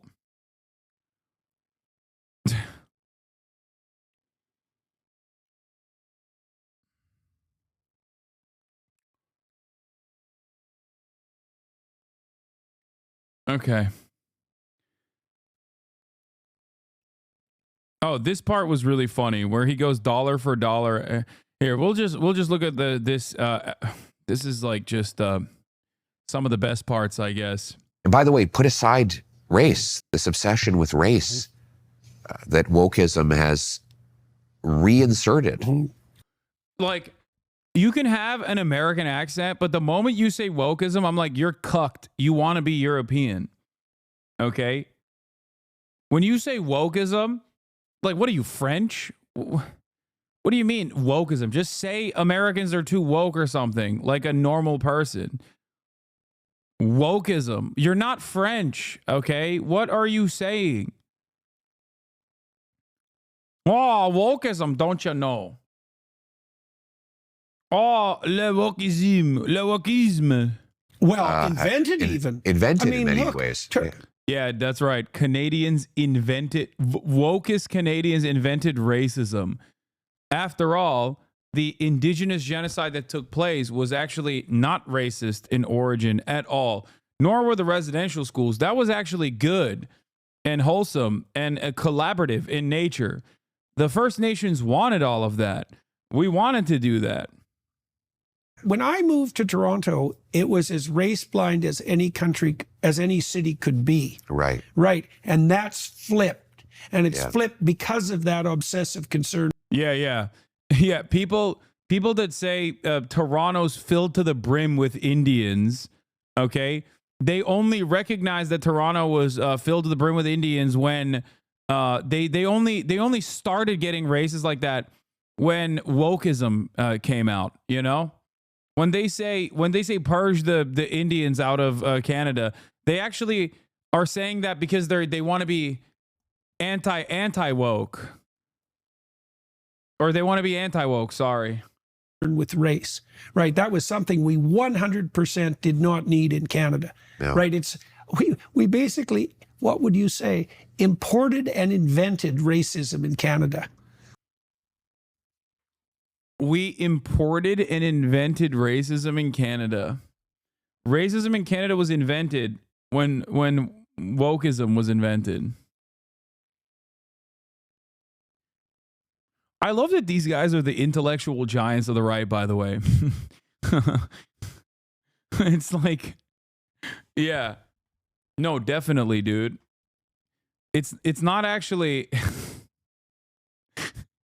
it's not actually all of the white supremacist actions that previous leadership has taken. It's when you point to it. That's when it becomes racism.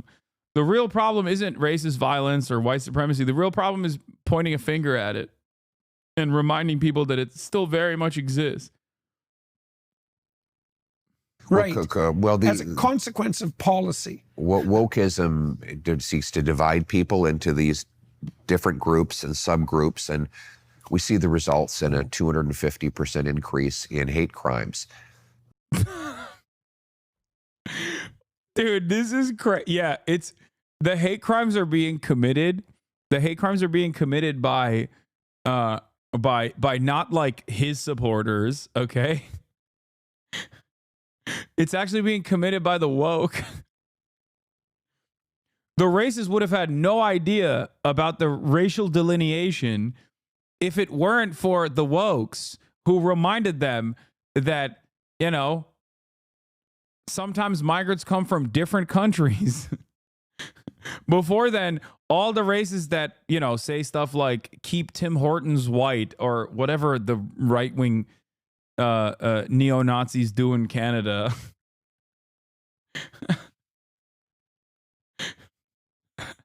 So stupid. God, racists are so dumb.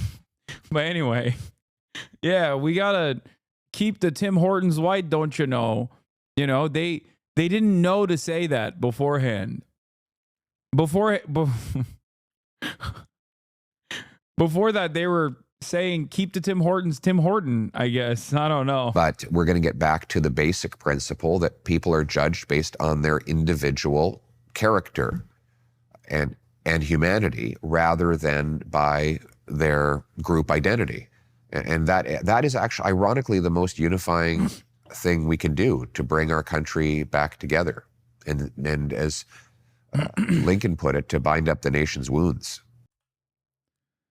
Wondering what conservatives would do to social programs if they return to power under Paul LeVar. He says all those socialist policies like public health care and the like are actually bad for the poor and redistribute towards the super wealthy, so they all need to be cut. So the socialist policies that provide... Yeah. I hate when the wealthy is just like taking advantage of... I hate when the... Sorry, I accidentally said the truth. I hate when the wealthy is taking advantage of, not taken advantage of. I hate when the wealthy is taking advantage of socialized medicine. It's disgusting. Provide goods and services to Canadians, let's say, or denizens of other countries, by printing money, actually punish the poor brutally. Oh, absolutely. In consequence of the inflation that they generate.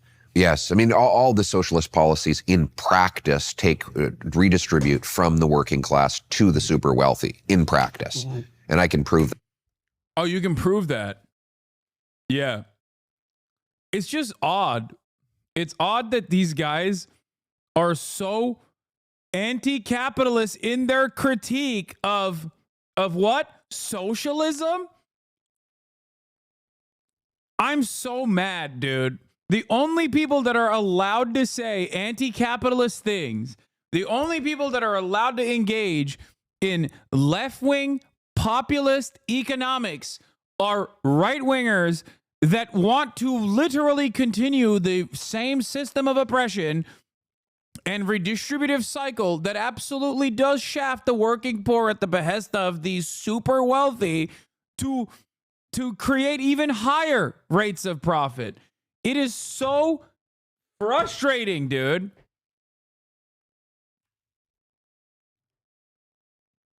That's why, what is the age-old adage? You know, if you ask a socialist what is wrong with capitalism, they can describe it. If you ask a capitalist what is wrong with socialism, they just describe capitalism.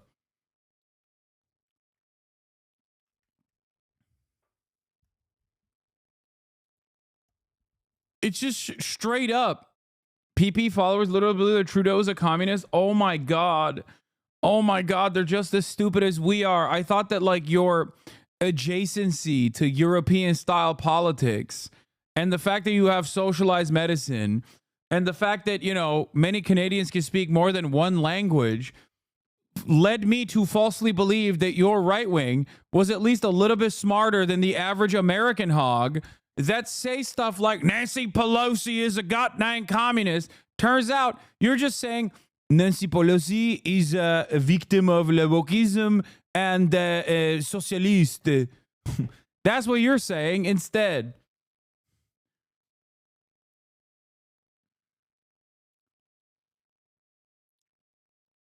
What? Sign here to have a prime minister who doesn't admire basic communist dictatorships. How to do communism. Establish a new communist utopia. Rob or kill the successful. Force the rest to work for free. Run out of food. Starve to death. Say it wasn't real communism. Establish a new communist utopia.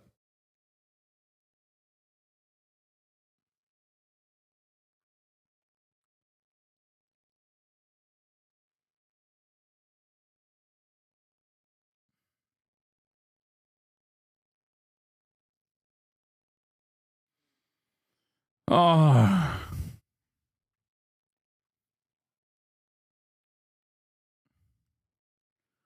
Also, this identifies correctly and implies that Karl Marx was a famous communist tyrant, like an authoritarian communist dictator. Bro couldn't even dictate a clean household. What are you saying? What was he dictating? What country was Karl Marx in charge of? I've been tracking economic statistics in relation.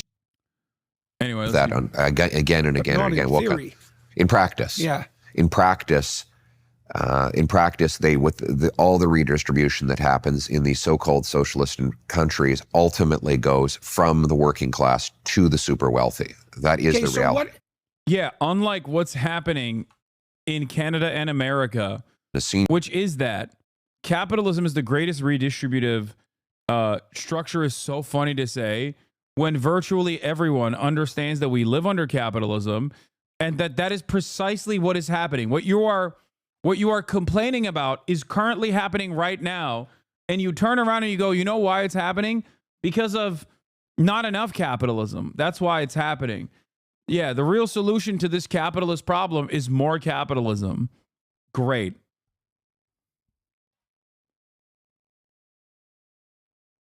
Throughout the interview, you can see how Polivar has deceptive but effective stories and cherry-pick stats that serve his agenda.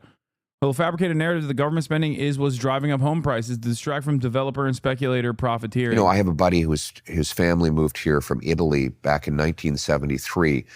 His father worked paving roads, and his mother made sandwiches in a senior's home.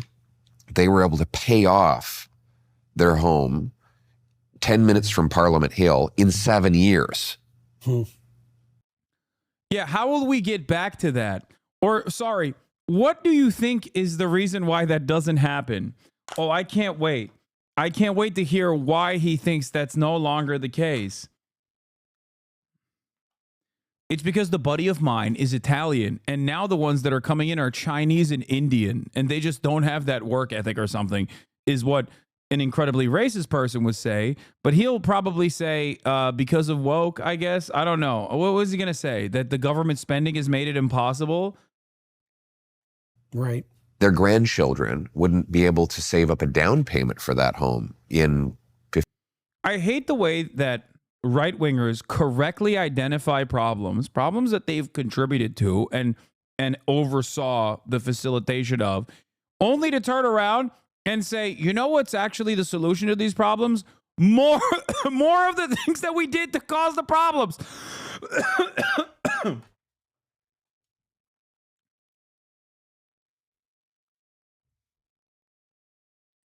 15 years, and they will be university educated with all the advantages of having been here 2 decades. That is the consequence of the money supply growing vastly quicker than the stuff that money buys. So what we have to do is stop growing the money supply and start growing the stuff money buys, right? Produce more energy, grow more food, build more homes. We have to unleash the free enterprise system. Yeah, the free enterprise system is shackled. That's why the housing market is so bad.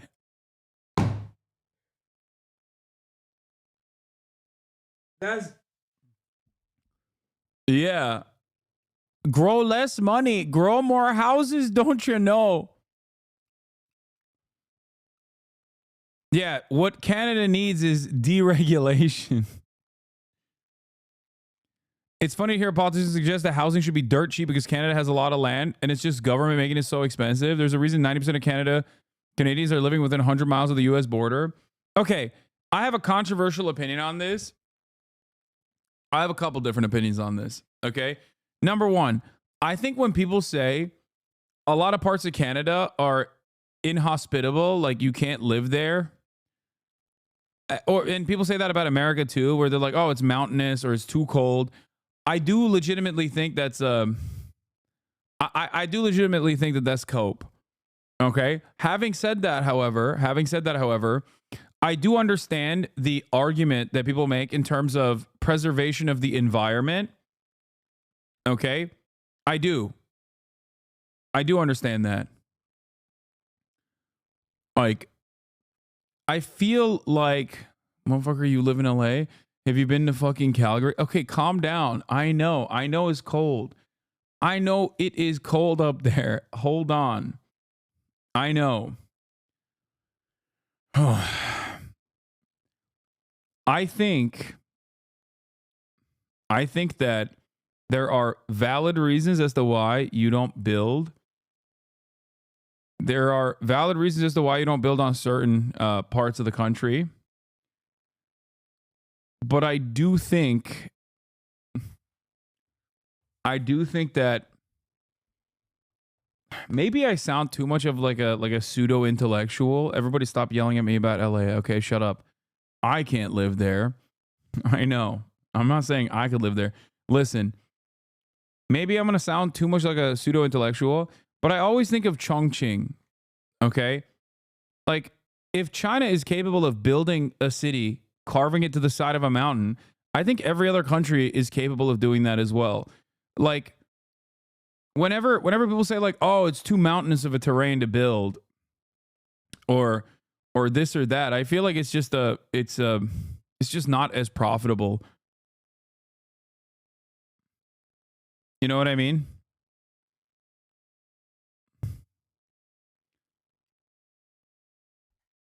Do you think that's the same thing as living in a tundra? Even then, we talk about how space isn't the issue. We already have declining populations in rural areas with food deserts and hospital vacuums. Why build on a mountain when we abandoned already rural areas? Yeah, that's the other issue, is that there's just not enough jobs and not enough commerce in these places. All right, I was with you, but now you sound stupid. Did you know Toronto has worse traffic than any other city outside of Europe? We generally have the worst public infrastructure in the world.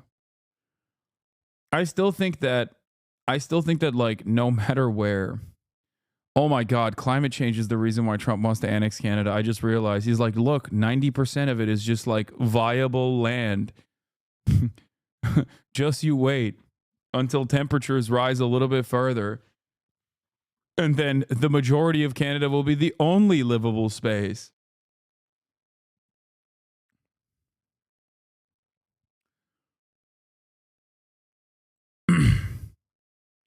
Canada's environment is similar to the Siberian region, and the USSR built the fuck out of it.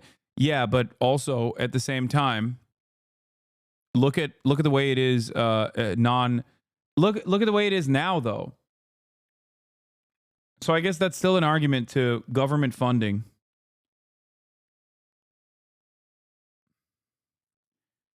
If there is no profit motive and you build by need, I'm sure that there's plenty of other places that you could build around, regardless of the treacherous conditions. But then again, there's also obviously good reasons as to why. There's also good reasons as to why they don't build on these places, whether it's like indigenous land or whether it's to preserve the environment.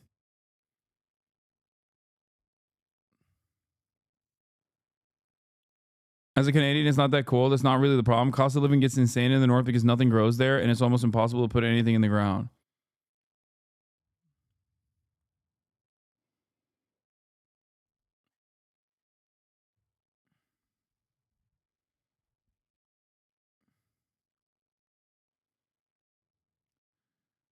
I think my controversial opinion is that... Okay, I'm going to say another controversial thing. People are going to get mad at me. Are you ready? If people can live in Phoenix, they can live in the northernmost point of Canada.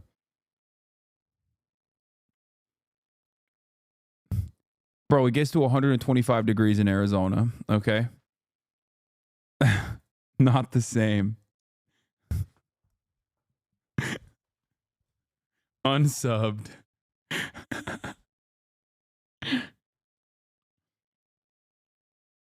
A head of lettuce in Yukon is like $25. Yeah, because of logistics.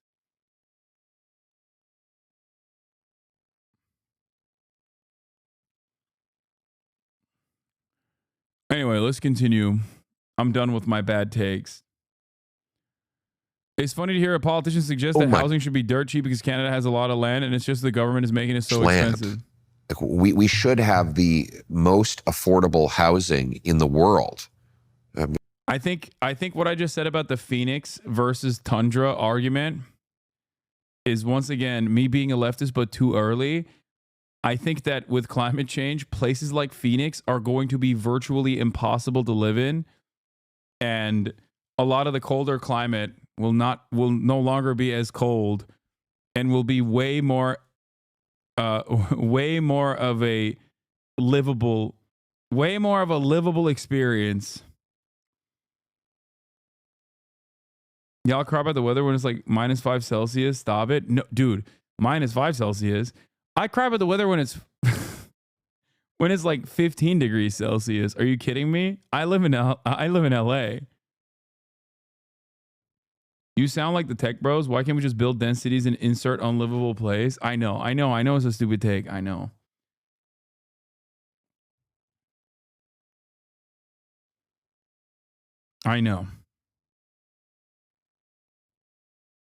It should be dirt cheap because we have the most dirt.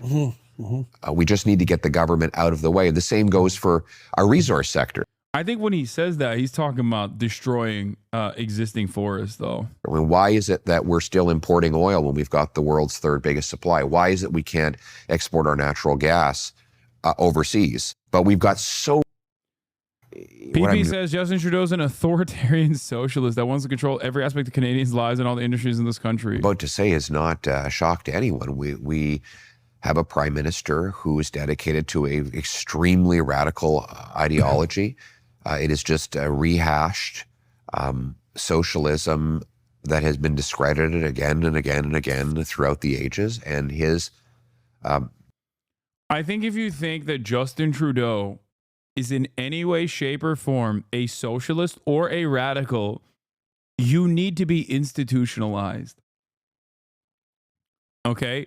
You need to immediately check in to the nearest institution to get some of that publicly funded mental health services. I don't even know if they have it in Canada. Do they do mental health?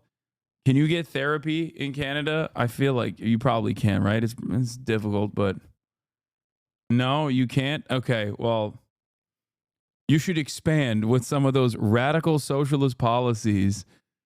That is... The radical authoritarian socialist Justin Trudeau. Justin Trudeau is closer to being a black man than he is to being a radical socialist. At least he's attempted to be one and never attempted to be the other. Okay? He's neither. He's neither. But closer to one. That's crazy. You are out of your mind. He tried. 2 out of 10. Don't recommend.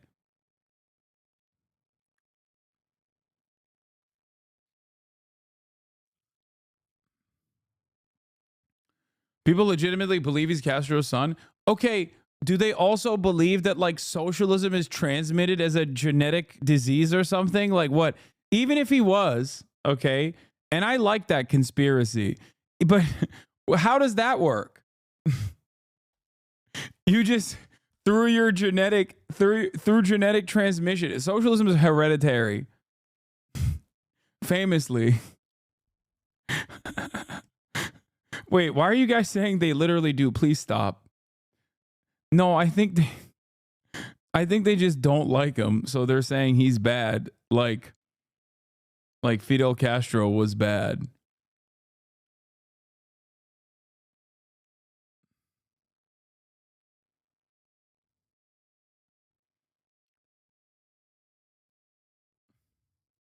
Basically, authoritarian socialism has guided him throughout his entire prime ministership. He believes in a state that controls every aspect of your life, your money, your speech, your thought. He controls the economic, all of the industries of the country. Every time that has been tried, it is a complete disaster. So there's no mystery. Yeah, Justin Trudeau implemented his 10-year prosperity plan through the command economy.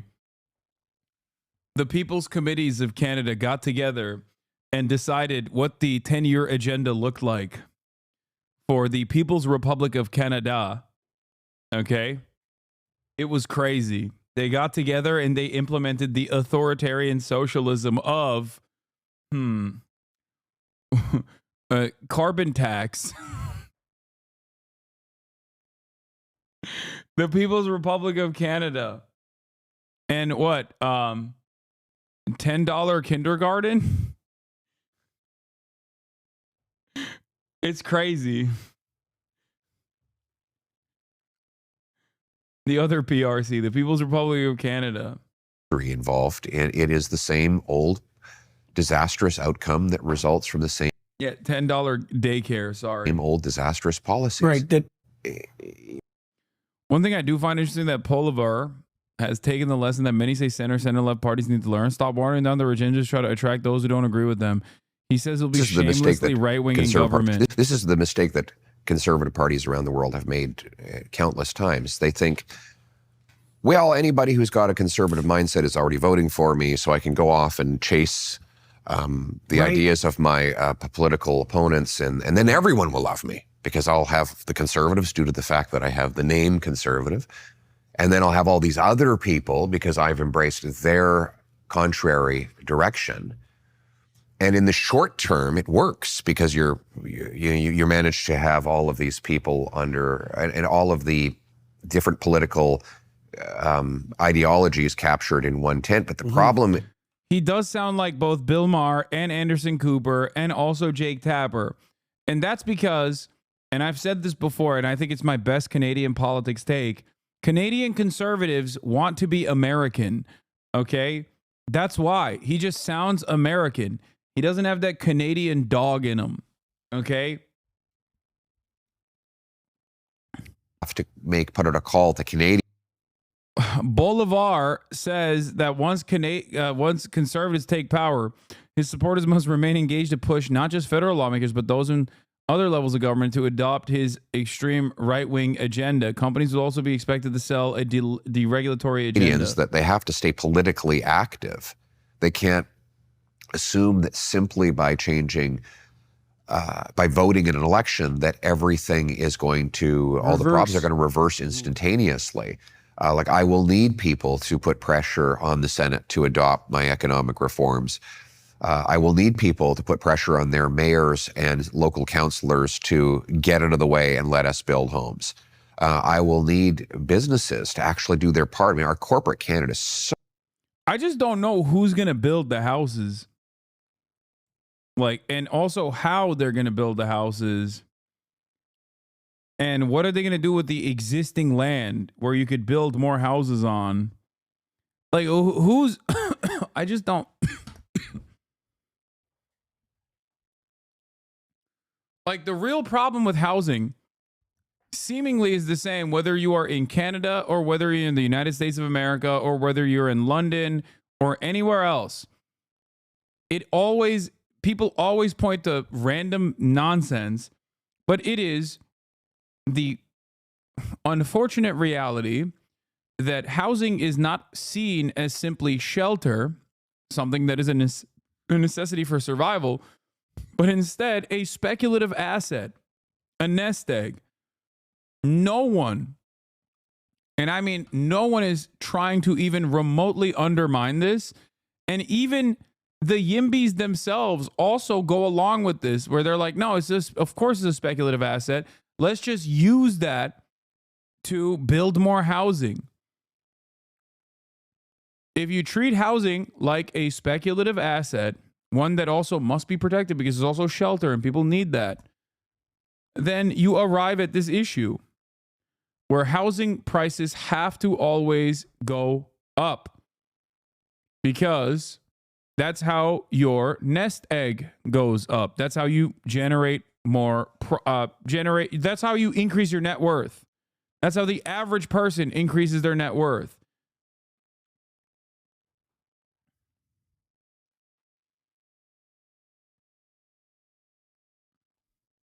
I don't know, Hasan. Maybe talk to and look at the Canadian chatters. Wait, what? Canada has a lot of Crown-owned land and removing restriction to protected land. Wait, what? Thank you. Listening to this idiot, I regret not abandoning Europe and moving to Canada if they truly implemented socialist stuff. I still don't know what this guy believes, only what he disagrees with. I can tell you what he believes. Conservatives will always tell you what they believe. They believe in all of the awful things that are happening right now accelerated.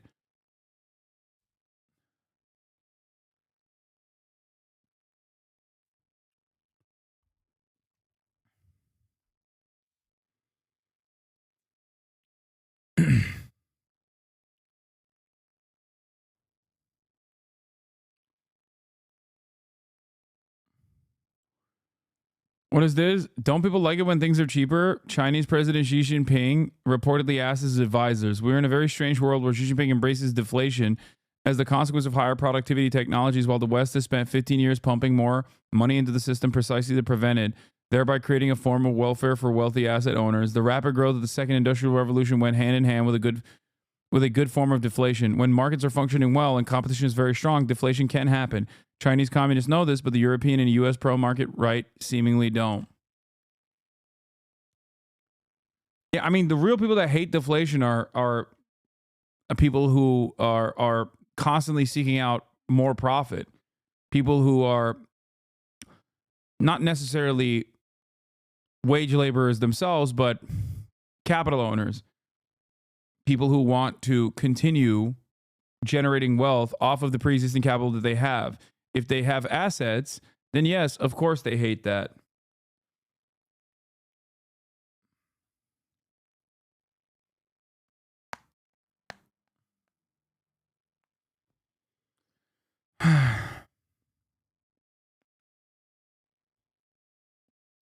To Canada, and sort of left me open-mouthed in amazement at our dismal condition. So from what I've been able to understand... Oh, I keep going back to the wrong thing. Yeah, look, I think the solution to the housing crisis is decommodifying housing. I know that sounds like a crazy anti-capitalist take. I understand that. And I myself am saying that as a house owner, okay? I do not care if the price of the house that I am inside of deflates or perishes. I do not care if there are strenuous legal hurdles that are placed upon me when I want to sell this home, or am no longer even able to sell this home for an extended period of time to continue living in this home, because I see this as shelter. That is the reason why I have this house, shelter for myself and my family. I think it's very stupid that we've designed the system initially to make sure that people could have ease of access to home ownership. And then the very same initiatives, the very same tax structure and incentives that we've created, recognizing that home ownership is a pillar of safety and security, have turned into one of the best, most resilient assets that you can own. It's the one asset where if the value of it goes down, okay, is the one asset where your expectation is the value of it will never go down, okay? Never. Unless there is a massive, massive economic crisis like the 2008 bubble. That's it. Outside of that, the expectation is it's always going to go up. It has to go up. Nobody actually treats it like a speculative asset.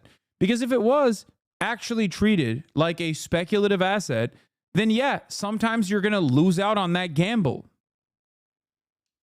Okay? Sometimes you're going to lose out on that gamble. What do you mean? Like, can you imagine being like, excuse me, I invested into this company and then it went under. The government must save me now. Hello? That's not how this works. If you have risk associated with this gamble, because that's what it is, then yeah, sometimes you're going to lose.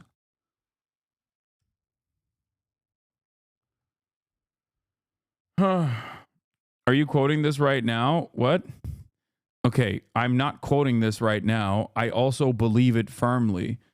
Yes, houses are for living in, not for speculation. Xi Jinping, president of China and general secretary of the Communist Party of China.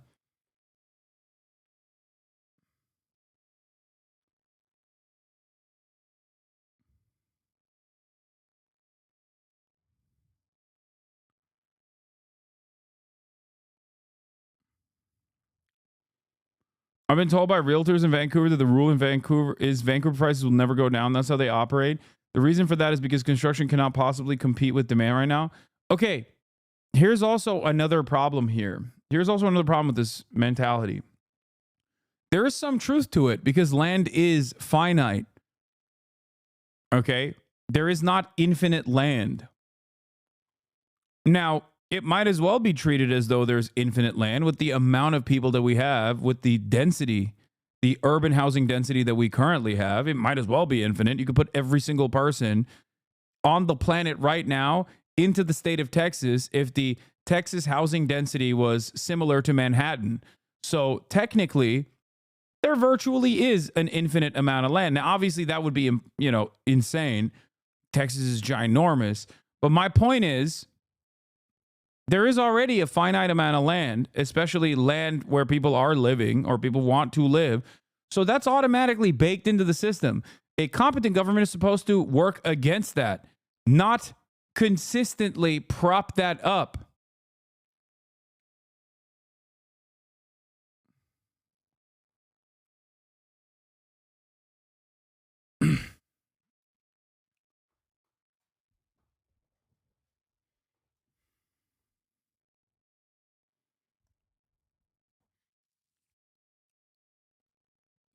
Anyway,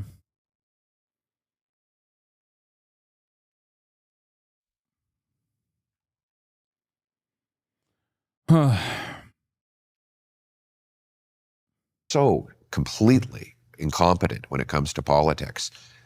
They're going to have to start to fight for the policies that are good for their workers more aggressively. And I've said that to them. They need to fire their incompetent lobbyists and actually go to the people and make the arguments.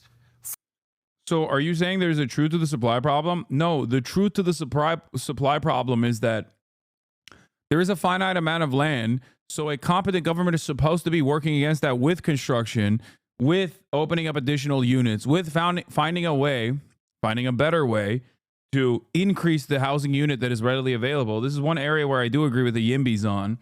But the other problem is that they cannot do it they cannot do it in a way that like still suits the interests of profit seekers, capital owners in general. The government is supposed to compete with the private. If there is a private-public partnership in the field of housing, in the sector of housing, it has to be in a way where the government is regulating the housing prices by constantly creating infinitely cheaper alternatives in the form of public housing. This is how you adjust the housing market to a more normal place. Okay?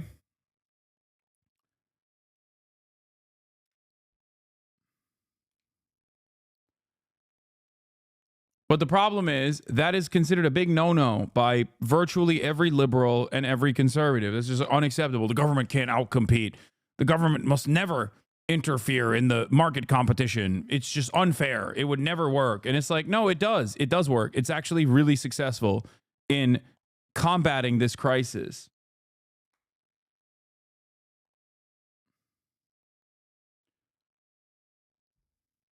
For the reforms that I'm talking about. I'm going to have to put out a call to Canadians that they have to stay politically active. They can't assume that What about my poor landlord and her 37 and counting properties that her daddy's been building her since she was a child? I don't want her to lose out on all that money. I know. I feel bad for that person, but they're going to need to, I guess, not take a vacation to the Alps this time of the year for once. You know what I mean? They're going to have to do a little bit of belt tightening. The constant expectation that austerity can only be done to the working poor and never to the fucking wealthy is so frustrating. The belt tightening initiatives are never expected of the capital owning class. It's always the working class that must tighten up their belts, and they do it for survival. Any sort of fiscal belt tightening for the wealthy would not even be a matter of life or death. There's never, ever an argument for austerity for the wealthy. Never. Does that not strike you as odd?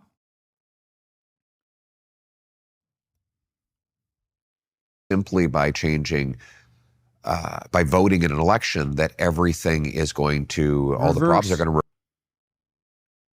Anyway, Polar Bear says that once conservatives take power, supporters must engage. Canada's climate denying conservatives are explicitly making the case that generative AI's massive energy use is not only a good thing, but provides a big new market for oil and gas that they intend to exploit.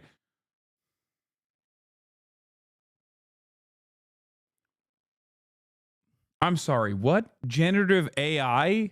We're going to need data centers for AI and blockchain and countless other things that we can. He's just saying words. I hate these people. This is one of the worst aspects of the financialization of the global economy and what Silicon Valley has brought about to the rest of the planet. The idea that you can just like say buzzwords and people go, ooh, that's cool. I don't really fully understand it. Like, what do you mean blockchains and generative AI? What are you talking? Elaborate, please. What do you mean by that? The idea that like generative AI is going to ultimately displace the majority of the workforce. Like the generative AI is going to be doing the extraction of natural resources. So unimaginably stupid as it stands. Maybe down the line, but right now, and I repeat this over and over again, and people get very mad at me for saying this because there's a lot of AI truthers in here. Okay. As it stands, generative AI can only be used in instances where it's not supposed to be correct. Okay? You can use it for the lavender targeting structure when you are trying to create new viable targets like Israel does. You can use it for claims denial, like what Brian Thompson was doing at United Healthcare before his claim was denied. Okay? You can't, as it stands, utilize AI in an instance where you need it to be correct. Okay? You need it to be 100% accurate, or even, I guess, 99% accurate. You can use it as a way to displace certain aspects of the certain aspects of commodity production that don't have to be correct at all. You can use it in a way where you can displace workers that engage in basically the worst aspects of capitalism, but you can't actually use AI to displace people that are building cars or, you know, extracting natural resources in the ground. For now.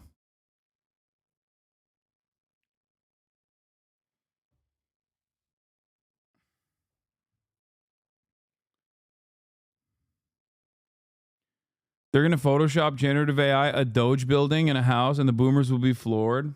We have the energy. Is your assumption it's already peaked or something? No, my assumption is not that it's already peaked.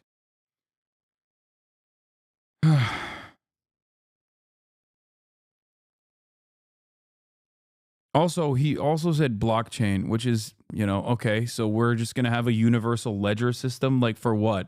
For what exactly? Unless you're just simply saying blockchain because you know it's a buzzword, that doesn't fit into this argument at all. Energy for it takes tremendous amount of energy to power these data centers. Apparently a chat GPT inquiry is 10 times more energy intensive than a Google inquiry. But sure. But we could be powering these data centers with Canadian natural gas generators, with nuclear. We have the biggest supply of uranium. We invented the can. It's so funny. It's so funny to me that these guys, like people who are pro-capital, are basically so invested in the value creation aspect, like the eradication of the human component, the component of labor, okay, from the production process. They're so desperate that it's the one last part of the equation that they simply cannot make more efficient, because, you know, the most efficient form of it is just simply slavery. And because they can't do that, they're just desperately relying on technological improvements in this area, no matter how inefficient and how costly it is. Like every aspect of the service sector, or even every aspect of commodity production that has been streamlined and made more efficient through automation has, in certain instances, not all, in certain instances, made the concept more shitty. I don't know how else to put it. Look no further than, not automation necessarily, but like self-checkouts as an example.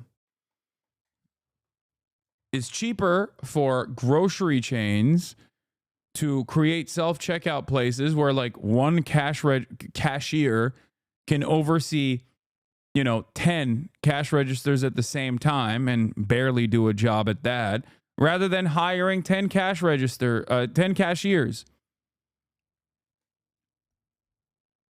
In that process, however, is cheaper for them overall, even if it leads to more theft.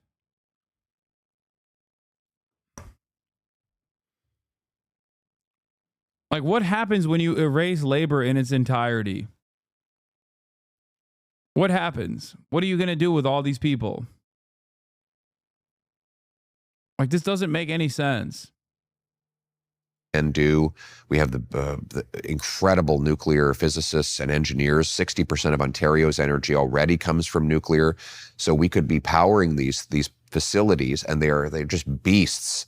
that are going to gobble up Yeah, electricity. the tech companies are absolutely desperate for it. We're going to need data centers for AI and blockchain and countless other things. Ugh. Finally, Pierre Poilievre thanks Jordan Peterson for standing up for free speech. A concept that is just ultimately American. All Canadians want to thank you for your immense courage and the personal political and non-political. Yeah, he took such a big price on that, dude. It was crazy. It's so crazy. Price that you have paid for standing up for your convictions and defending freedom of speech, because I know you have paid a very big price for that, but you have never bent, you have never backed down, you've had a spine of steel, and there are countless other people who will have the freedom to express themselves because you paid the price for them. So thank you. Thank you, sir. Yeah. Because of Jordan Peterson, people are not going to prison for misgendering trans people because of wokeism. Except at the same time, Justin Trudeau has made wokeism the law of the land, and he has jailed every every transphobe.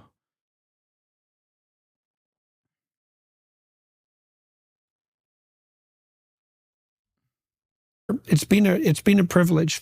Yeah, it's been such a difficult journey for Jordan. Anyway. So yeah. Look alive, Canada. That's your next leader. All right, now let's move on to the other Commonwealth. Well, I guess the OG, England. Keir Starmer defends his record on grooming gangs following Musk's criticism. Now, how did this become a major story? It's because conservatives are so stupid that they forgot about the previous propaganda that they were engaging in.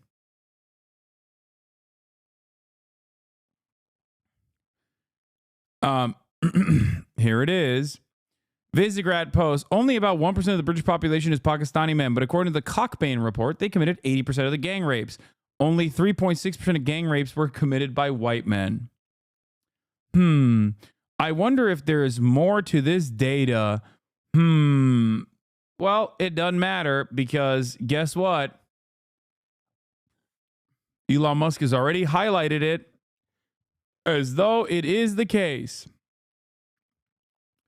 First of all, he doesn't even know the name of the report. The Cockbain report not only doesn't endorse, but actually eviscerates the 84% claim, calling it shoddy pseudoscience. From what I understand, it's 8 people. 8 total people that they did this report on, right?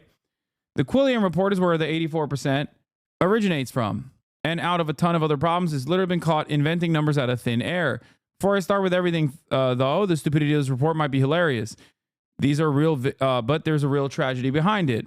These are real victims, young girls and sometimes boys whose lives and childhood innocence have been shattered by such heinous predators. And tragically for them, but should be for all of us, Elon is willing and happy, just for some political points, to give a free hand to such sexual predators who made their lives a living hell as long as they don't belong to a particular race. On the August of 2017, Muda Adil of Quilliam wrote an op-ed for The Telegraph endorsing the targeting of British Pakistani immigrants. This is old school Islamophobia, I guess, at this point. Just, something to remind people of. It's giving me flashbacks to a different era. It's giving me flashbacks to the Sargon of Akkad era.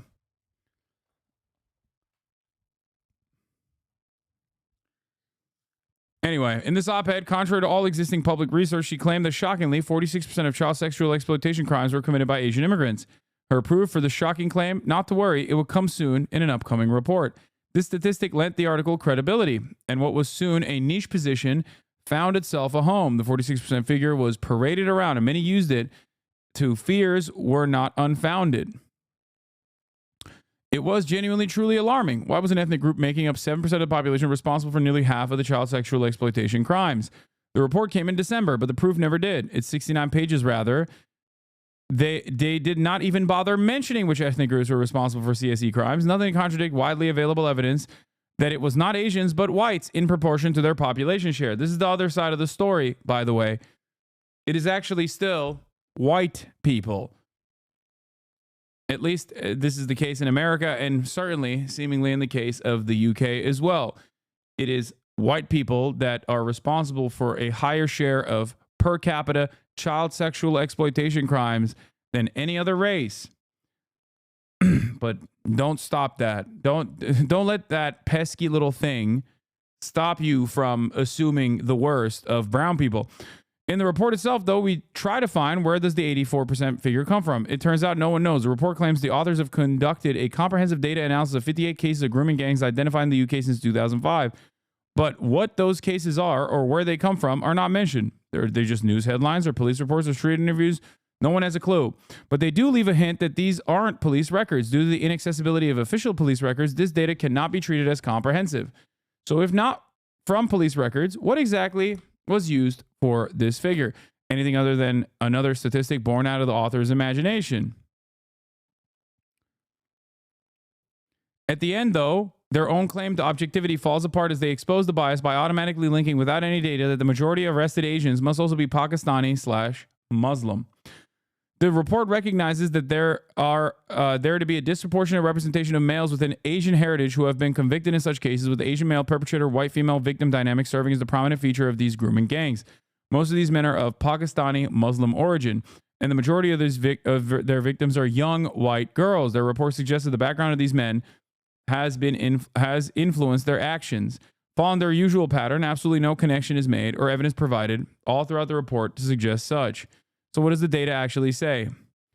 The CSA Center Trends and Official Data from 2020 and 2021 lists the actual ethnic makeup of child sexual abuse offenses.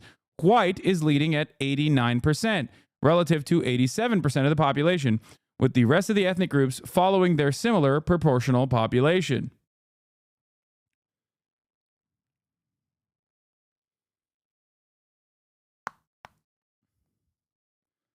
So the readily available data not only disproves the made-up statistics that they love trafficking, but also ends up showing that if there's one group,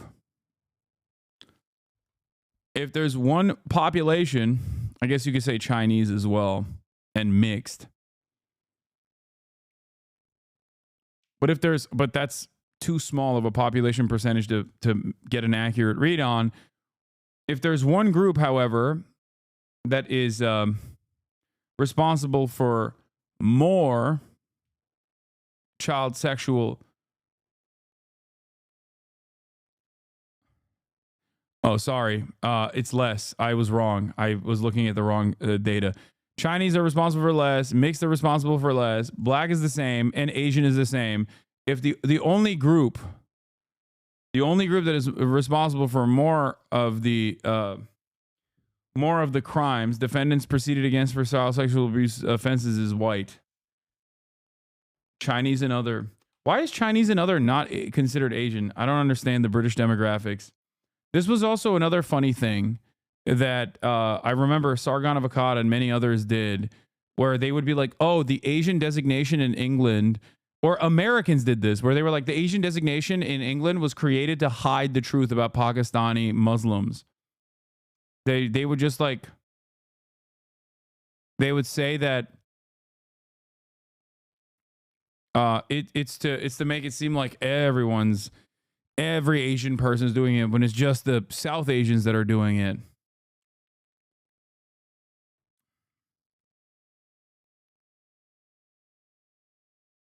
The chief prosecutor. I learned of grooming gangs from the Times in January 2011. I became chief prosecutor. I authorized charging Rockdale gang in June 2011. After convictions, Keir put me in charge of national response. Far-right thugs attacked my home. Thousands of rapists were brought to justice. There is no religious basis for the abuse in Rotherham. Nazir Afzal, the Crown Prosecution Service's lead on child sexual abuse, says it is about male power.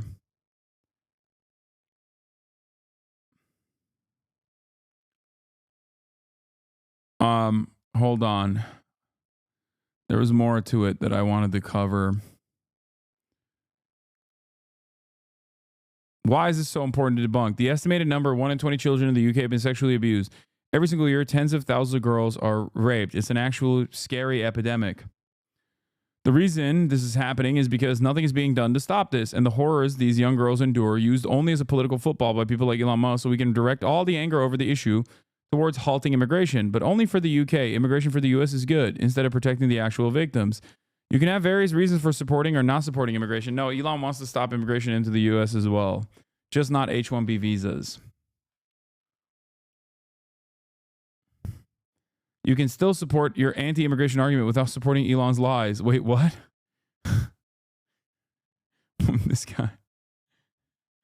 Trust me, you can still be anti-immigrant. Just stop saying they're rapists.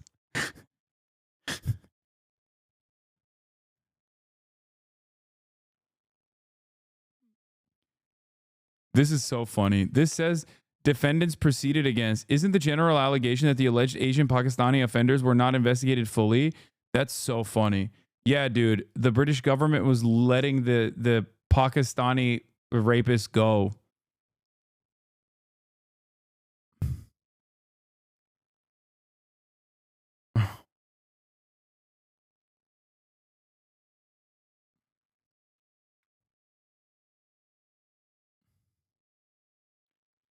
People believe that, though, unfortunately. Yeah, it's as stupid an idea as undocumented immigrants get more social safety nets than natural-born U.S. citizens. Anyway, let's hear what Keir Starmer had to say about Elon Musk. Season of peace and goodwill long gone. The PM...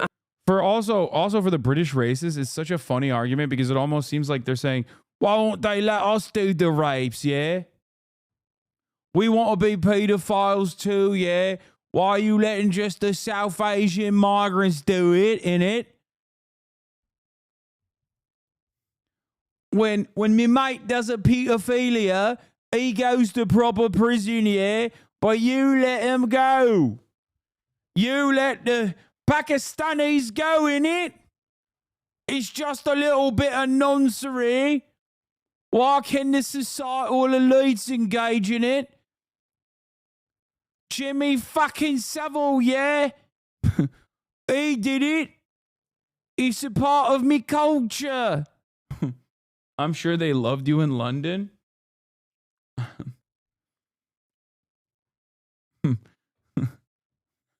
At a hospital in Surrey. A new year, but the same old challenges. How to relaunch... Yeah.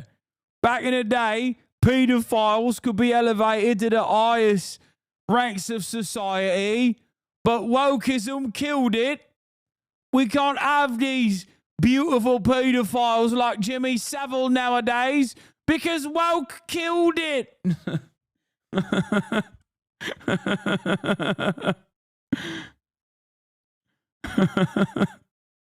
Launch his agenda with so many noisy distractions. Do you need to take that? Yeah, definitely.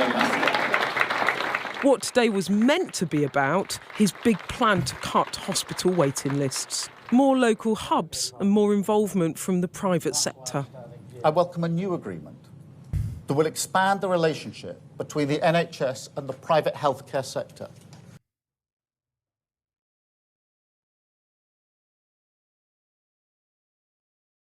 Where's that chatter? Where's that chatter was like, remember when you said Boris was going to undermine the NHS and it would open up more opportunities for privatization, and that didn't happen? Meanwhile, you got the Labour government being like, yes, we need to expand the private-public partnership within the NHS. That's more beds, more operations, more care available to the NHS. Treating patients free at the point of use, targeted at where we need them most. But the PM's plans I do not believe that there is any room for public-private partnership in this regard. Take it over by force. Take it over by force. Make it public. Make it all public. Keep funding it. Shadowed by vicious attacks from the world's richest man, Elon Musk using his social media platform X to launch an onslaught against the PM, accusing him of being complicit in the rape of Britain for failing to tackle grooming gangs, while personally attacking one of Starmer's ministers. He called your safeguarding minister. Dude, he said it's a rape genocide. Elon Musk said what's going on in the UK is a rape genocide. Meanwhile, there is a literal rape genocide happening, but Elon is obviously in support of that. You know, because it's happening in Gaza. He called your safeguarding minister, Jess Phillips, an evil witch, a rape genocide apologist who should be put in jail. Does that sort of abuse of a minister make you feel angry? And what is your response to that? Those that are spreading lies and misinformation as far and as wide as possible, they're not interested in victims. They're interested in themselves. Jess Phillips has done 1,000 times more than they've even dreamt about when it comes to protecting victims of sexual abuse. You believe in a private-public partnership for some industries? What an absolutely dog shit take. The worst I've ever heard from you, maybe, Jesus Christ. How willfully regressive. What? What did I say? What? No, I was criticizing him, saying that the private industries need to open up more public beds. I was criticizing that take. Never mind, I'm tripping then, lol. Yeah, you misunderstood. I was saying the opposite of what you're saying. I especially don't agree with that when if there's supposed to be a public-private partnership, it should only exist in the currently full-blown private sectors, where the public, where the government funds initiatives to compete with the private marketplace in an effort to reduce prices. But there is no such space for that in a sector that is born out of inelastic demand, such as healthcare. Abuse throughout her entire career. I'm prepared to call out this for what it is. Typically reserved, today the Prime Minister impassioned.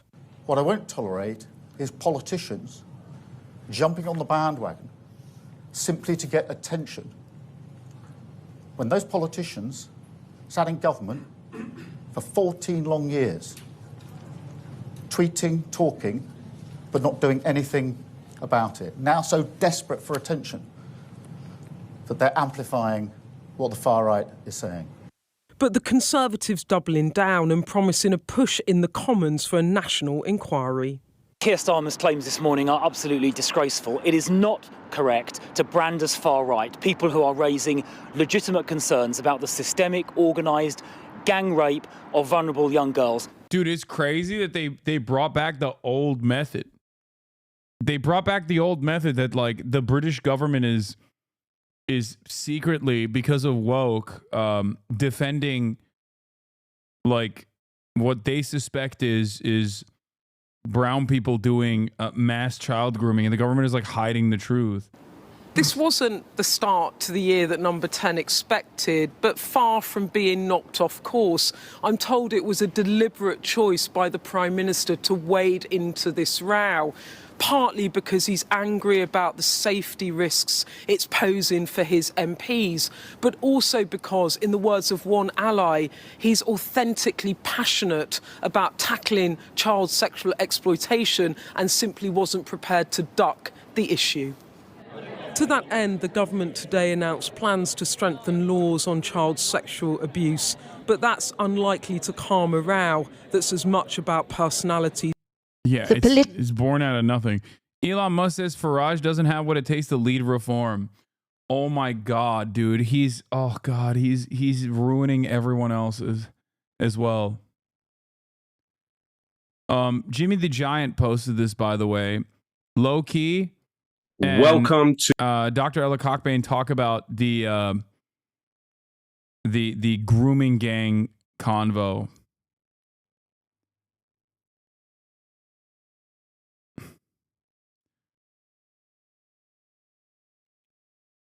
Which we can dive into in a little bit. Political romance is over.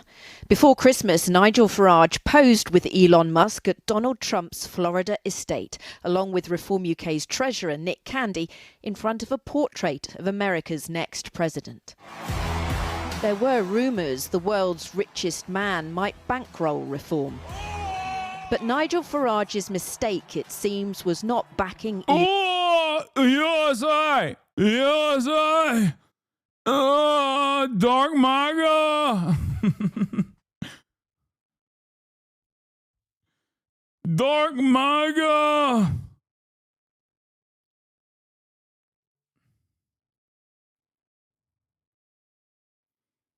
Oh!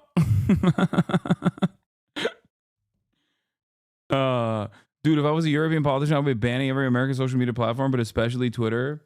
I think start with Twitter, you know what I mean? And then the rest will fall in line. Many of them already comply with EU restrictions anyway. What? Keith Woods, YouTube, biggest Elon Glazer? Isn't this guy a white nationalist as well? Keith Woods? Nigel Farage is England's last hope. Support this man. Nigel Farage should be in charge of the UK right now, to be honest. The Reform Party needs a new leader. Farage doesn't have what it takes. Spineless and self-serving. Nigel Farage isn't the leader Britain needs.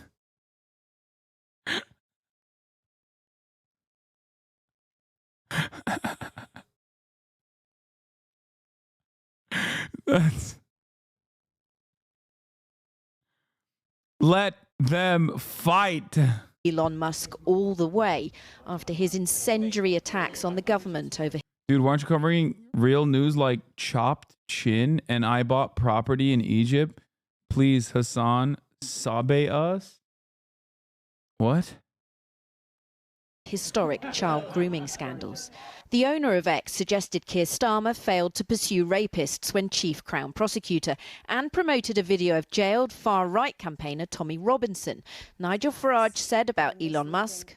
The fact that he supports me politically and supports reform doesn't mean I have to agree with every single statement he makes on X. I think I've made it perfectly clear that I don't agree with everything he stands for, but I do believe in free speech. I think he's a hero.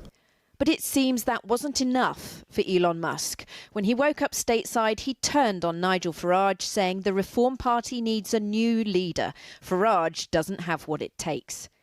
Elon Musk's new favourite seems to be Tommy Robinson, who used to head the English Defence League, whom he says was put in prison for telling the truth about Britain. He was actually jailed for contempt of court. We make Britain great again! Nigel Farage, who's in the middle of a series of rallies, has said Elon Musk's broadside is a surprise. He's a remarkable individual, he said, but Tommy Robinson is not right for reform. Never mind that he says he's never asked to join the party, although some of its members are supporters of his.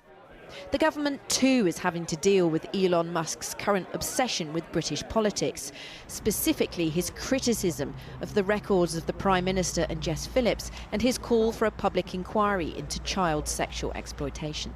We've had an independent inquiry on child sexual exploitation. Not a single one of those recommendations was implemented by the last government. We are determined to implement those recommendations. And when it comes to the Prime Minister, our Victims Minister Jess Phillips, these are people who in their professional lives outside politics have put more rapists, wife beaters and paedophiles behind bars than their critics could ever do. The previous Conservative government also declined to lead an investigation into grooming in Oldham, but the party is now calling for a national inquiry. What is clear to everybody, apart from the Labour government, is that we do need a proper public inquiry to get to the bottom of the truth behind this, so lessons can be learned and those people who are guilty of covering this up can be brought to justice. Elon Musk has power and influence and did have a soft spot for Nigel Farage. But in the end, his intervention in UK politics put pressure on the relationship, and it could be the end of the affair. Jane Deeth reporting. Well, earlier I spoke to Mark Owen Jones, who's an Associate Professor of Media Analytics at Northwestern University in Qatar and an expert on disinformation. I began by asking, with Musk turning his fire on Nigel Farage after days of attacking Keir Starmer, what's going on? Well, you might argue it's the snake eating its tail.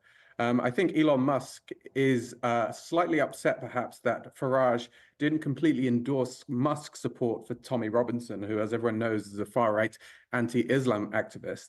And Elon Musk seems to support Tommy Robinson quite a lot.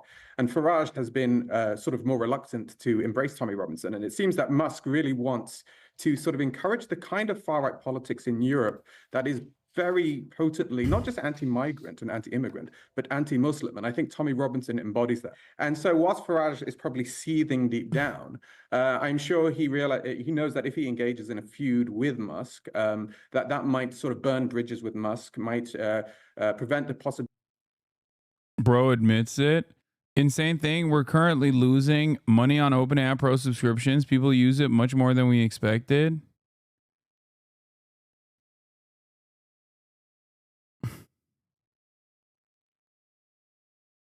Okay, dude. Ability of getting a lot of money to reform and ultimately burn an important bridge with Donald Trump. Let's not forget that Farage is trying to position himself as a link between the UK and the US and talking about how we can perhaps facilitate a trade deal. Why do you think that Musk is going about this in this way? Why do you think he's posting more, getting more stridently involved in other countries' politics? I think there's a number of things at play. I think one, Musk is himself an ambitious person, not just in terms of his commercial and economic projects, but I think his taste of notoriety, especially through social media, and then his subsequent buying of X has given him a taste for political power. And if you look at Musk's tweets over the lifetime, you can see that increasingly he's tweeting more. His tweets are getting more neurotic, more political. So I think increasingly Musk is showing himself to have been, I argue, radicalized by his own platform and by his own fame. Well, he would call himself a free speech absolutist. I do wonder what his end game is, what his strategy is to fire off all of these different tweets. There's a number of things that I think are at stake here. You could argue that his backing of Trump was... Oh yeah, this was awesome. I saw this FUR word right after he said, please post a bit more positive, beautiful, or informative content on this platform. Now, what's funny about that is a lot of people were mad at Elon for saying it, but I will bravely say what others are afraid, which is that he has the pass. Okay? I mean, come on. He is incredibly disabled. It's his word, dude. Like... what are we talking about? Are we just gonna police? Are we doing that now? Like we're just...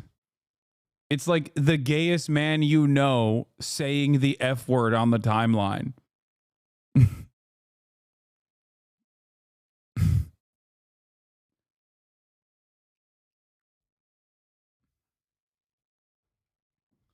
Isn't it your word too, technically? Yeah, okay, let's chill out. I'm like a day walker. Okay? To the uninitiated, okay? I'm like a super white passing like quarter black person. You know what I mean? Like if a person like that drops the M word, a lot of other people are gonna be like, whoa, what the fuck did you say? You know what I mean? It's kind of like that, where if I drop the R word, everyone's gonna be like, chill. Wait, what is this? FUR word came Musk's response containing a slur used against people who have mental disabilities. He then replied saying yes to another person who said, we could have avoided a lot of disasters by simply telling leftist R words to shut the fuck up. Musk appears to have made a conscious choice to reintroduce the word into the right-wing parlance of late, often using it on his X platform. I think what's really funny, an analysis of his X posts and replies show that he has used the term, or a variant of it, 15 times since December 20th, having never used it before. So I think one of the funniest parts about this is that Elon Musk is like, what, 53 years old? Like, who is like, oh man, I'm going to reintroduce a slur into my lexicon at the brittle old age of 53. I thought you meant N-word pass for a second. What? Yeah. Not that.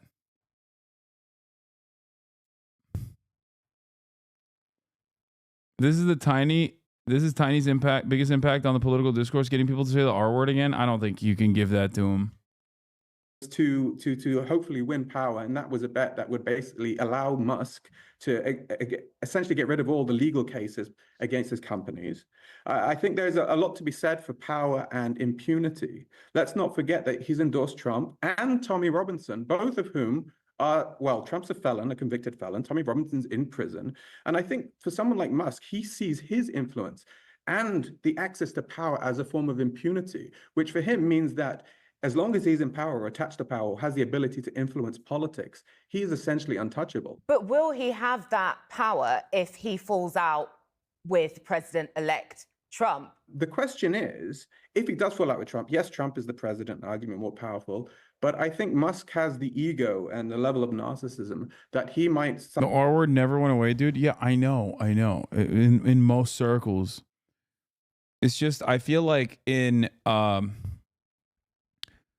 when you go above a certain age, or if you're like in a relatively professional space, though, yeah, no one's going to say it.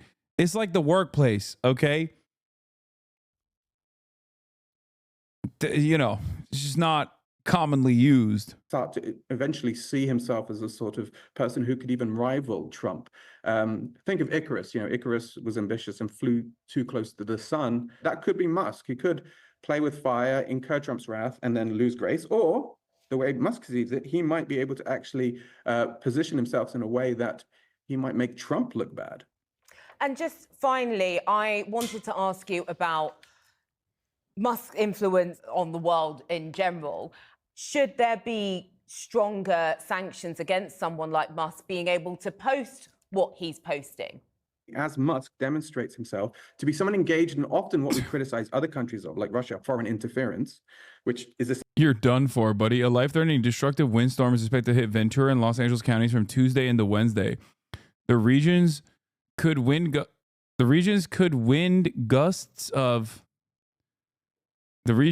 experience wind gusts of 50 to 80 miles per hour.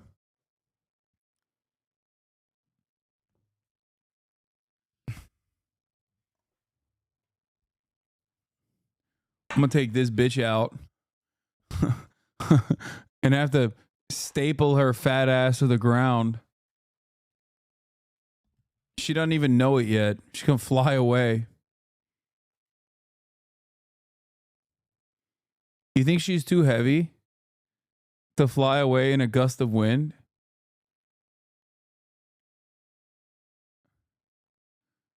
I feel like she's too fat to fly away in a gust of wind, but I don't know. What are you looking at? Huh? What are you looking at?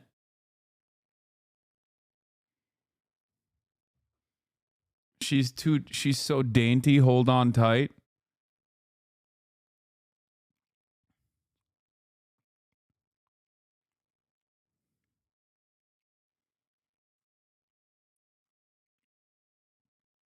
Tina is more likely to fly away than her.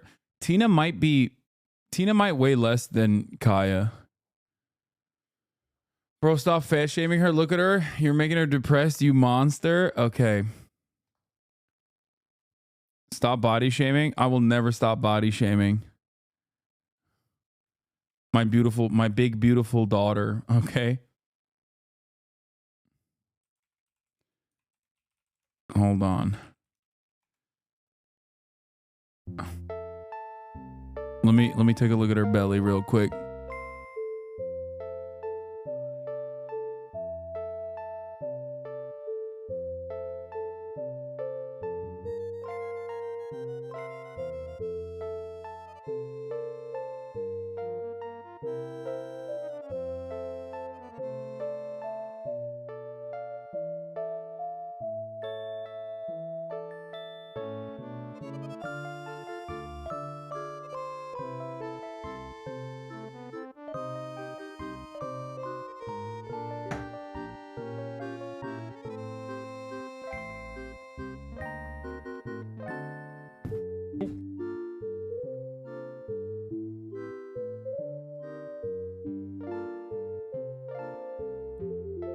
had to do a little Kaya break and check in on her scars. Your daughter is going to stop talking to you when she goes to college if you keep body shaming her? She's never going to college. I'm never letting her go to college.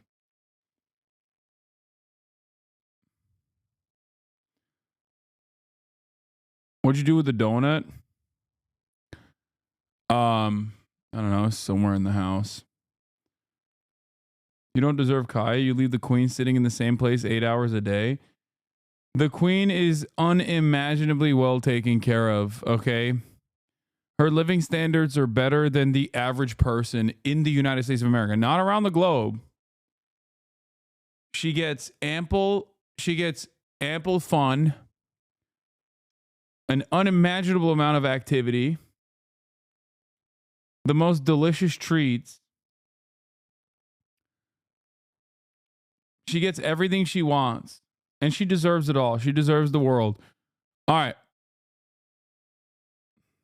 Let's continue. Essentially what he's doing. The governments might have no choice but to take... Bro, why do you keep sending this? I've already watched this. You think this video with 400,000 views from a HasnAbi head is not a video that we watched way back in the day? Why do you keep linking it? He just keeps spamming it too. He's like, please watch this. Please. Don't be mean to chatters. I wasn't being mean. More punitive measures. We have to take the platform from under him. And I also think as a society, yes, we can... The wind is probably going to mess with streaming tomorrow. It's likely to take out power lines. That's true. I didn't really think about that. If it goes out, maybe we'll use the new bag. You know? Government needs to take measures. But we have to wonder now, as news organizations and politicians, to what extent now should we be using X or endorsing X if that's a platform? All right, let's watch why Tommy Robinson is in prison, also known as Stephanie Yaxley Lennon. Wait, what's tomorrow? Wind gusts up to 50 to 80 miles per hour in California, in Los Angeles. Yes. Can you get me a solicitor? Arrested for broadcasting on Facebook Live outside a court in the UK. Sentenced to 13 months in prison the same day. For Tommy Robinson's supporters, it's an outrage. For them, he's out on the street telling the truth. Yeah, they put him in jail for being the ugliest son of a bitch in the UK, which is like a very competitive field, you know what I mean? Truth about Muslim immigration and Islam. A thorn in the side of the establishment, a defender of free speech. Thousands have marched on Downing Street in Leeds and Manchester. More protests are planned. More than 500,000 have signed a petition. They want Tommy Robinson. Who is this guy? This guy's one of the most notorious Islamophobic terrorists in the UK. F you? Wait, why?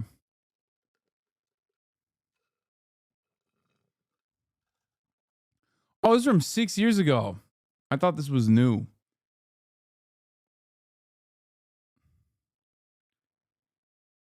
All right, let's look at the biggest moments from the 2025 Golden Globes. Filled with fierce fashions and emotional wins from Demi to Zoe. Lara, gonna share it all with us? It was a great night. It was really... Oh, before we do that, sorry. Here's senior politicians in labor. The Tories and Reform have privately urged Donald Trump's allies to rethink his relationship with Elon Musk after the weekend. They're all questioning if the Trump-Musk alliance will last following the Nigel Farage blow-up. Rare unity on this between the three parties. A source well connected on both sides. I love that the one guy that could unite the entirety of the British Politburo is uniting them on how bad his vibes are.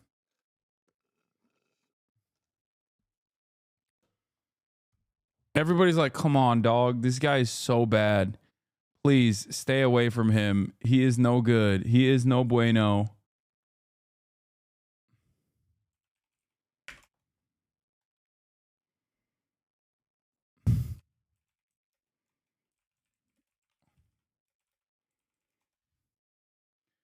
Trump is going to drop Musk as soon as he gets into office. I think so too. Trump supporters in Britain are warning Musk's posts risk damaging the president-elect's reputation abroad. Another UK politician close to Trump world says they're worried Musk has got above his station and now poses a threat to president-elect. But a Trump spokesman insists he is standing by Musk despite the row with Farage. Elon Musk and President Trump are great friends and brilliant leaders working together to make America great again.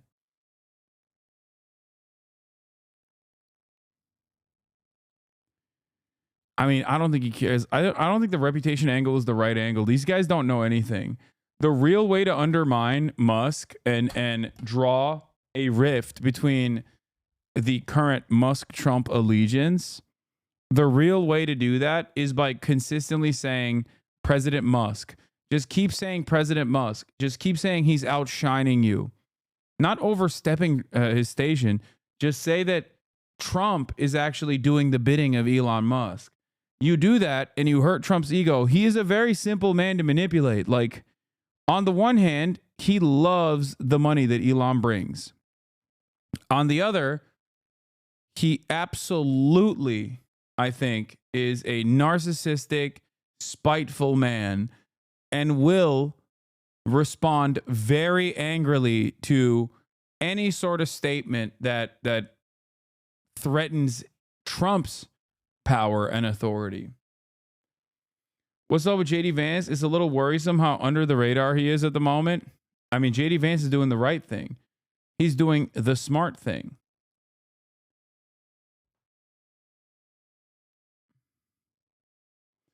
New York Times Maggie Haberman reports that Trump has started to complain that Musk is around a lot. It's not there yet, but it will get there.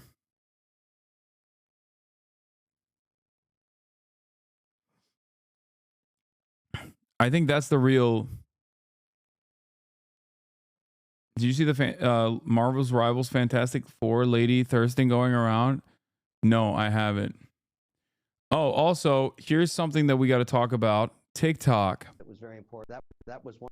And also, I guess, somewhat tangentially related to Canada.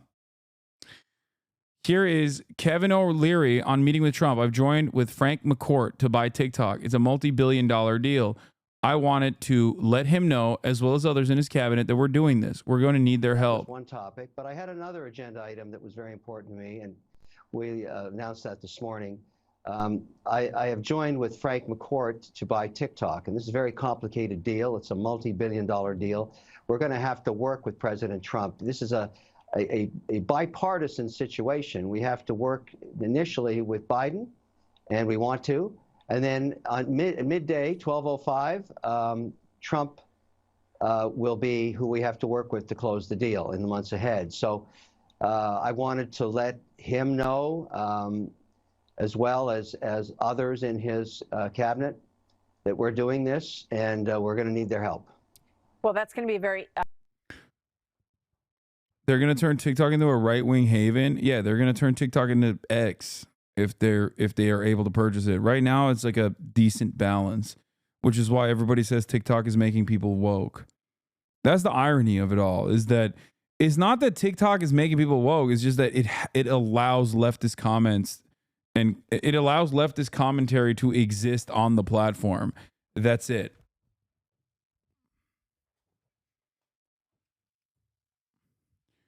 Okay. I think this is really funny, and I want to show you some of the choice TikToks from operators like this guy. CCS, we have the join or die roast. This is a lactic fermentation process from Colombia. This tabby varietal literally translates to good. I spritz water on 15 grams of coffee and then grind at 800 micron. After grinding the coffee, I rinse my filter and preheat my brewing kit. He's tactically ascertaining the coffee beans and engaging in kinetic action in the process of a thermal implosion event to ensure that the coffee beans are sufficiently warmed up. There's nothing funnier than also playing dress up as like the Sicario guy, because this guy is literally, he's doing the Sicario fit. He's not gay because he makes coffee with a plate carrier on. Exactly. Uniform grind and stable temperatures translate to consistent cups. After dosing our coffee, we'll bring our water to 200 degrees Fahrenheit, then do a 45 ml bloom at 45 seconds. Next, I bring the water to 210 ml and then swirl. This technique prevents channeling and increases extraction. The final result is a cup with buttery texture and creamy mouthfeel, paired with bright acidity and notable... Talking about creamy mouthfeel in your tactical Java deployment is, you know, I'm sorry, dude. This is gay as hell. Look at Black Rifle Coffee. What is happening? I'm not gay, though. Don't say it. That's what my ex-wife Barbara also said, and she knows not to say it any longer. Red fruit. So if you feel like getting creamy with the homies, do yourself a favor and subscribe to this month's ECS. There's nothing fake about conservative gun guys being so scared of the world that they have to arm themselves to go from the driver's seat to the trunk. This funny take as well. Yeah, he saw Jeffrey Donovan in Sicario and decided to make it his entire personality. It's literally a one-to-one fit. It's crazy.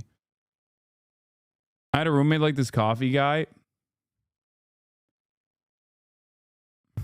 Getting creamy with the homies. Water to 200 degrees. It's just funny because, like, this is... Like, he's combining so many different things. One, this level of, like, care into your coffee making process is still something that very much exists on TikTok. It's just not expected from, like, a hoorah Black Rifle Coffee guy. But, like, the fact that he's in a Cybertruck with, like, his tactical gear is so funny. Is it not satire? I can only view this as satire. Please tell me it's satire. No, it's not.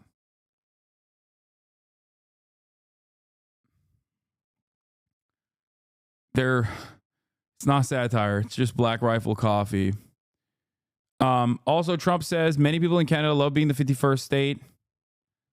He just keeps talking about how he's going to annex Canada. This was fantastic as well. White boy lunch versus Hispanic boy lunch. And then we'll talk about the Adrian DITTMAN saga as well before I move on to some more stuff. Peace, man. Let's eat lunch. Tell me what you got, dog. I had 2 sandwiches. We got some cheese nads, no peanut butter nads. Cheesy poos. Cheese poos, Nutri-Grain. You know what time it is. Bro, it's crazy to me that dudes that work in back-breaking labor eat so poorly. Like, you need way more protein, dude. What the hell? You need so much more protein. So much more protein. That's all carbs and fat, my man.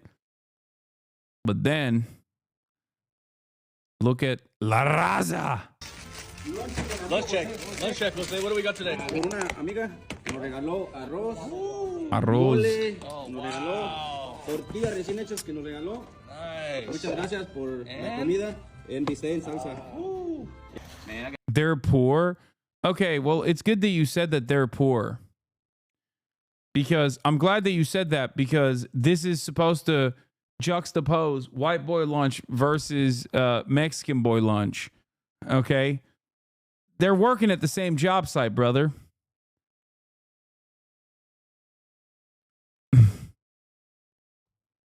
What's up? You got me adult lunchable. Adult lunchable, God bless him.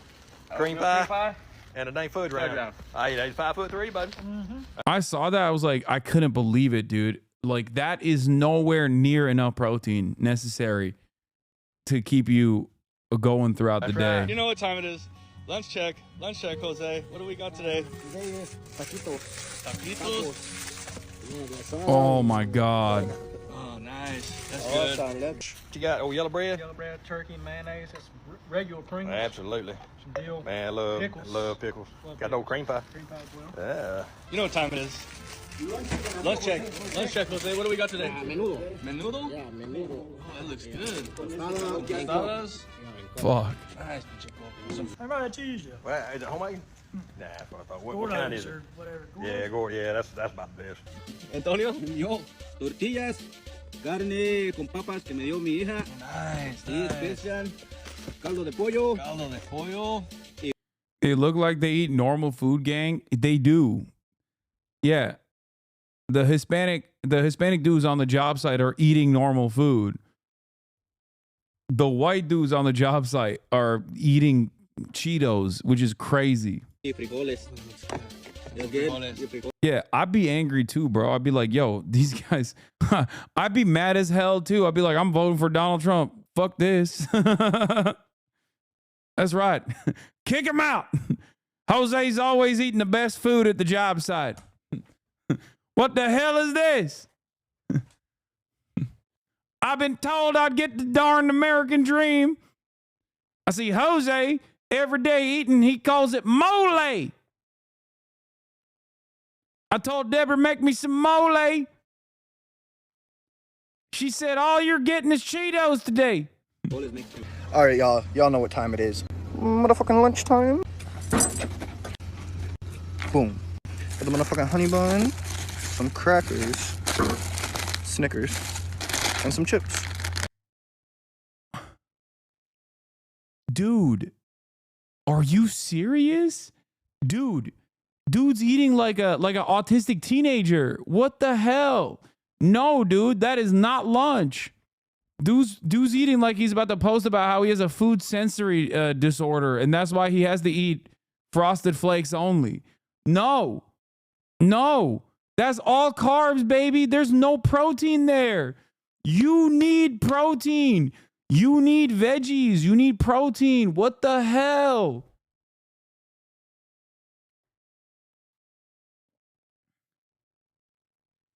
Oh my God, dude, the amount of injuries that you are going to withstand just by, like, I'm telling you right now, I saw this video and it just like killed me. I work out. I don't work at a job site. A job site is infinitely harder than that, right? There's like plenty of picking up heavy things and being on your feet the entire day. In order to sustain that, and in order to ensure proper rest and recovery, you need to have more protein. You need to have protein. You need to have a more balanced diet.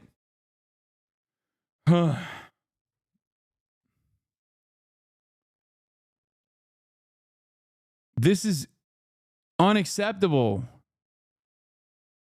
And another honey. Drinking, papa. We got the chile verde with the sopa and beans with cheese. Chuletas with arroz. Oh, papa. Oh, chile relleno, papi. Look. Oh, let's see the cheese. Let's see the cheese.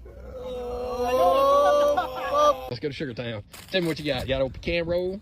Strawberry, Right, applesauce, strawberry. Fritos, Nutri-Grain. Basically the same stuff I had Swiss last cakes, week. yeah. It's a Dollar General again. Every single one of these dudes is going to have tremendous issues down the line. There's no way to keep this up. And then you got 2 pieces of pizza. That's good, drinking that water, though. Yo, check this out, man. Y'all thought y'all had some parties going on now. This is a carne asada at the house, boy. We got my man Ivan right there. Yes, sir. Everybody grabs a taco, gets to work. Siding going on outside. Everybody's just grubbing, man. I love it. Look at him. He's dancing, too. Okay. Whoa. He's dancing on his way to the food. That's how you know you got a good crew, man. Amazing. And people, man, let me just say, any Hispanics on the job site going hard, baby. Look at this. Whole carne asada with good vibes, baby. Legitimately, this can be explained by the fact that the Hispanic workers have a social support network and the white men don't. It explains so much. Yeah. I think it's a microcosm of a much larger problem. But that's it.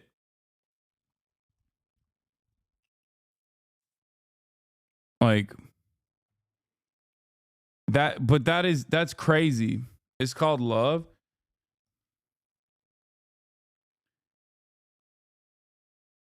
No wonder these guys are always talking about like all the contractors talking about like, what do you mean? All the hired help has to be Mexican. Them white boys, they don't want to work no more. They don't work good. It's like, yeah, I wouldn't work good on Mott's and a bag of Fritos chili cheese either. That's like 600 calories of just carbs only. That's crazy.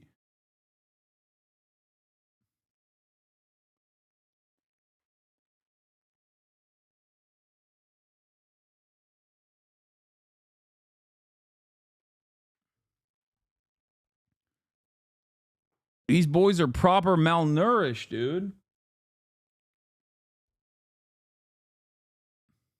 That's why they want to deport us. All these white boys are jealous of us. Yeah. Can confirm I work construction. I had a shit diet. I gained a bunch of weight. I tore my body up and I took longer to recover from injuries. I ended up with several herniated discs and messed up joints. Yeah. Is it better than McDonald's though? No. Ironically enough, McDonald's is better than this. And I'm 100% serious about that. People often say like McDonald's is ultra processed, and it's true, okay? But McDonald's is still more balanced than this. As long as you're not getting a milkshake on the side and like French fries galore, okay? if you were to just simply stick to the burgers and maybe some chicken nuggets, you would literally get a infinitely more balanced diet than this. You need protein. This is crazy. Like, the one thing we saw on White Boy Lunch is that it's just all carbs and fat, no protein. They're avoiding the protein like it's gonna kill them or something. This is crazy.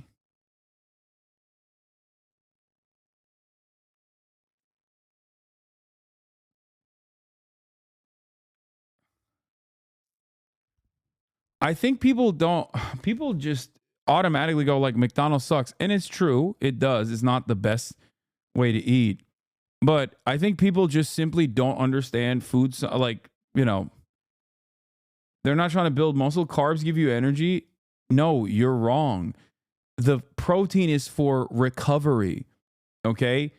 When you are engaging in back-breaking labor, your muscle fibers are breaking down. In that time frame, you need to have protein to ensure that your muscle fiber heals properly. Also, there's just nowhere near enough. Like, you need protein even if you're not doing labor. What are we talking about?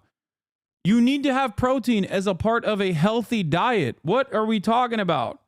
There is no world where like someone's just like, nah, I just sit around all day. I don't need protein. No, you still need it.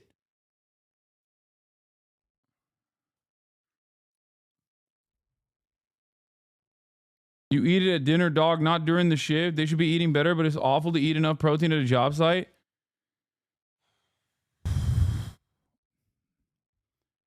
That's insane. Maybe they're vegan. You're being prejudiced against vegans. Yeah, no, they're not vegan. Another lunch vid going viral. All right, day 5 of Jesus' lunch. Oh, yeah, no, I love this one. I've seen this before. Got today, baby. The turkey sandwich, Slotsky. Where? Slotsky. Okay, Slotsky. Slotsky's. And 2 jalapenos. Okay. 1 jalapeno. Very little red. And orange. It's very, very hot. Pero it's okay, me Mexican. Don't worry, me no white boy. And that's the best one. Me no white boy. Would it be beneficial just to add a protein part then? You need more. People don't realize you're wearing your muscles out by using them. They don't understand the first thing about nutrition and caring for themselves. Grown-ass children need women so desperately.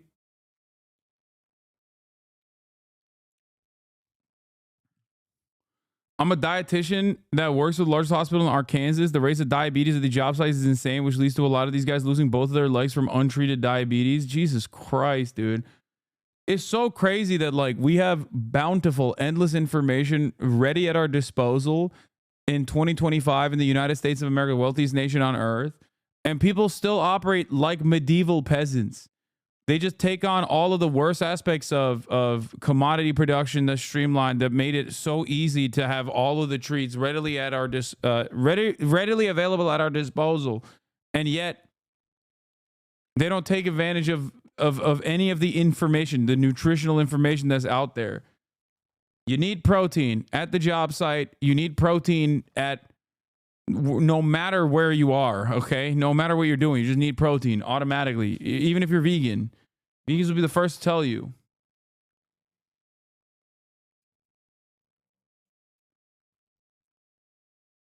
Here come the lifting normies and health nuts. Shut the fuck up already. No. You need protein too, chatter. You're crazy.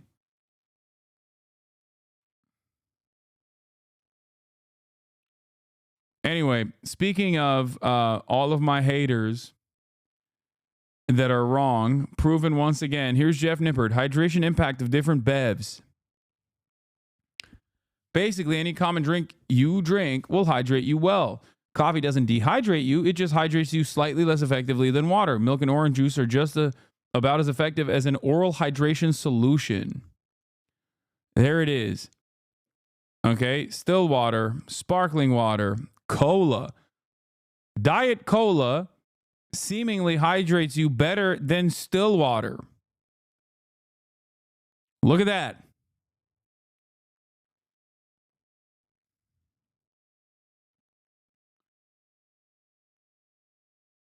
Look at that. Let me crack open a Diet Cola.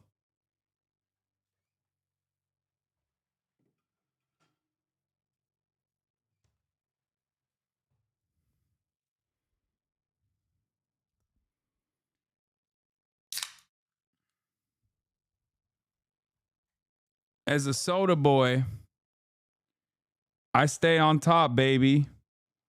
Soda boys on top, baby. Let's go.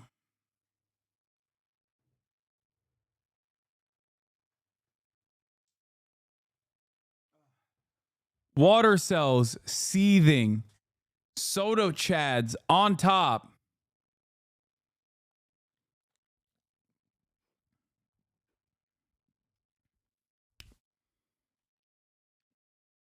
That's right. Nutritionists cost money, dude. Does it look like I'm made of money? What are you talking about, brother? What do you mean? I'm not a nutritionist. I've never gone to a nutritionist. What are you talking about? That's why I said we have information readily available, accessible at our fingertips.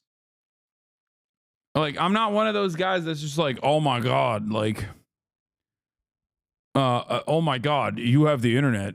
You can do your Sigma grind set. Like, I understand why many people don't have access to this information, or rather don't know where to look. But you are currently here, and I'm telling you these things myself. What's the matter, Cola boy? Afraid you might taste something? Yeah. You do eat the same every day, though, so? You don't realize how poor some of us are? Brother, okay, you're broke. Does that mean you're also incapable of hearing the words that are coming out of my mouth? I am so confused. I'm in the process of telling you what is good, okay? I'm in the process of telling you what is good in terms of nutritional information. I'm giving you valid nutritional information, and you're like, nah, I'm too broke to hear you. Like, what is happening?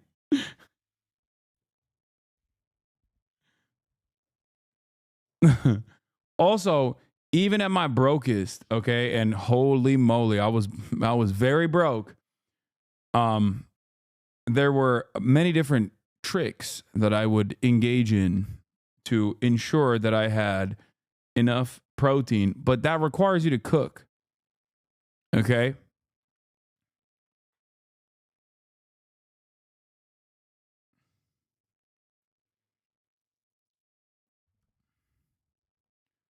Yeah. Like day-old rotisserie chicken, for example, manager specials. White people, I'm poor. I can't eat as good as Hispanics. Yeah. The Hispanic guys at the job site are just simply infinitely wealthier than the white guys at the job site.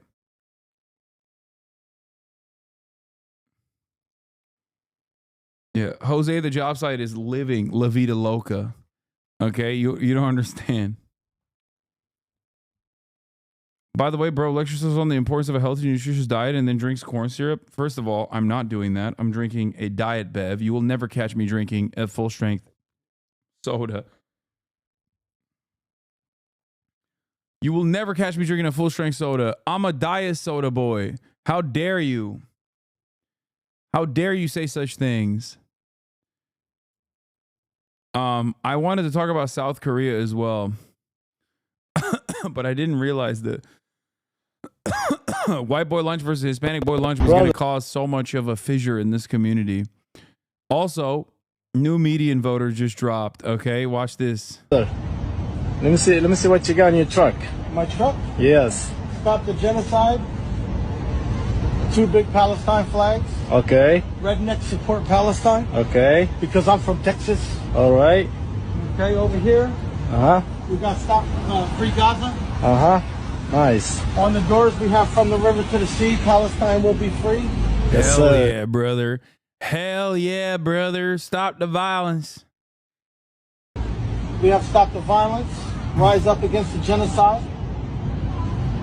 MashaAllah. MashaAllah. And then we have the kafir that says Palestine Palestine will be On free. the mirrors in the hood, on top of the windshield, it says "All Eyes on Rafah." Watch out. Watch out. ADL's coming for the decals. ADL's coming for the decals, my man. Watch out. They're going to be like, you got to take this down. This is the most anti-Semitic truck I've ever seen. Why can't you get a cool, not anti-Semitic truck, like the same lifted truck, but instead it has a Blue Lives Matter sticker next to a Israel sticker next to a swastika? That is the perfectly appropriate amount of non-anti-Semitism coming from the overwhelming majority of lifted trucks in the state of Texas, you know? Why can't you be a normal redneck and be a part of like a neo-Nazi militia that's also weirdly pro-Israel? ADL labeling this the most anti-Semitic truck known to man.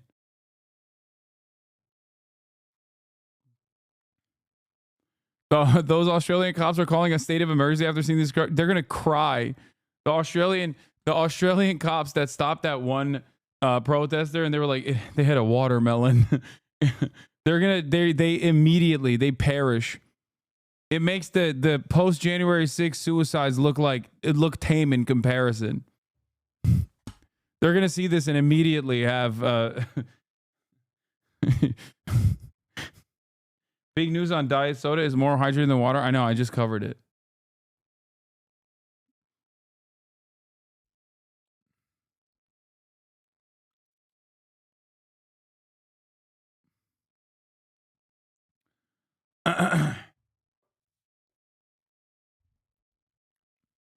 Fox Sports lawsuit explained hairstylist suing Fox, Skip Bayless, and Joy Taylor. Former Fox hairstylist is suing Fox, Fox Sports, Fox Sports 1, Fox Sports 2, Damn, there's that many Fox Sports? I didn't even know. Charlie Dixon, who is the head of content for Fox Sports 1, Skip Bayless, and Fox Sports 1 host Joy Taylor.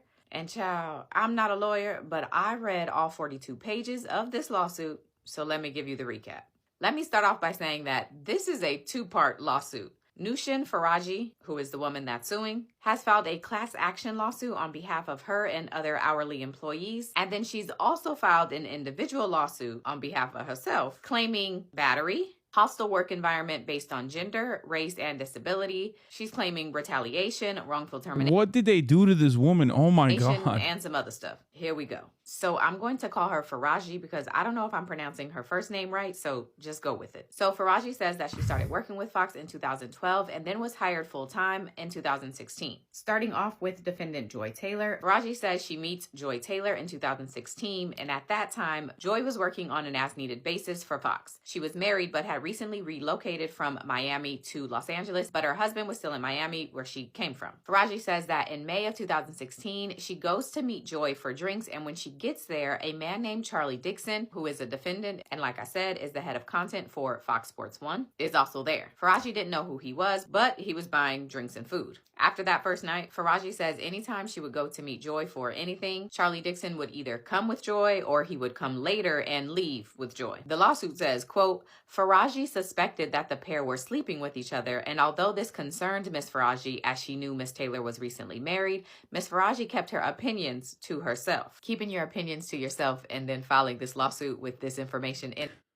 Is Skip the guy that accidentally started Instagram live of him clapping cheeks? Absolutely not. Okay. That's unk. And secondly, it'd be really funny if it was Skip Bayless that actually had an Instagram live of him clapping cheeks. Mama Shell. Mama Shell. Mama Shell. In it doesn't all the way feel like keeping your opinions to yourself. The suit goes on to say that Faraji continued to be friends with Miss Taylor, but tried to distance herself as she considered the situation dangerous as well as morally wrong, as Miss Taylor and Mr. Dixon were both married. In July of 2016, the lawsuit says people around the office start hearing about a new show that's going to be launching called Undisputed. The show was going to co-star Skip Bayless, Shannon Sharpe, and execs wanted a woman with significant TV experience to also star on the show. So Faraji says it was a surprise when Fox announced that Joy Taylor was the woman who got the job, considering that Joy previously was, quote, a bartender and Miami radio host with very little TV experience. Faraji is giving shade, ain't she? Now, Faraji says that Skip Bayless told her at one point that he didn't even want Joy Taylor on the show, but Charlie Dixon was adamant about it and eventually asked him to just do it as a favor to him. A few months after all of this, Faraji says she goes to dinner with Joy, Joy's husband, Charlie Dixon, and Charlie's wife. And during that dinner, quote, Miss Taylor's husband became suspicious that Miss Taylor and Mr. Dixon were having a relationship. Soon after the dinner, Miss Taylor's husband found evidence of the inappropriate relationship and decided to divorce Miss Taylor. Fast forward a bit to January of 2017, Faraji says that she was at a rooftop restaurant celebrating Joy Taylor's birthday when Mr. Charlie Dixon approaches her. The lawsuit says that he asked the bartender for a drink and then he places his arm on Faraji's lower back. He asked her how she was doing, if she was having fun, and if she wanted a tequila shot. He then, according to the lawsuit, lowered his hand and started rubbing her body and grabbing her behind. Faraji says that she told Joy Taylor about what happened, but to her surprise, Joy's response was, quote, get over it, and that Dixon could make both of them lose their jobs. So from there, Faraji decides to tell another coworker. And the lawsuit says while that coworker agreed that Charlie Dixon was disgusting, the person also said that the behavior wasn't shocking given Fox's culture and that Faraji should just keep quiet if she wants to keep her job. The lawsuit says a few years into working at Fox, Faraji went to lunch with another one of her coworkers, and at that lunch, the woman tells her that she's no longer going to be working with Fox because Charlie Dixon told her in order to renew her contract, she needed to engage with him. The woman declined, and according to her, she was now parting ways with the company. Following that, I mean, I believe a lot of this tracks with corporate America. I feel like that is not culture, is predatory. I mean, it fits Fox's culture. Most Fox properties have been hit with similar suits. I mean, think about Fox News. You don't remember? This happened within Fox News as well. And it's not just Fox either. It's just like, I think it's just most of media has these issues. at lunch, Faraji calls Joy Taylor to report what she learned at lunch. And according to her, Joy says no one gives a blank about that coworker. Now, in addition to what's claimed about Charles Dixon and Joy Taylor, Faraji also has some claims about Skip Bayless. Faraji was hired to give Skip Bayless haircuts once a week for Undisputed, and at first these appointments were fine. But eventually he, quote, began finding excuses to touch her. He would give her lingering hugs after each haircut, putting his body against her own, pressing against her, and he even began kissing her on her cheeks. In the summer of 2017, while Miss Faraji was giving Skip Bayless a haircut, he told her that she was, quote, voluptuous. Now, Faraji, whose first language is in English, asked him what voluptuous meant, and he said she should figure it out. Eventually she does, and she says she was mortified. Faraji says that she decided to... She made him go consult a dictionary for sexual harassment? It's like a timed sexual harassment bomb. Like, she had to go home and pull up a dictionary and then get hit with the impact after the blast. That's crazy. A delayed attack. To keep quiet about all of this because she was a single mom and needed the job to care for her and her son. In an incident from 2021, Faraji says that she told Skip about some medical issues she was having, but instead of him being compassionate, Faraji says that he told her he wanted to be with her and then allegedly grabbed her hands, began kissing them, and offered her $1.5 million to engage with him. About 1 week after the $1.5 million offer, Faraji says Skip tries her again, and this time Faraji tells him, quote, Skip, stop, you have a wife. To which Skip responded, quote, aren't you Muslim? Doesn't your dad have 3 to 4 wives? What? And then Faraji what? He hit the double. Sexual assault, sexual harassment, and also Islamophobia, the triple. He's dual wielding bigotries. He's dual wielding bad behavior. He went akimbo. Her dad was dead. In April of 2022, the lawsuit says that Faraji walked over to Skip's fitting room on set.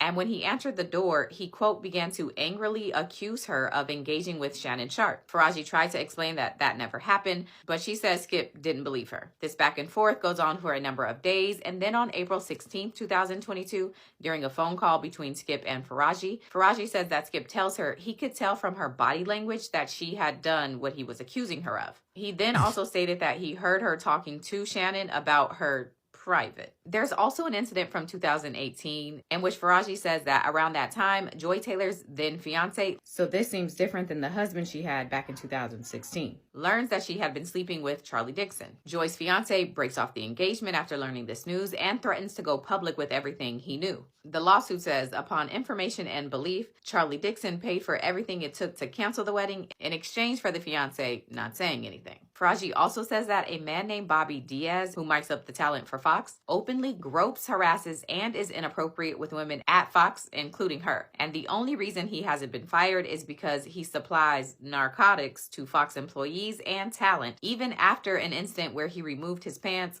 on live camera. What's going on over at Fox? In February of 2020, Faraji says she meets Joy for lunch, and when she gets there, Emmanuel Acho was also there. Faraji didn't know who he was, but she says, quote, she could tell that the two were romantically involved. Faraji.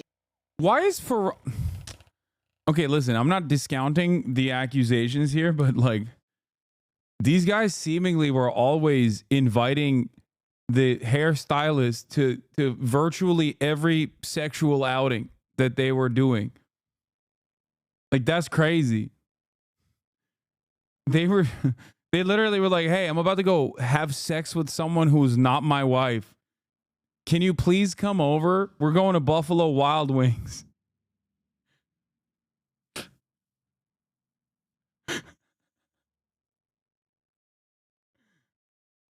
What the hell, dude?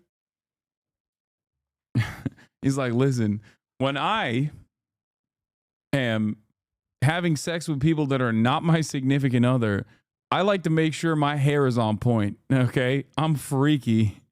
She says she tells Joy Taylor that she probably it's hairstylist centric adultery kink. Shouldn't be sleeping with Emmanuel and Charles Dixon because Dixon is a very powerful man who might get angry. But Joy allegedly responded saying she is also very powerful, and once Charles Dixon was no longer useful to her, she would just tell the company that he forced himself on her. Faraji says Joy wanted Acho to recommend her for the show Speak for Yourself, and in September of 2022, she was in fact hired on that show. By October 2021, Faraji says the friendship between her and Joy Taylor had ended. And when it does, Joy begins insulting her on a personal and professional level. Joy allegedly openly mocked Faraji's English and complained about Faraji's humming. The humming is apparently involuntary, and it's a subconscious coping mechanism Faraji uses for PTSD. Joy Taylor also then began saying that she needed a black hairstylist on set instead of Faraji, who is in black. Time goes on, but eventually Faraji is told that she is no longer needed as a hairstylist at all. And when she asked the head of operations if she had done anything wrong, the woman responded, quote, you remind me of my dog, and when I take my dog out, he barks at bigger dogs. That's like you. I don't even know what that means, but comparing somebody to a dog is not okay. In August of 2023, Skip somehow learns that Faraji never actually engaged with Shannon Sharpe and decides to apologize to her. While he's doing that, he also tells her that Charlie Dixon wanted her fired because she knew too much and was talking too much. There's some HR meetings, some internal investigations. I like that they put the sexy photo of Shannon Sharpe on there. Like, respect. Put some respect on Unc. He puts a lot of work. He puts a lot of work to stay that way, okay?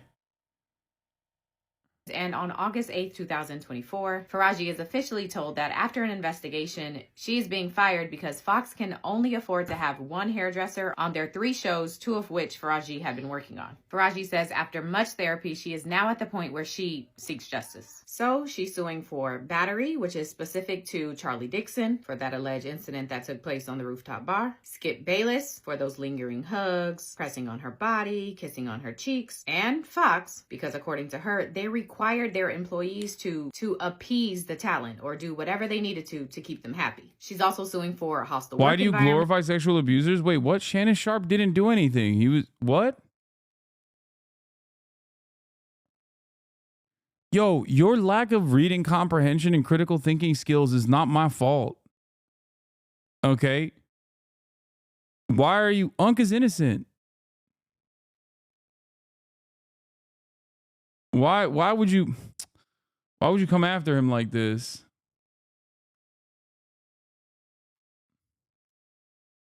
Failure to prevent harassment, which is specific to Fox for not taking reasonable steps to prevent this kind of stuff from happening. Retaliation. Except for the Instagram Live thing? Yeah, what? You mean clapping his wife's cheeks consensually? I didn't realize that was a crime, dude. Ma Michelle. Because she says in one of those HR meetings, she confirmed that Joy Taylor was sleeping with Emmanuel and Charlie Dixon. And shortly after, she says she was fired. So according to her, those two things are related. And then she's also suing for wrongful termination. Now, like I said, there's also the class action part of this lawsuit. And Faraji does go into details of that. Whatever. But it's essentially that she and other Doesn't non-exempt matter. employees were not properly Partner. paid, even though they were required by Fox to work. So we just gonna start off 2025 hot, huh? Because I'm tired already.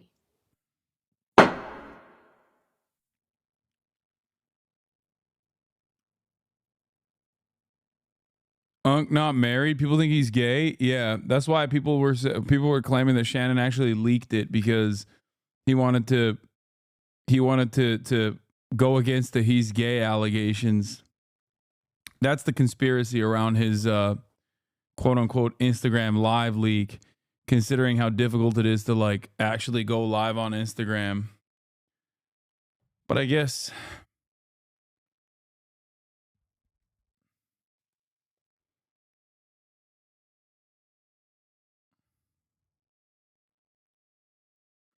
what did my favorite commentator say? Jason Whitlock. I know what I'm capable of. And that big rack of hers that she showed off constantly. That's great. You know, Jason Whitlock, somehow not involved in this, still comes out to be a villain. Cool. Straight up. It's like always expect Jason Whitlock to come out as an enemy in every story, even if he is not involved in the story. Thanks, Jason. It's just, and that peanut butter skin with that big rack. Oh my God. Oh my God. Oh my God. Oh my God. Lobotomy. Oh my God. Fearless with Jason Whitlock. Should feel fear. Also on the Blaze Network, by the way, just so you understand where this incredible, rousing commentary is coming from. Like, Jay, keep your distance.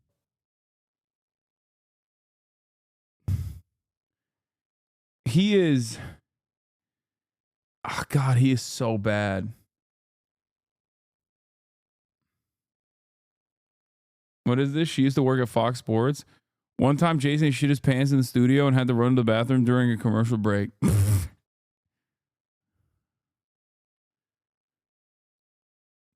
I'm in a tough spot. I know all involved parties. The story speaks to narratives that I discuss regularly. Corruption in TV and the media. The injection of women as hosts in male discussions. I'll figure out what I'm comfortable sharing and saying. And then he did. This was what he was comfortable sharing and saying. I know what I'm capable of. And that big rack of hers that she showed off constantly. It's just, and that peanut butter skin with that big rack. Like, Jay, keep your distance. I'm glad that he found comfort. He found the appropriate strength to muster up this take, okay? What I can say for sure is Shannon Sharpe got revenge on the people he viewed as doing him wrong at FS1, Fox Sports 1. Another prominent personality benefited as well. It's a dirty game.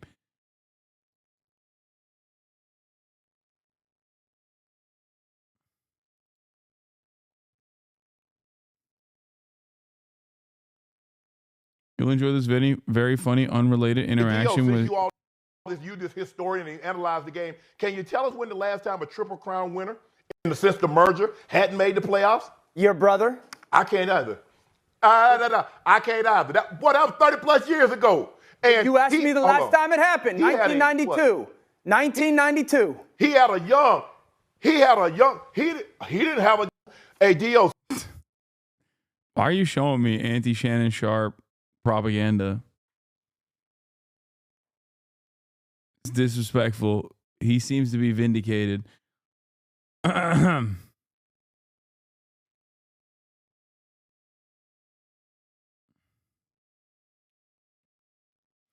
Emmanuel Acho was posting about Joy Tyler like bro was geeking about sleeping with her. Someone said he was also like very religious. Happy birthday to my brilliant co-host, my homie, my friend. Joy Taylor Talks. It's a pleasure and honor to work with you daily. Y'all go show her some love. I couldn't find you anywhere. Yeah, right there.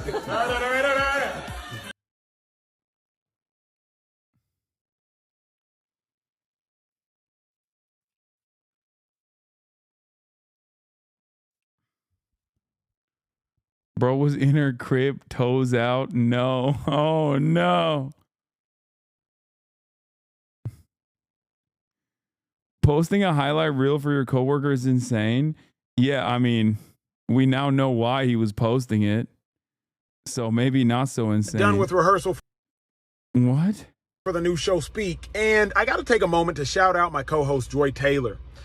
A woman, a black woman, daily show, sports. Do you all realize how hard it is to get into the position that she is in? So often there's misogyny and sexism running rampant in sports, and we don't even care what women have to say in sports. But Joy is not only in the position on television as a woman, as a black woman, but as an opinionist. So not just asking men what they think, but providing her own unique and distinct insight.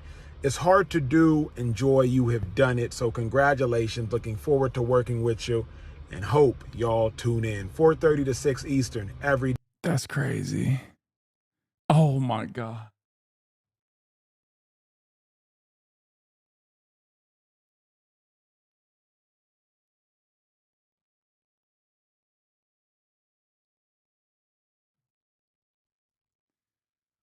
Bro, the eye roll, that's too much. The eye roll is too much.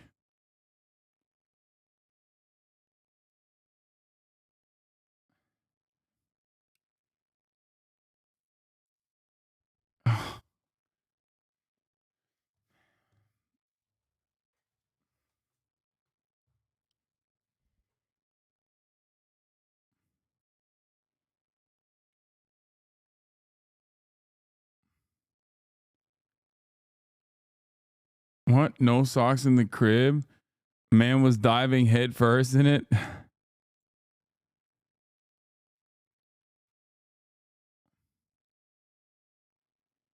What he's hiding there is shame. You might think he's cold. Okay? He's not cold. Wait. Oh my God. This is literally right after. Oh my God. Oh my.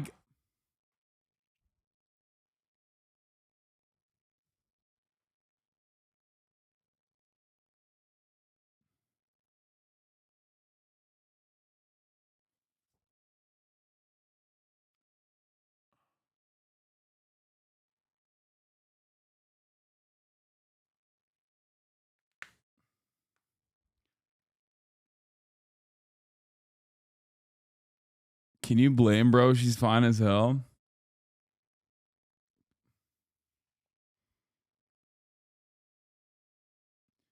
Yeah, this was awesome. Yeah, he wrote a book about tackling anti-Semitism. Our next guests are all about confronting difficult with Noah Tishby.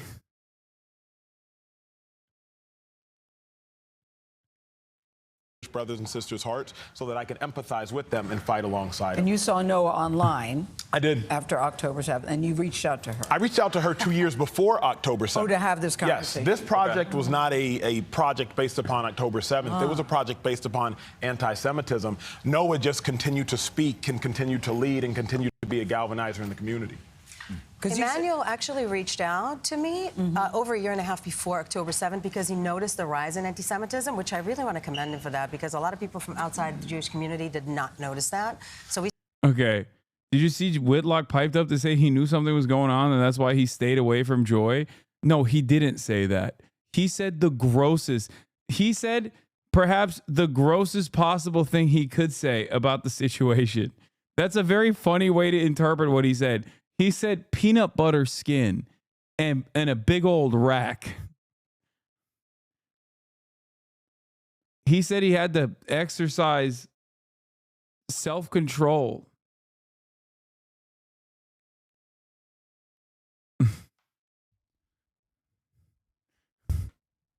God, Jason Whitlock is disgusting.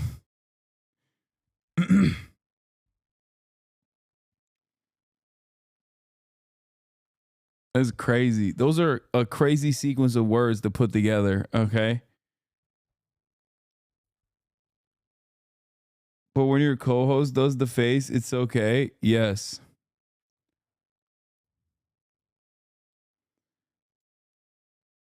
Anyway, what else do we got? Oh, updates on South Korea, by the way. Before I forget. South Korea's president, with a warrant out for his arrest, barricaded himself in his house with the help of their version of the Secret Service, and they're prepared to go down shooting. So they gave up. The police gave up. The PSS blocked the CIO from placing Yoon under arrest for approximately 5.5 hours on Friday, eventually leading the CIO to back down. At the time, the PSS blocked entry into the residence by using buses and military vehicles. And 200 or so PSS agents linked arms to form a human barrier against CIO investigators attempting to gain access to the residence. There are also claims that military forces were employed to secure the area, which the PSS has since denied. After successfully thwarting the effort to arrest the president, the PSS spent the following weekend setting up more vehicle barriers on the road leading to the presidential residence, while also installing military-grade barbed wire around the residence. I didn't realize Yoon had motion like that. My mistake. I didn't realize that the Yoon cells, the Goon Squad, the Yooners, the Yoon Gooners, the Yoonies were out and about like that. My mistake. I was not familiar with the motion that the Goon Squad had. Opposition parties suspect the PSS of issuing guidelines to his agents to be prepared for the possibility of using live ammo.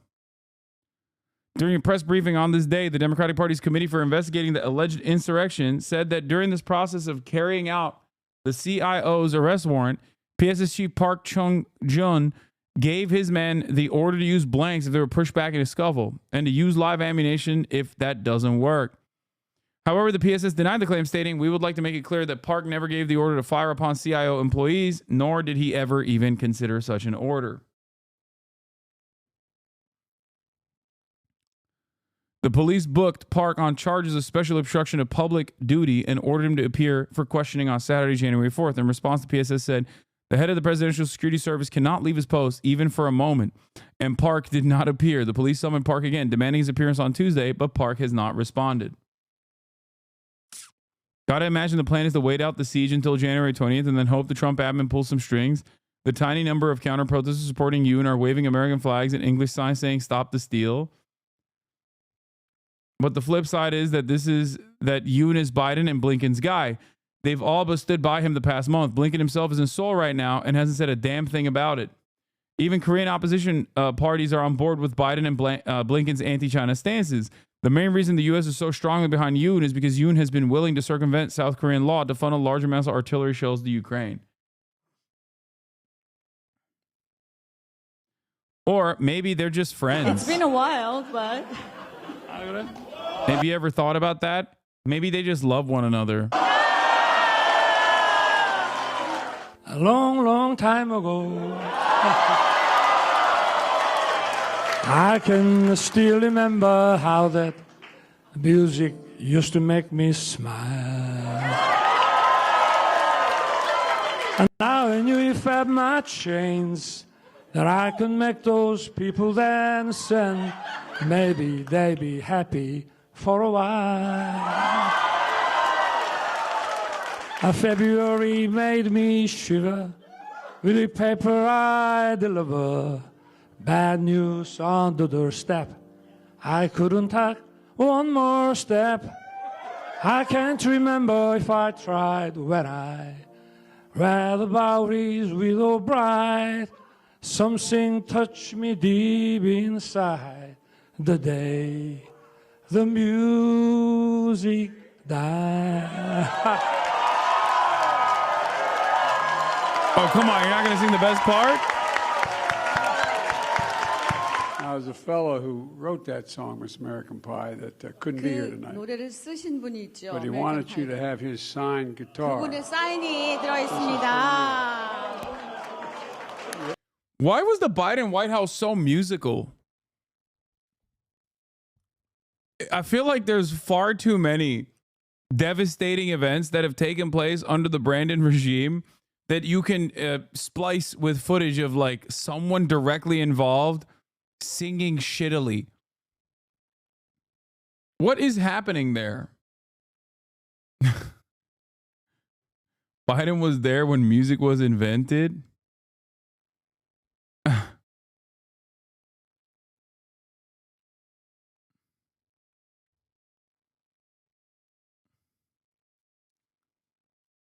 Not as musical when RBJ died during the drum batman. True. I mean, here is well, what is this? I thought you were gonna send me the Blinken yeah, rocking in the free world. Here it is. U.S. Secretary of State Anthony Blinken performs rocking to the free world in a bar in Kyiv.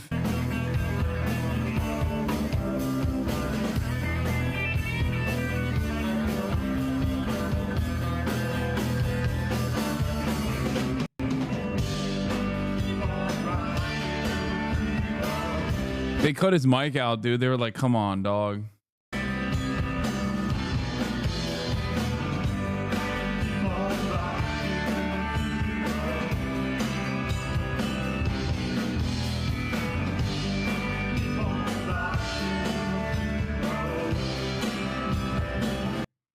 I mean, this is better, though. This is the best one.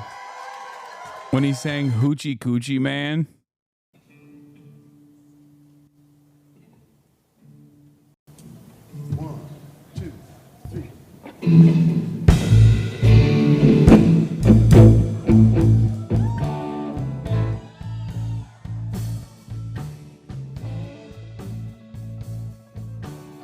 Bro, can you please stop sending me this video on anti-North Korean propaganda? Please, please, please. I beg of you. Please. I don't know why. You just like have valuable input in between. And then you go back to this video, this amazing video on the falsities of the West propaganda on North Korea. I am not going to watch the loyal citizens of Pyongyang, okay? From the YouTube channel, the DPRK Newsroom.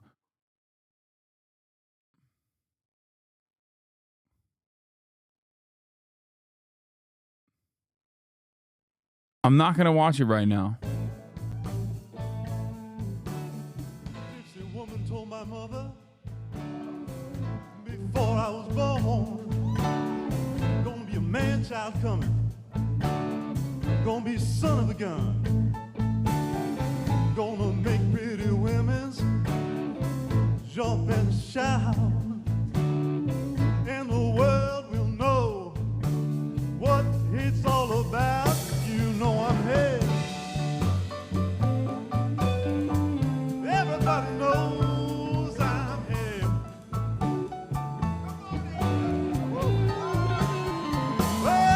It's amazing. I don't know what's going on. I'm an NMP viewer. This is Secretary of State Anthony Blinken, who oversaw probably one of the more destructive American foreign policy regimes around the globe.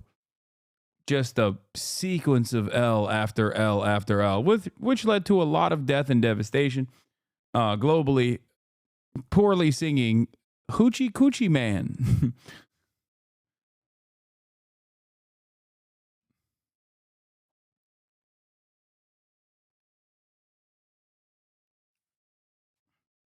Are you not worried about being banned from Twitch for showing This shit, though.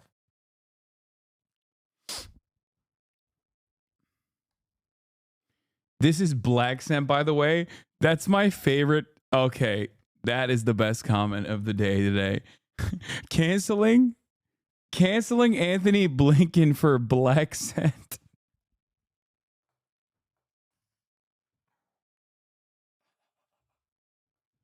This is up there with Hitler's age gap relationship in terms of probably the canceling notoriously horrific war criminals for minor offenses in comparison to the awful things that they've done.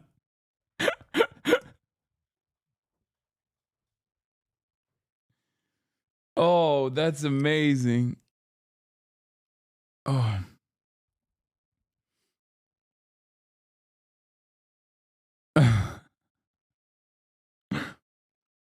Like, this man is getting sued by all jokes aside, I think he's like being personally sued by the victims of the genocide that he's overseen.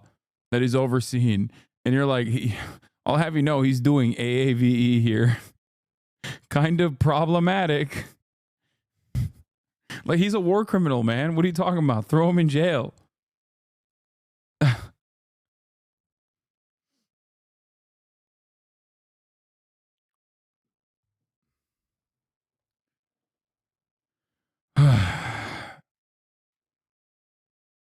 Where is this lady going? Are you going somewhere? Are you going somewhere? Is there somewhere you need to be? What's that? What's happening? Oh, never mind. It's just I would like some pets, please. My time.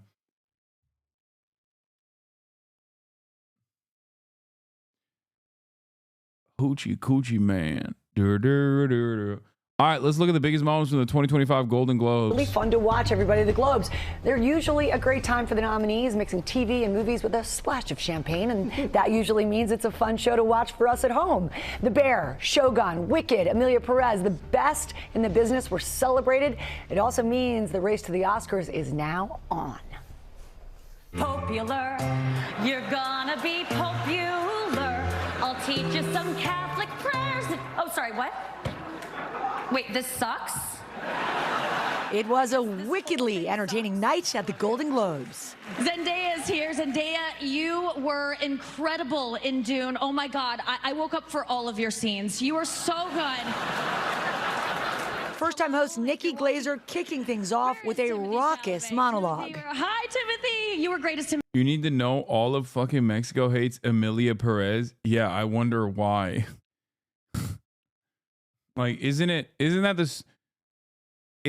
a musical about, I don't even know what it is, but just from context clues, like, it sounds like a French director made a movie about Mexico without looking into Mexico at all, where the main like anti-hero, I guess, is a trans, like, Mexican cartel boss that's trans, that becomes a trans woman. I don't understand. There's a lot of hatred towards Amelia Perez for having a trans character. It's a musical featuring a trans character without consulting any actual trans people, and it features narcos. Yeah, it's a cartel boss that turns trans, right?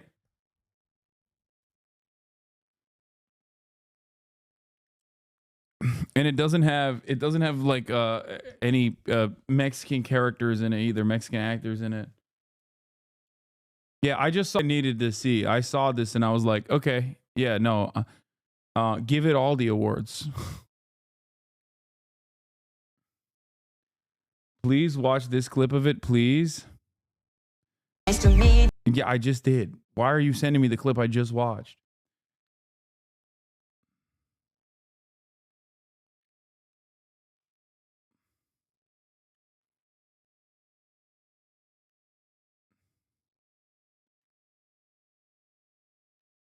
Amelia Perez was my dad's movie of the year.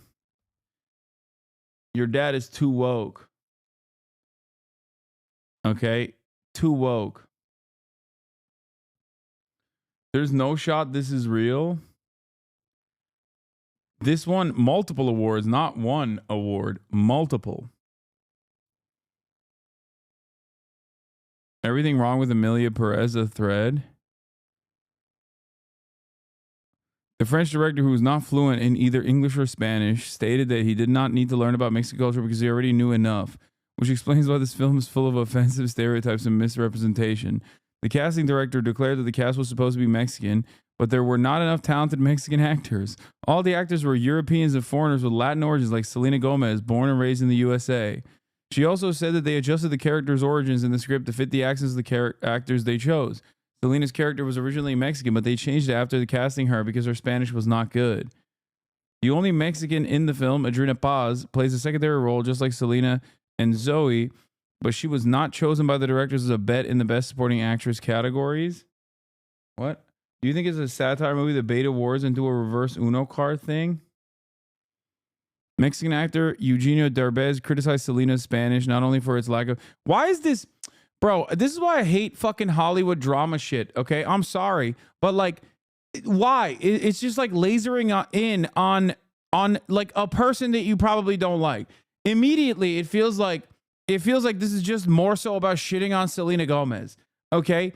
Like, why? Everything about Hollywood turns into this. This is why I hate covering Hollywood stuff. It literally just... Like, third tweet in, I'm like, okay, this is obviously a stan account that just doesn't like Selena Gomez. Like, stick to the movie critique, man. Every single thing turns into, and I'm saying this as someone who does not care about Olivia Rodrigo or Selena Gomez or Ariana Grande or any number of different people that were up for awards or not up for awards. I don't care. But it's like, it's so obvious. Like, it's so obvious that everybody has an axe to grind with whoever they have perceived is like slighted their favorite content creator, their favorite musician. So they just like take on these like supposedly political, they take on these like, you know, political roles as though they're... Hasan, no defending Gomez will get you on Twitter. They'll get you. I'm not defending Selena Gomez. I just don't care. I don't care about Selena Gomez's role in this. Okay? Like, Selena Gomez not knowing enough Spanish is not the major part of this story. Okay? It's so weird. That's a weird...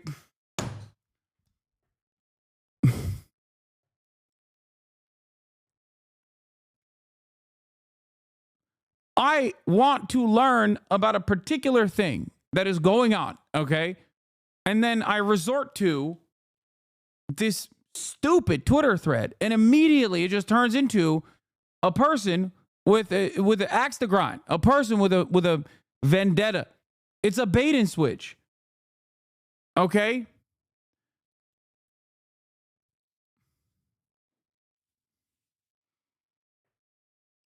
Oh my God.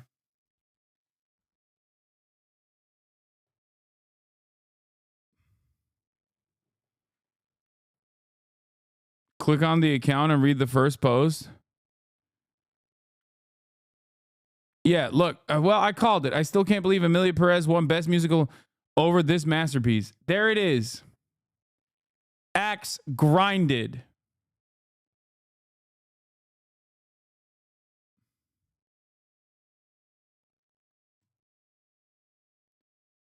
This is what I mean. It's like, dude, what are you doing? What are you doing? This is a standalone, okay? This 16-second clip from the movie showed me so much more than what that Twitter thread was doing. And no, before people jump to this, like, no, you don't understand. It's actually important to talk about. It's actually important to talk about Selena Gomez here. It's like, yeah, it's important for one of the multi-thread, okay? You can bring it up once. You bring it up 8 times, and it turns into, yeah, you just hate Selena Gomez, I think. Amazing. Just say that Wicked was robbed and move on, brother. Trust me. Sure, Wicked was robbed. This sucks. But my point is not that. I'm talking about something entirely different here. Okay. Penis to vagina.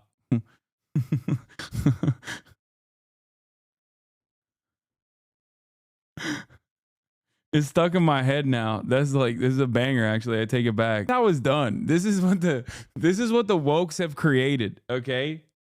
This is what the wokes have created. You just go up to the doctor and if you sing, you can just get a sex change operation. As long as you repeat what your doctor is saying in a sing-song voice. That's how easy it is. A penis to vagina.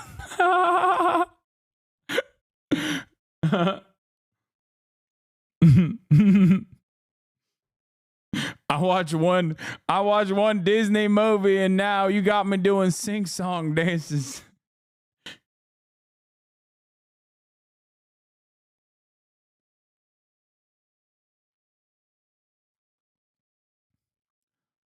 Like this reads so silly. I feel like this could have been a Daily Wire production to belittle trans existence.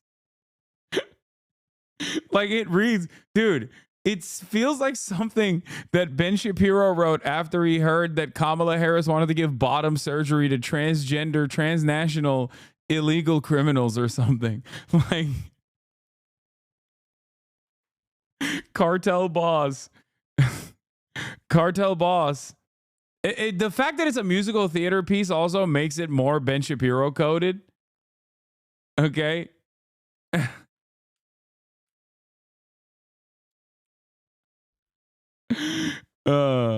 What? Bro, you can't be crying about being clipped out of context.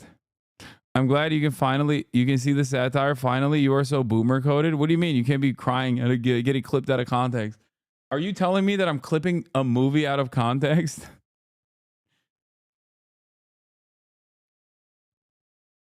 We need to put a ban on French directors until we figure out what the hell. Crazy vaginoplasty. Yes. Oh my God. Okay, I'm back on it. This movie's amazing. I'm going to watch this movie now. Yo, I'm going to watch the shit out of this movie. What the hell? Someone spent money making a movie where the lines vaginoplasty, yes, actually is in the movie? What?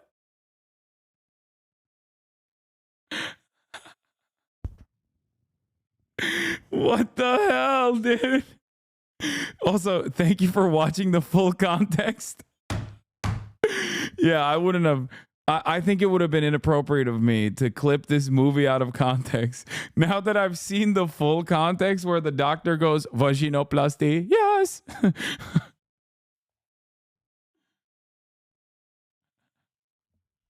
I'm beginning to recognize that this was so much stupider than I previously thought it was. Is she working for the cartel boss that wants to be trans? This is turning me anti-woke. DeSantis was right all along. No, she's helping the cartel boss.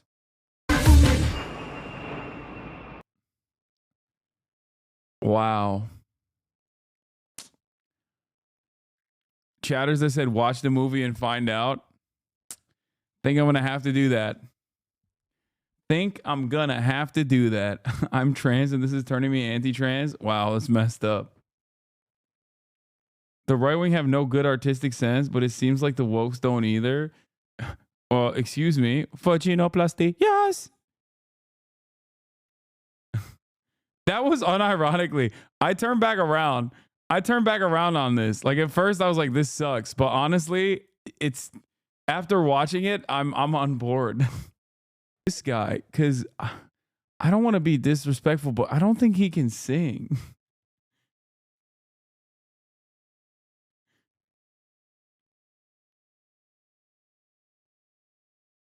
This is why Trump won.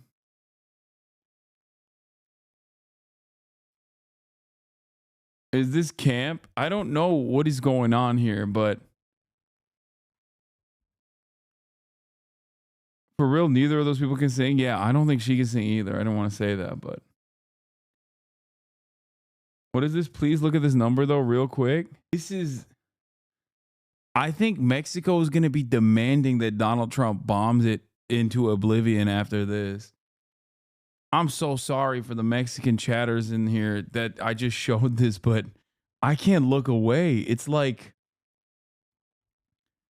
what is going on? Like, why did they do this?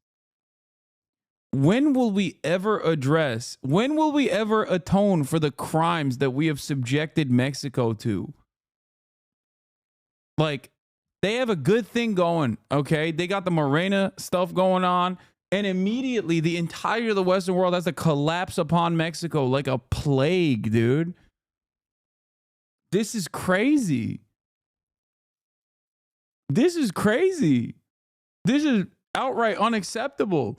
Everybody's jealous of the expansion of social safety nets. They're jealous of the AMLO swag. I feel like this is a psyop.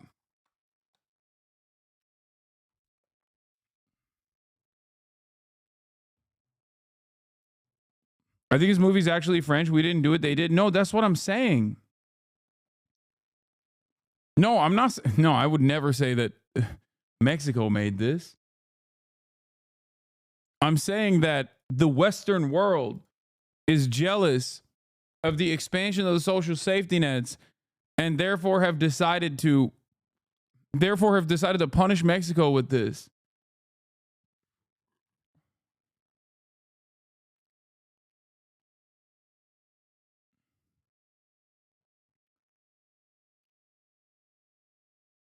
France still hasn't gotten over the fact that we killed their dumbass emperor they installed in the 1800s. Stay mad, bitch ass Frenchies.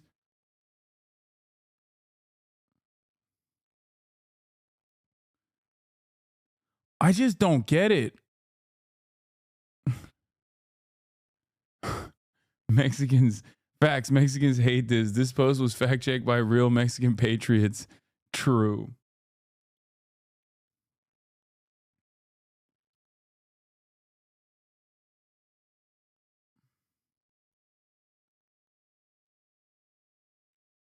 Yeah, people were upset that there aren't Mexican actors in this, but honestly, I feel like that would be a far greater crime to subject Mexican actors into participating in this. It's like at gunpoint. How many people played a role in the production of this and not a single one was like, what are we doing right now? Like at no point were people just like, hey, this seems to be maybe a little tasteless. Because like, I'm sure there's people who are mad because there's like trans people in it or whatever. Or it's a movie about like a trans person. But like the much larger problem here for every single person, and I say this as someone who is, not transphobic, is that it's one, dog shit, and two, so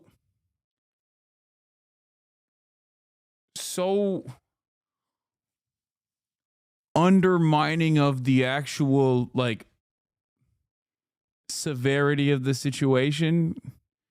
Does that make sense? Like, it's just, they made a musical piece about cartel bosses like murdering people and then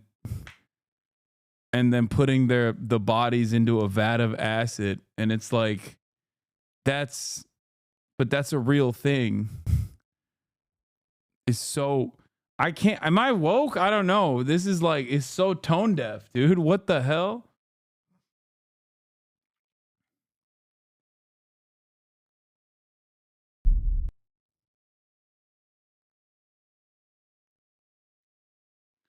The movie has a musical sequence in Tel Aviv? No. Kind of random. Why wasn't the surgery at Mexico? Why in Israel? Emilia Perez from Mexican cartel leader to Tel Aviv's operating table. Emilia Perez. Oh, dude. Israel likes the movie. Okay. It just I thought that it couldn't get worse. Turns out there is an endless well of depravity here, okay?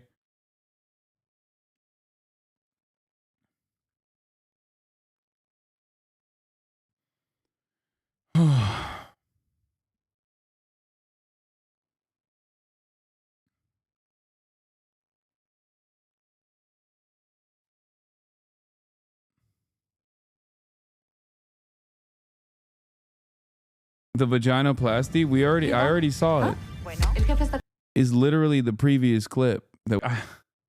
Like, Mexico did not deserve this. Okay, I just like, nobody deserves this. This is a crime. Like, what did Mexico do? They're just chilling. Why did they do this? Why did Hollywood? Why did French cinema do this to Mexico? This is so bad.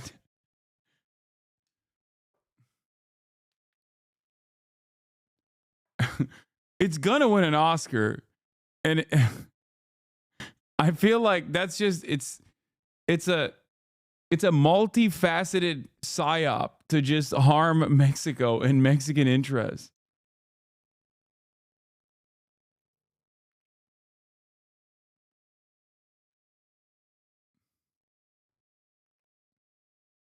There might be entertainment value for everyone. Is this not meant to take itself too seriously? If you haven't noticed, they aren't trying to sing like Mariah Carey.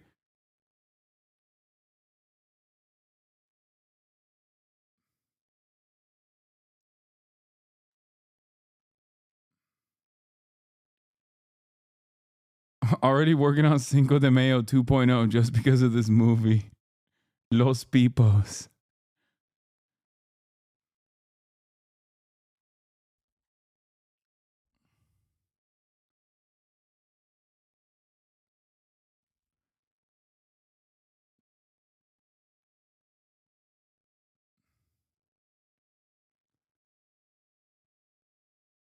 This is, I don't know, man. Do you think if Mexico says France is gay and woke, the U.S. will help us invade? No, I think it's, I think the United States wants to invade Mexico. This is crazy.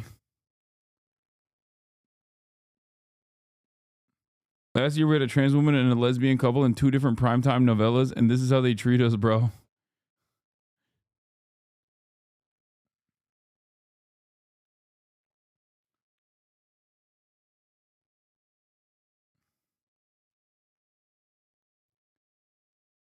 This is... Would you wish this film on your worst enemies? No. I'm not gonna lie, I think cisgender guilt is real in Hollywood. What? Bro, they are guilty. Okay? The cisgender are guilty for this crime. This is anti-trans through and through. It's wild and it's camp, and I unironically like it. I'm sorry.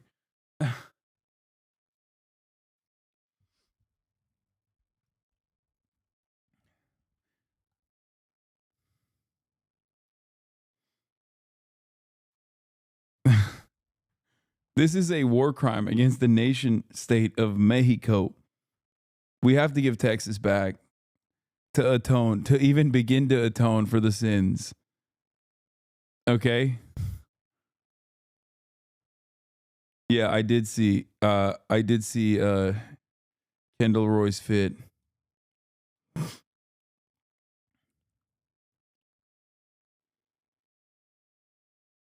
I don't know why he did that. I'm just not able to understand, but good on him. The hat is just too much. Like, without it, it would have been fine, I think.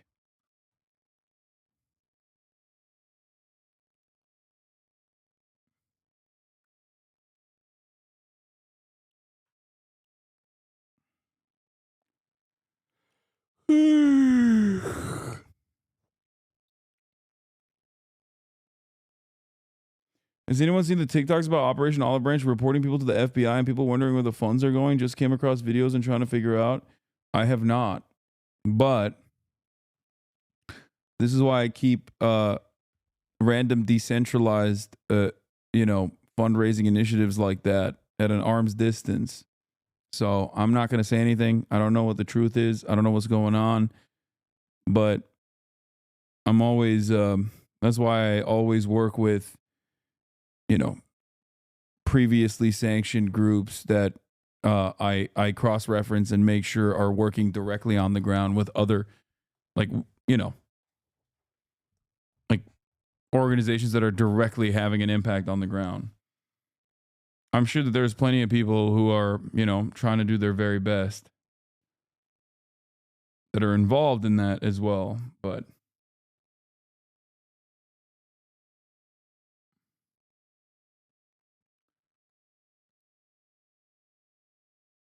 yeah, it's not random people in the West. It's Palestinian people that I check with ahead of time.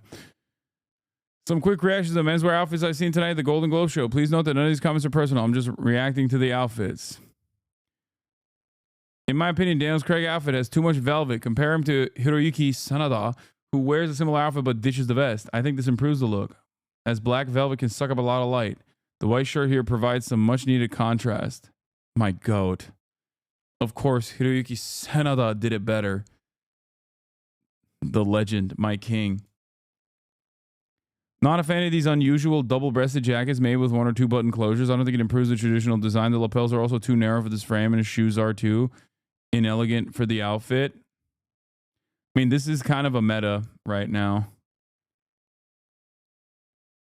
I think that's fine. I think he's being a little too critical of the you know, a new spin on a traditional look.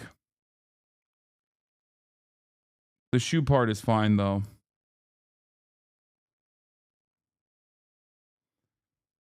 Many single-breasted black tie outfits nowadays will be improved by the addition of waist covering. In ready-to-wear, this will most likely come in the form of a cummerbund.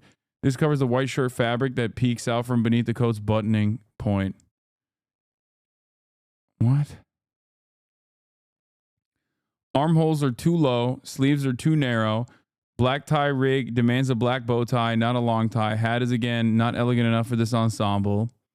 Pretty nice. Would be improved with a fly front shirt or a tuxedo shirt made with a Marcella bib or a pleated front. Black velvet Prince Albert slippers or black patent Oxfords. Copy the Bond look. It's a classic. This looks like the only thing I can afford at Tiffany's. Sorry, Mom. Sometimes guys want to put their own spin on a black tie. Oh, those shoes. Oh, the shoes end up being a distraction, drawing your eye downward. Long black tie with a black suit looks funeral-esque. Needs a bow tie. Damn, so many misses. And then, of course, perfect example of how to do the opposite of what's above. Nothing here's a distraction. In fact, the centerpiece is the bow, keeping your eye up at Domingo's face and making him the center of attention. Everything in this outfit works in concert. Outfit still communicates elegance. I mean, yeah, of course. And this is, in my opinion, one of his weaker fits too. And it still is an absolute banger. And that is a testament to all of his other fits in general, both on the red carpet and off. Okay? Like, this does not mean that this is a bad fit. I'm just simply stating that his other fits are that good. Okay? This is still a very good fit. Even his weakest slays, is my point. It's actually insane. In my opinion, Domingo and Matheson are some of the most stylish men. Oh, 100%. Matheson as well. Partly for one reason. Their clothes never outshine them. Their outfits are unique and expressive, but they wear the clothes, not the other way around. Cool, funky Western theme here with a bolo tie. And he didn't just do the thing that I do always, which is like rip a bolo. It's the bolo is complementary to the rest of the outfit. Matty Matheson is amazing. His outfits are always on point. To me, that's why there's always room for a classic black tie. People think these are boring, but it takes a lot of attention to detail and quality tailoring to get these looks right. Not everyone looks great in a crazy outfit. Clothes have to support you. Pretty great. Nothing really pulls or puckers, which is difficult to achieve on this type of build. The lapels are the right width for this frame. I like the sleaziness of the open silk shirt, necklace, and brooch. Add useful visual interest in place of a tie. Yeah, he kind of killed this. Makes him look a little short, though. I don't know if the proportions are a little off. It's good. I like seeing big boys, big brolic boys show up and show off, specifically because it's difficult for us big boys.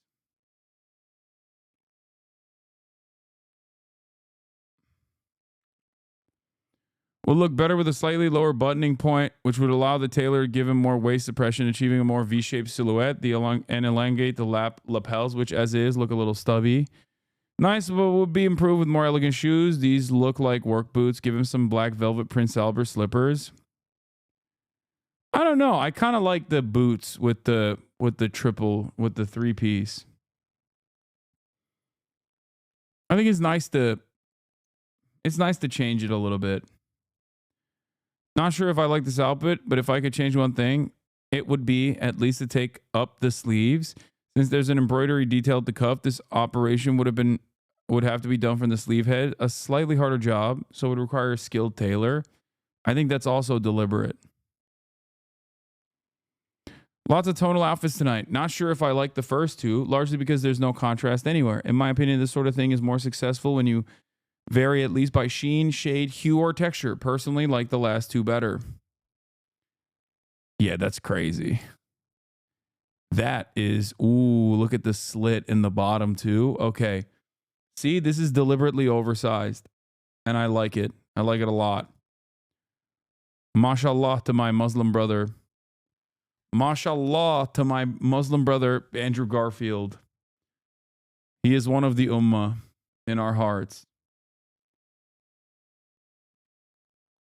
This, not so much. I didn't really like this that much, but I mean, it's cool. He's doing the, I wonder what brand this is. This seems like a kimono style. Clearly. But I don't think it's a good fit. It's also very difficult to pull this off in general. Someone said cock shame.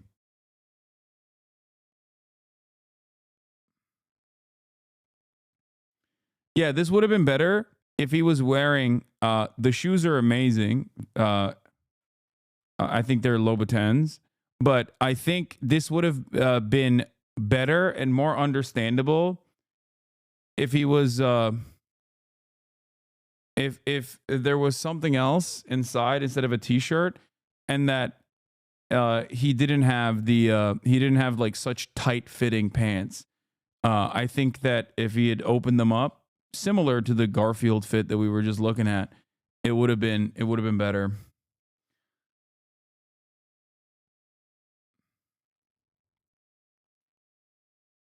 Trousers are bad and the lapel detail is awful. No, that's fine. I mean, dude, you got to give creative liberties to people on the red carpet. Yes, I heard about Capital getting bought. Maybe they'll finally make some clothes my size. Okay, yeah, they deserve it. Yeah, that's right, dude. Oh, I'm sorry. Louis Vuitton purchased Capital. Oh, I'm sorry. Is it not going to be exclusive anymore? Guess what? Maybe they'll make some larger freaking clothes, okay? No. Did they buy our legacy too? No! No! No! Leave our legacy alone. They were doing great. They didn't need to be bought out. They were making large things.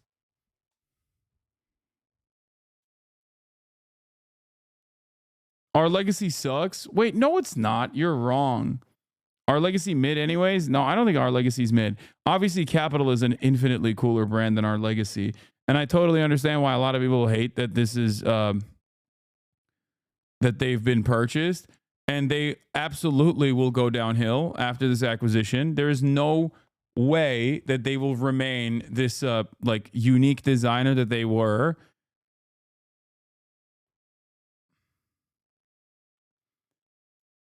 Visvim over Capital. Okay, first of all, they both do very similar things. And secondly, they both don't make clothes my size. So I don't care. Capital goes up to size 5. Do you think you'd be a size 6?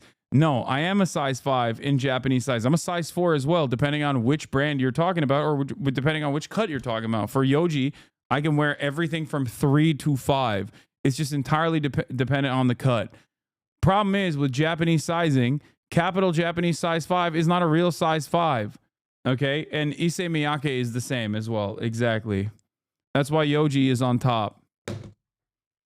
Yoji is forever my goat. Yoji Yamamoto, forever my goat.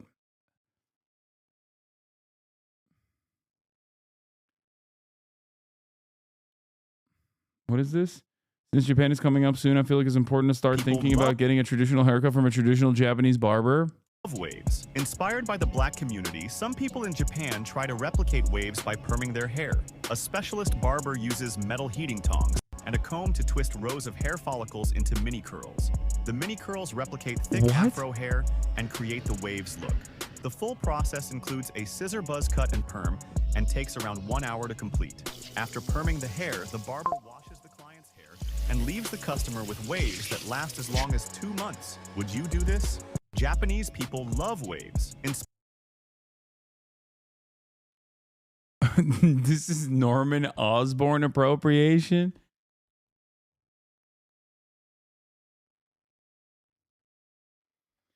Yeah, what's on? If someone wanted to get into fashion, how would they do it without having to use social media? Are there any good sources you use for fashion trends and such?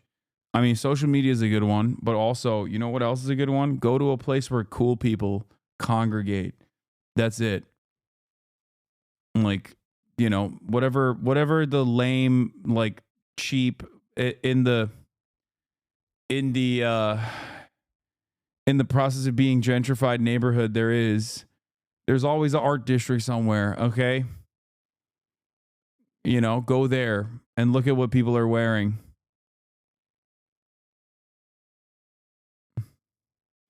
How do you feel about Uniqlo men's stuff? Didn't Uniqlo just do a collab with JW Anderson? That's what I saw, which is exciting. But also, it doesn't really matter to me. Once again, Uniqlo, another freaking brand that I can't fit into, so it doesn't matter to me at all.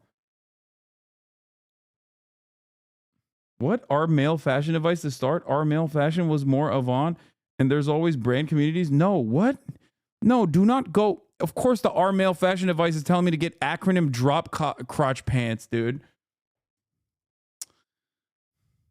Brother, look at how I've improved my style in the last year, and then talk to me again and be like, oh yeah, go on r/male fashion advice. Yeah, no, I'm good, man. I'm good, thanks. I don't want to get my advice from Reddit. Redditors, so I can wear the tech bro build. Hey man, you just gotta slap on some common projects, okay? You gotta slap on some common projects to tight-fitting jeans, okay?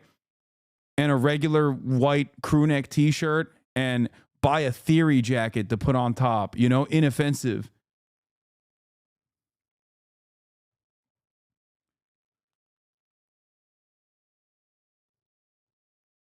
I saw you got a rock all Rick. Man, yeah. All this Rick on me like I'm mortified, you know?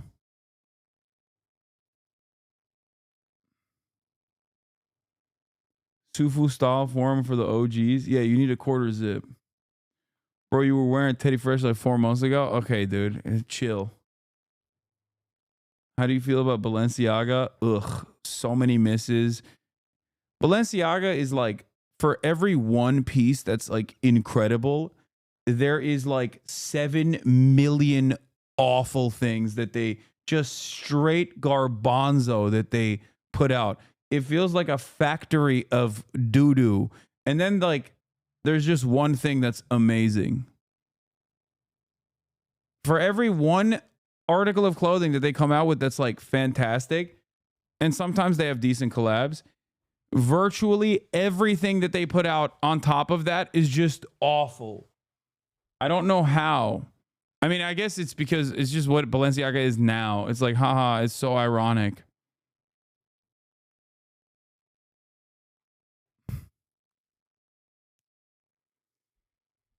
I was just gifted a theory jacket for Christmas. Okay, there's nothing wrong with wearing theory jackets. I was just kidding. Don't get upset.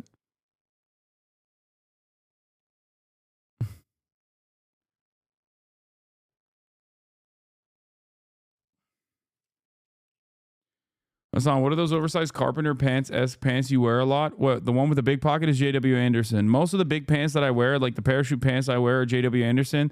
The pants I'm currently wearing are JW Anderson as well. Hasan, search up the meaning of Balenciaga and you will see why I don't like it. What? Is it because it's satanic? Is that why? Is it because they're pedophilic satanic vampires? Is that the meaning of Balenciaga? I'm too broke to understand any of this convo. I mean, dude, we cover a lot of stuff on here that it doesn't have to be in your price point for you to know about it and appreciate it. I knew about these brands when I was broke as hell. Balenciaga has the demon ball right there in the name, man. That's what I'm saying.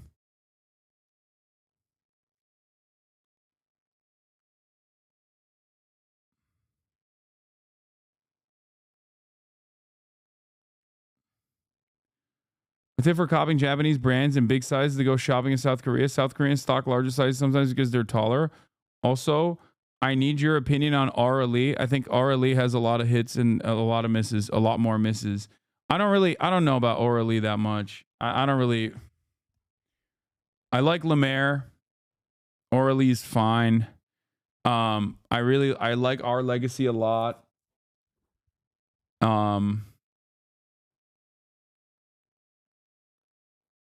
Again, Margiela is the same. Margiela is a little bit different than Balenciaga. Margiela is like art you can wear, but again, it's just entirely dependent. I do not like Maharishi because I am not a rapper from the 2000s, even though I was listening to the Ball song yesterday. Acne's good too. I mean, Margiela is Margiela is great. It's just that, you know, there's a lot of weird stuff that they make as well. If you're a real one, pronounce Loewe.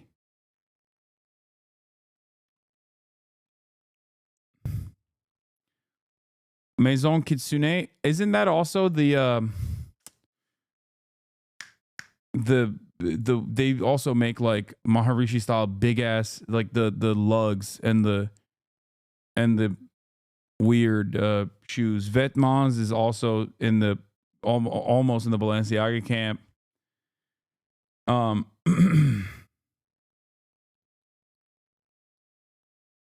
What else? I hate those shoes. 9 times out of 10, there's always a cheaper alternative, especially for simple pieces like HasnAbi's fit right now. Absolutely. I like engineered garments, yes. I like Vivienne Westwood as well. And I actually do like Prada. I used to hate Prada, but I like Prada.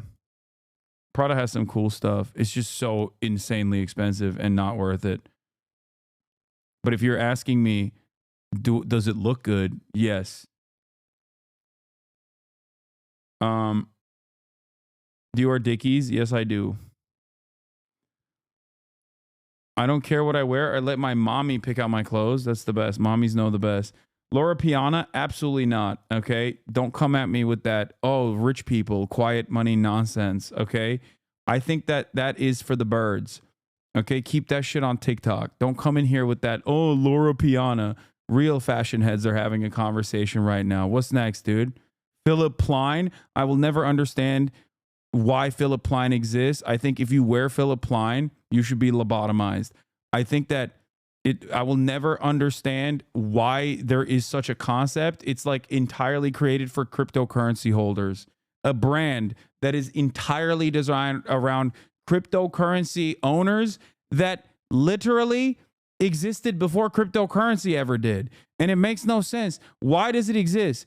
Who wears this? I've never seen one out in the wild. I feel like if you own anything from Philip Plein, you probably also have to have one of those ugly ass toy watches, you know, the big face toy watches that everybody wears. What's it called?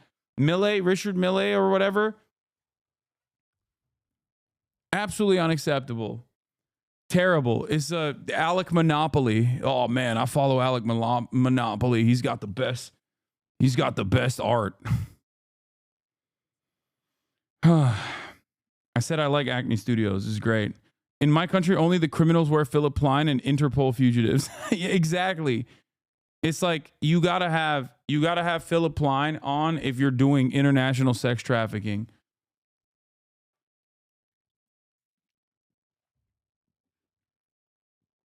What do you think about the football hooligan Stolen Island? CB Company?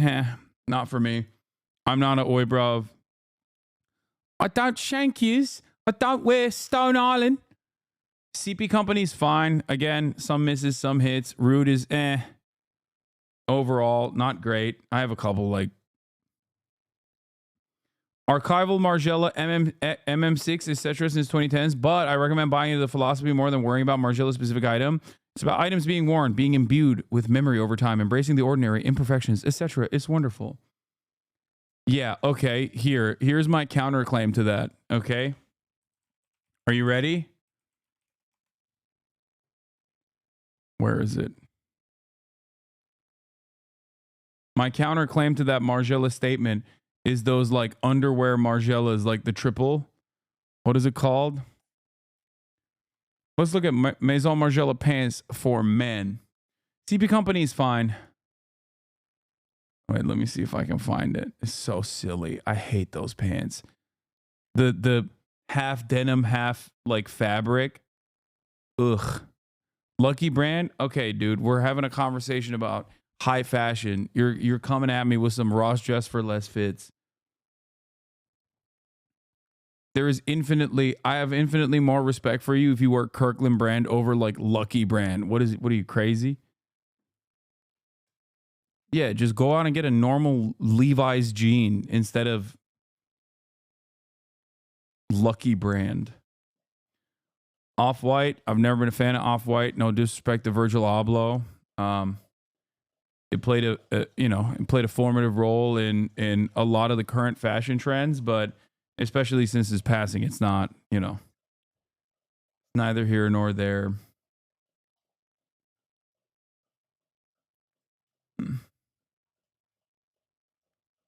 Mugler, it's fine. It's crazy. I like it. Levi's quality is abysmal now. I didn't know that. I haven't.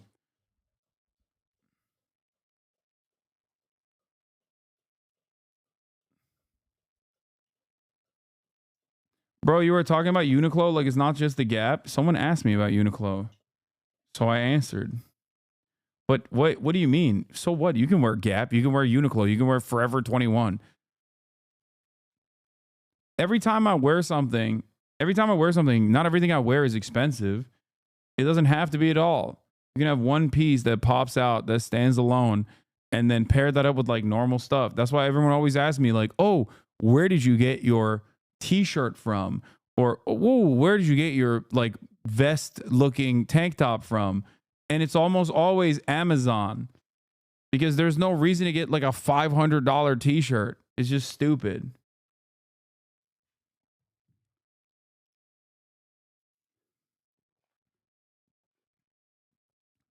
You like Moschino? No. Also, Uniqlo has some cool, very cool collaborations.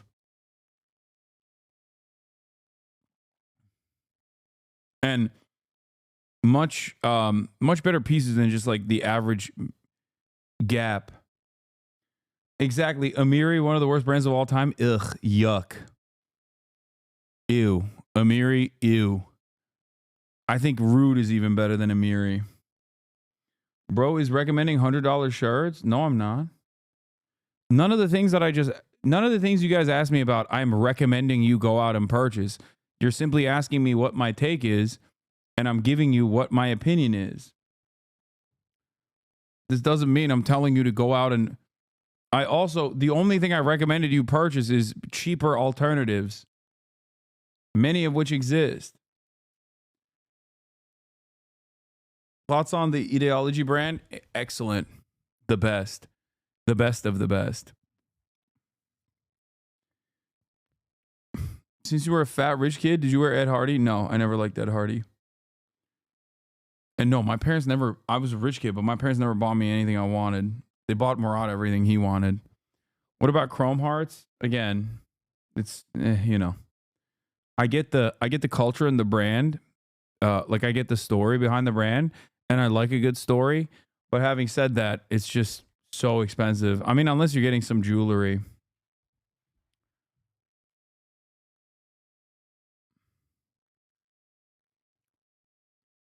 Murad had sane asks. No, he had asks that revolved around robotics. And they thought, oh, that's an investment for his future.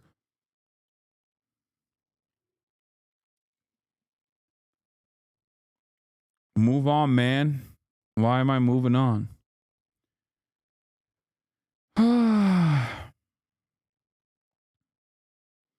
Thoughts on Orally? I said it's whatever. I mean, it's not my favorite brand.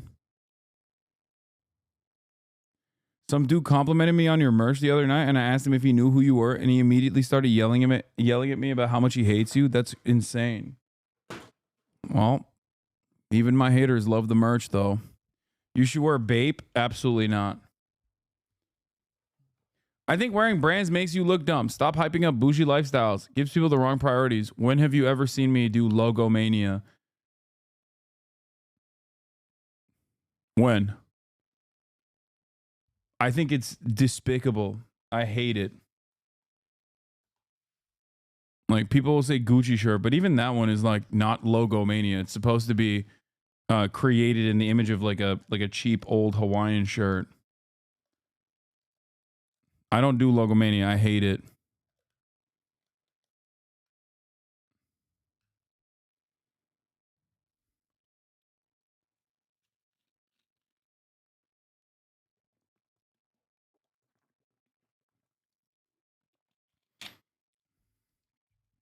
Are there any hype street style brands that you still enjoy? I feel like streetwear is on the downtrend. It's kind of gone now. Bro, thought you were about to tell him to buy a $3,000 Supreme hoodie.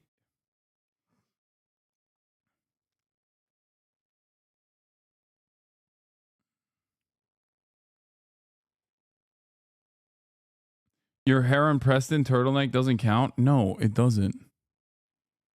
Does it say Heron Preston on it? No, it has some like Russian lettering on it.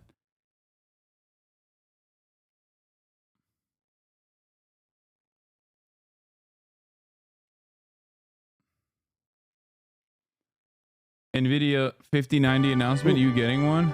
Tokens teach robots what to is move this? like the masters. Are you showing me another streamer reacting to the NVIDIA keynote? Why would I watch another streamer with 81 viewers reacting to the NVIDIA keynote instead of just straight up sending me the NVIDIA keynote? No CDG for me.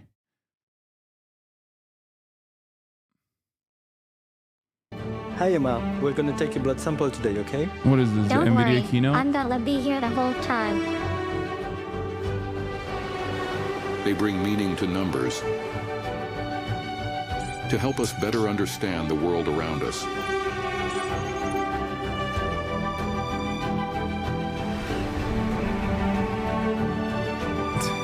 Predict the dangers that surround us.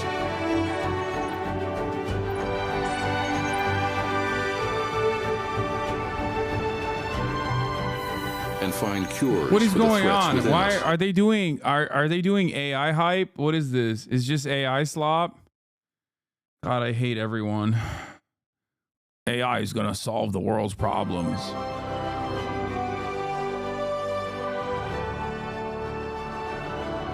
And restore what we've lost. Zachary, I got my voice back, buddy.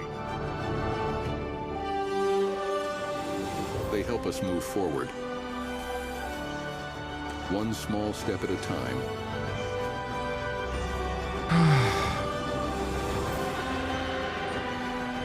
And one giant leap.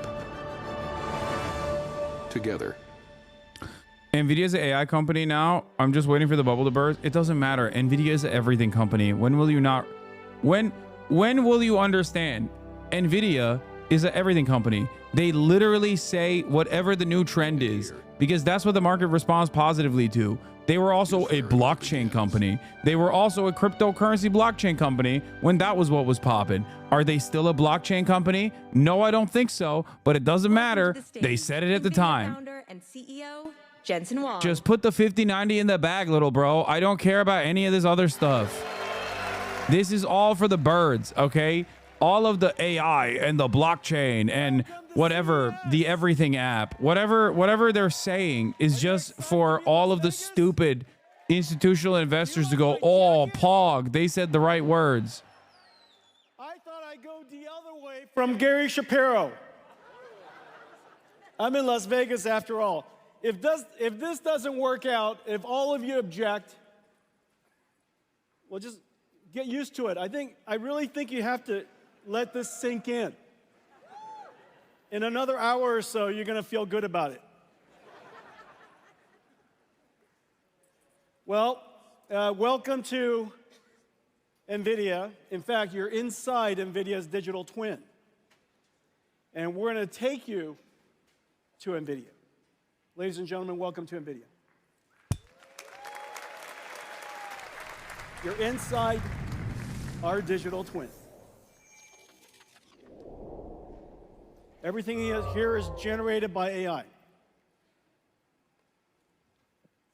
It has been an extraordinary journey, extraordinary year, and it started in 1993. Ready, go!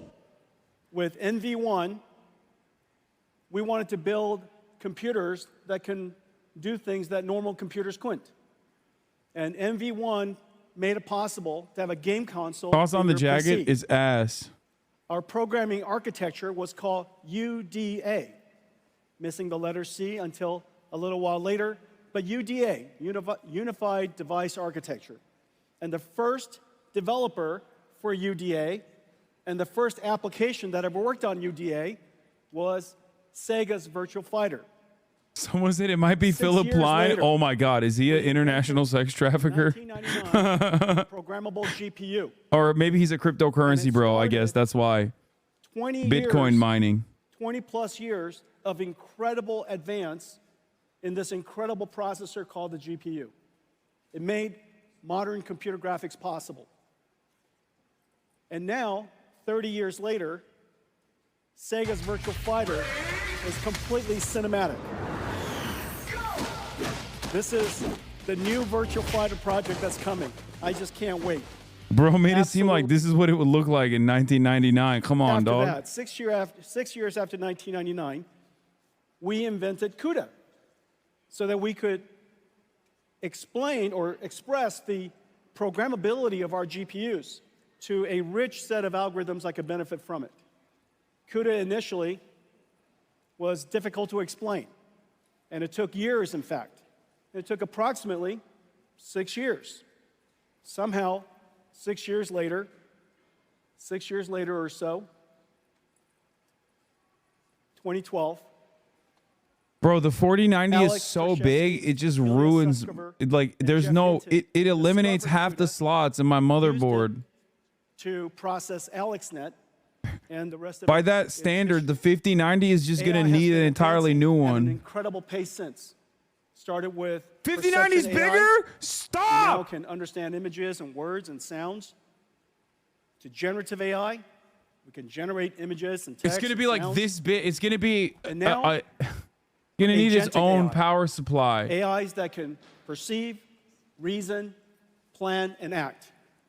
And then the next phase, some of which we'll talk about tonight, physical AI, 2012.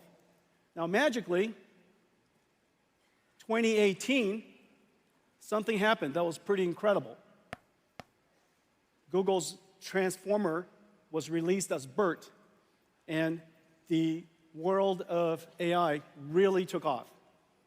Transformers, as you know, completely changed the landscape for artificial intelligence. In fact, it completely changed the landscape for computing altogether.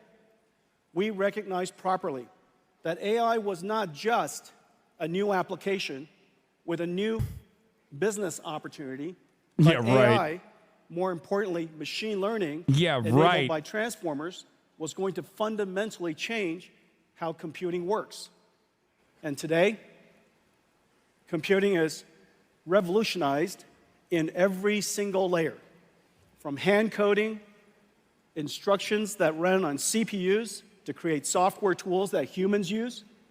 We now have machine learning that creates and optimizes neural networks that processes on GPUs and creates artificial intelligence. Every single layer of the technology stack has been completely changed.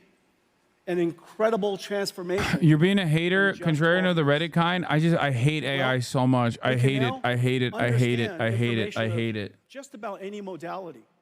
Surely you've seen text and images and sounds and things like that. But not only can we understand those, we can understand amino acids. We can understand physics. We understand them. We can translate them and generate them.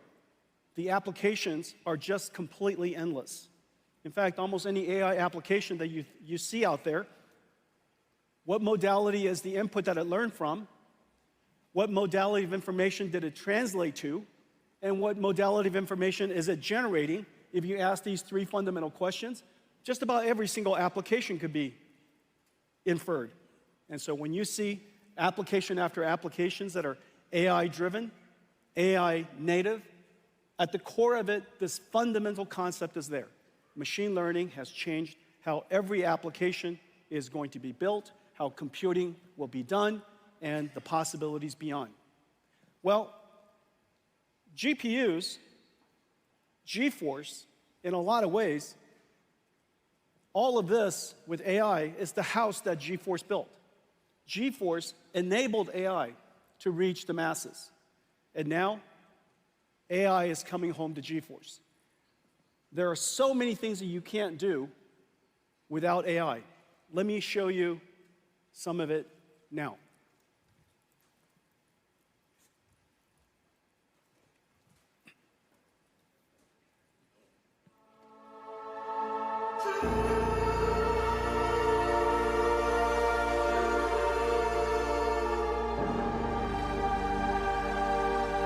What is this?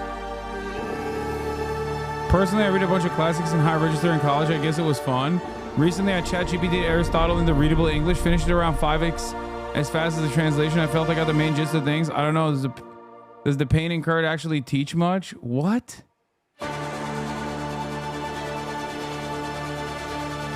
Okay, this looks awesome. Okay, I'm backing on the AI train. That guy sucks, who the Aristotle ChatGPT nonsense, but this is sick.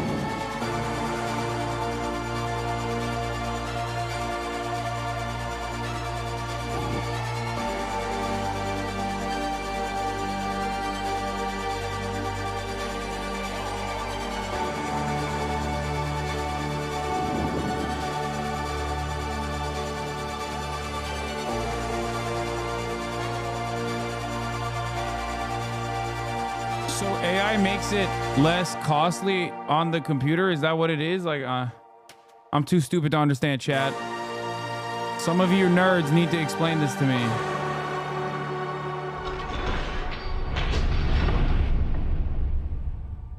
I guess DLS is cool. Was real-time computer graphics.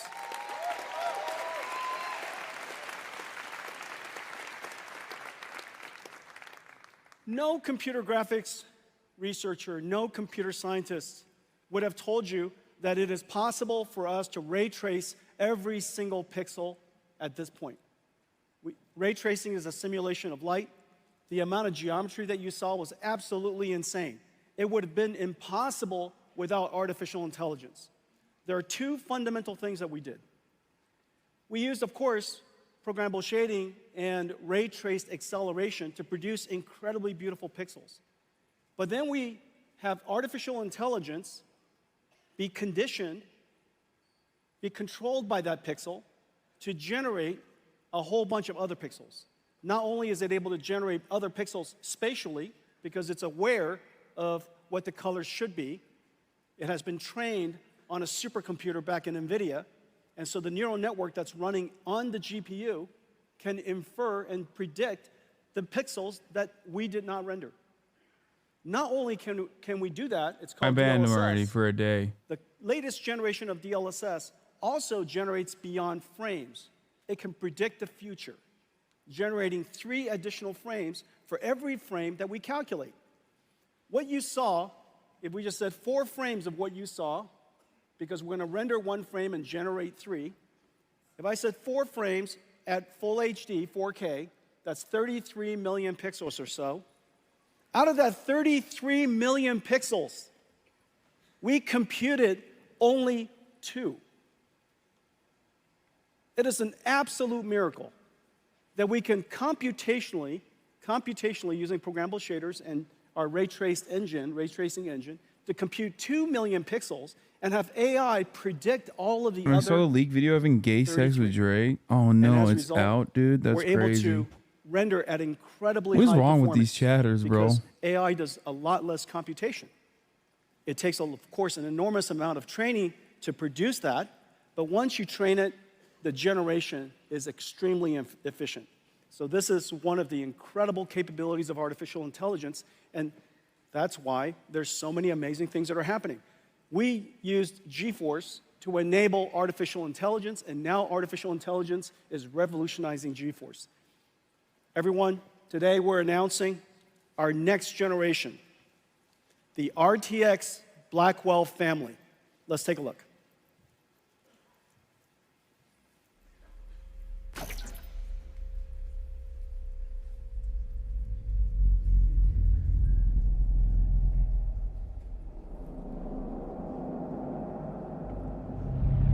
Isn't the AI predictor still like off though? Like how can it be 100% accurate if it's like filling the gaps? Chatters are also complaining that it's going to make games less optimized because a lot of big developers will pay programmers less, hoping that Nvidia picks up the slack with its AI.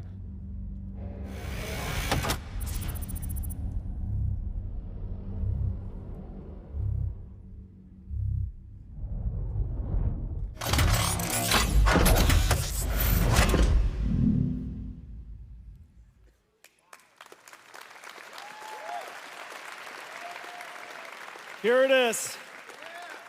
Our brand new GeForce Wait, RTX that looks 50 series. That looks smaller than the Blackwell 4090. What the architecture. hell? The GPU is just a beast.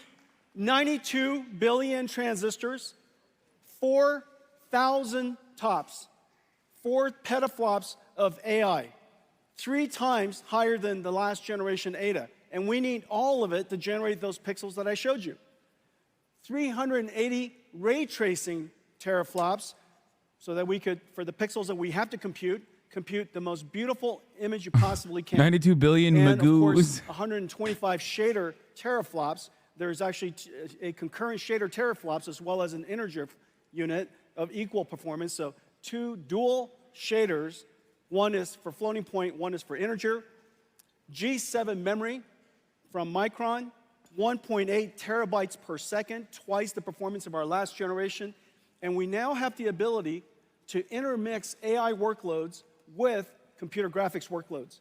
And one of the amazing things about this generation It's is a Founders programmable Edition. shader You have a third-party is also 4080 able with an extra fan. I to thought I now had a process neural 4090. networks.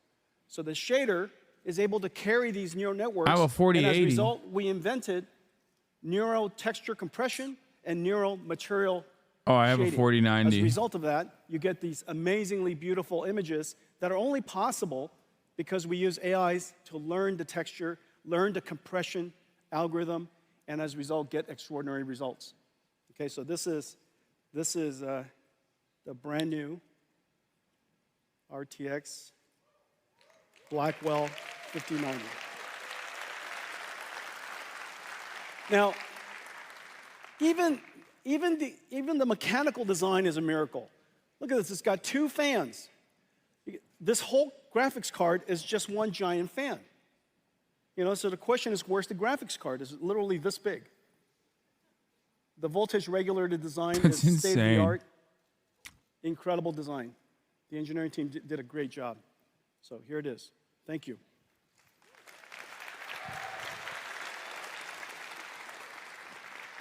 Okay, so those are the speeds and feeds, so how does it compare? Well, this is RTX 4090. I know many of you have one. I know it. Look, it's $1,599. Uh-oh. It is one of the best investments you could possibly make. You, for $3K. $1,599, you bring it home 3 to your racks. $10,000 3 racks. 3 racks. 3 racks. PC entertainment command center. Isn't that right? Don't tell me that's not true. Don't be ashamed. It's liquid cooled, fancy lights all over it. You lock it when you leave. It's the modern home theater. It makes perfect sense. And now for $1,500 and $15.99, you get to upgrade that and turbocharge the living daylights out of it. Well, now with the Blackwell family, RTX 5070, 4090 performance at $549. Wait, what? Wait, what? Impossible without artificial intelligence. Impossible without the 4 teraops of AI tensor cores. Impossible without the G7 memories. Okay, so wait, what? 5070, 4090 performance, $549, and here's the whole family. Starting from 5070 all the way up to 5090. 5090, twice the performance of a 4090. Starting, of course, we're producing at very large scale, availability starting January. Well, it is incredible, but we managed to put these Are they saying because of AI they can make it for much cheaper? Like, I'm confused. Into a laptop. This is a 5070 laptop for $1,299. This 5070 laptop has a 4090 performance. I think there's one here somewhere. Let me show you Scam this. 4090L. I mean, I don't really care. This is a, look at this thing. Here, here. There's only so many pockets. Ladies and gentlemen, Janine Paul. So can you imagine? You got this incredible graphics card here, Blackwell. We're going to shrink it and put it in there. Does that make any sense?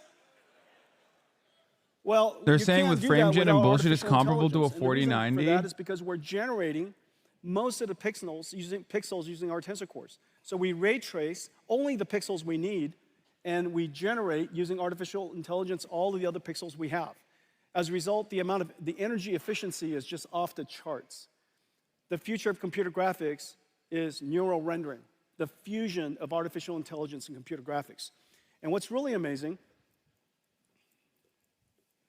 is, oh, here we go. Thank you. This is a surprisingly kinetic keynote. And 4090 worth $500 now?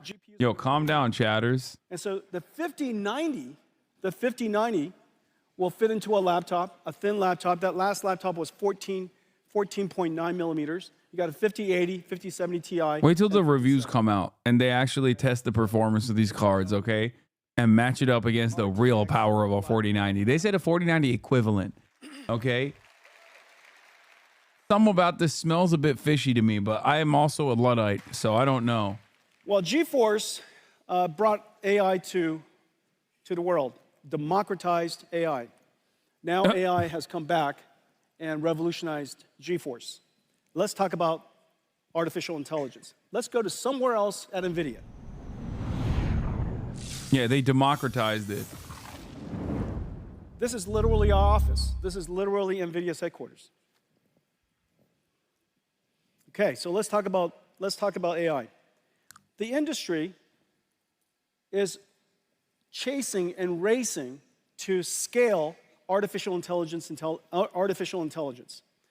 And the scaling law is a powerful model. It's an empirical law that has Is been what they're doing even AI, or is he just simply slapping on the sticker of AI to make it more appeasing to investors? The more data you have, the training data that Like, you as have, far the as like larger frame model that you have, generation. and the more compute that you apply to it, therefore, the more effective or the more capable your model will become. And so the scaling law continues. What's really amazing is that now we're moving towards, of course, and the internet is producing about twice the amount of data every single year as it did last year. I think in the next couple of years, humanity will produce more data than all of humanity has ever produced since the beginning. And so we're still producing a gigantic amount of data, and it's becoming multimodal. Video and images and sound, all of that data could be used to train the fundamental knowledge, the foundational knowledge of an AI. But there are, in fact, two other scaling laws that has now emerged. And it's somewhat intuitive. The second scaling law is post-training scaling law. Post-training scaling law uses techniques like reinforcement learning, human feedback. Basically, the AI produces and generates answers based on a human query. The human then, of course, gives a feedback.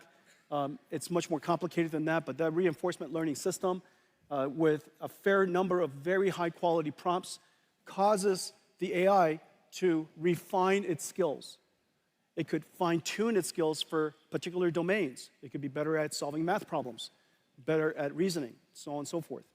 And so it's essentially like having a mentor or having a coach give you feedback after you're done going to school. And so you get tests, you get feedback, you improve yourself. We also have reinforcement learning AI feedback, and we have synthetic data generation. These techniques are rather akin to, if you will, self-practice.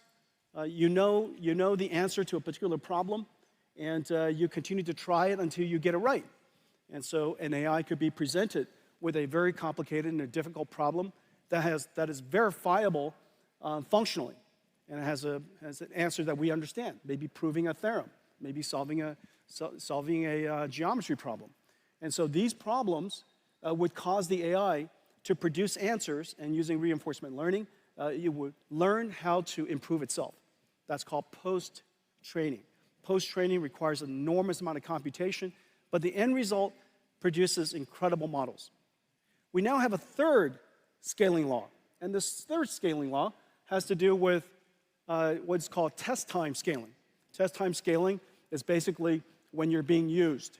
When you're using the AI has the ability to now apply a different resource allocation. Instead of improving its parameters, now it's focused on deciding how much computation Bro, I ain't got no idea what the hell he's talking about. It wants to produce. Reasoning is a way of thinking about this. This is some crazy nerd shit, man. Instead of are the Marvel Rivals cinematics gonna look sexy or not? Okay, explain to me that, Mr. Crocodile Jacket Man.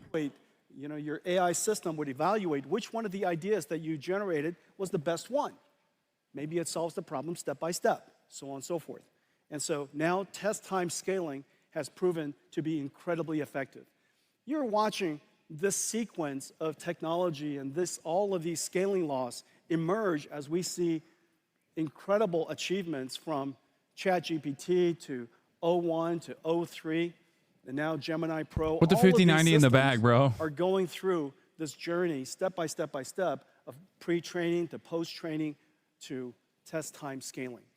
Well, the amount of computation that we need, of course, is incredible. Yeah, I need to know what level of computation is needed to upscale, okay, the new Fantastic Four ladies' bosom. That's what I need my artificial intelligence It's the most valuable for. asset that we have, and it can be applied to solve a lot of very challenging problems. That is the most significant computational problem. I need to know what Psylocke looks like. Via computing is driving an enormous demand for this incredible chip we call Blackwell. Let's take a look at Blackwell. Well, Blackwell is in full production. It is incredible what it looks like. So What first the of all, hell? there's some, every single cloud service The hell am I provider now looking has at? systems up and running. We have systems here from about 15 computer makers. It's being made about 200 different SKUs, 200 different configurations. They're liquid-cooled, air-cooled, x86, NVIDIA Grace CPU versions, NVLink 36 by 2, NVLink 72 by 1, whole bunch of different types of systems so that we can accommodate just about every single data center in the world. Well, these systems are being currently manufactured in some 45 factories. It tells you how pervasive artificial intelligence is and how much the industry is jumping onto artificial intelligence in this new computing model. Well, the reason why we're driving it so hard is because we need a lot more computation. And it's very clear that Janine?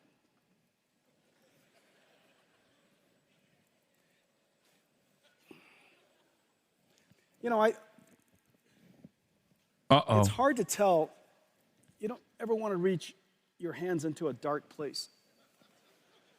Hang on a second. Is this a good idea? All right. Why are they clapping? Dude, nerds are so funny.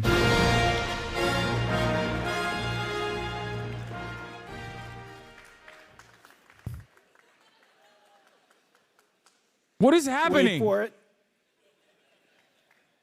Wait for it.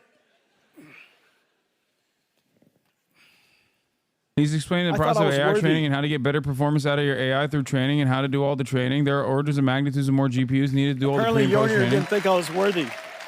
So you need to buy NVIDIA stock. This is my show and tell. This is a show and tell.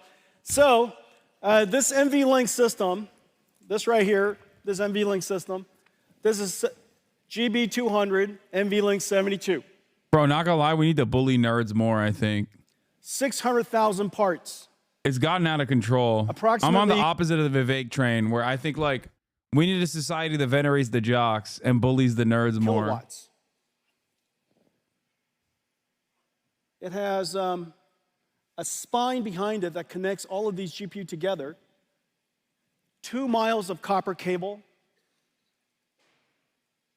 5,000 cables. This is being manufactured in 45 factories around the world. We build them, we liquid cool them. You'd be bullied? Who's gonna bully me? Thor Bjornsson? To the data centers because it's I love when chatters are like, you'd be bullied too. Bitch, I'm 6'4", 230.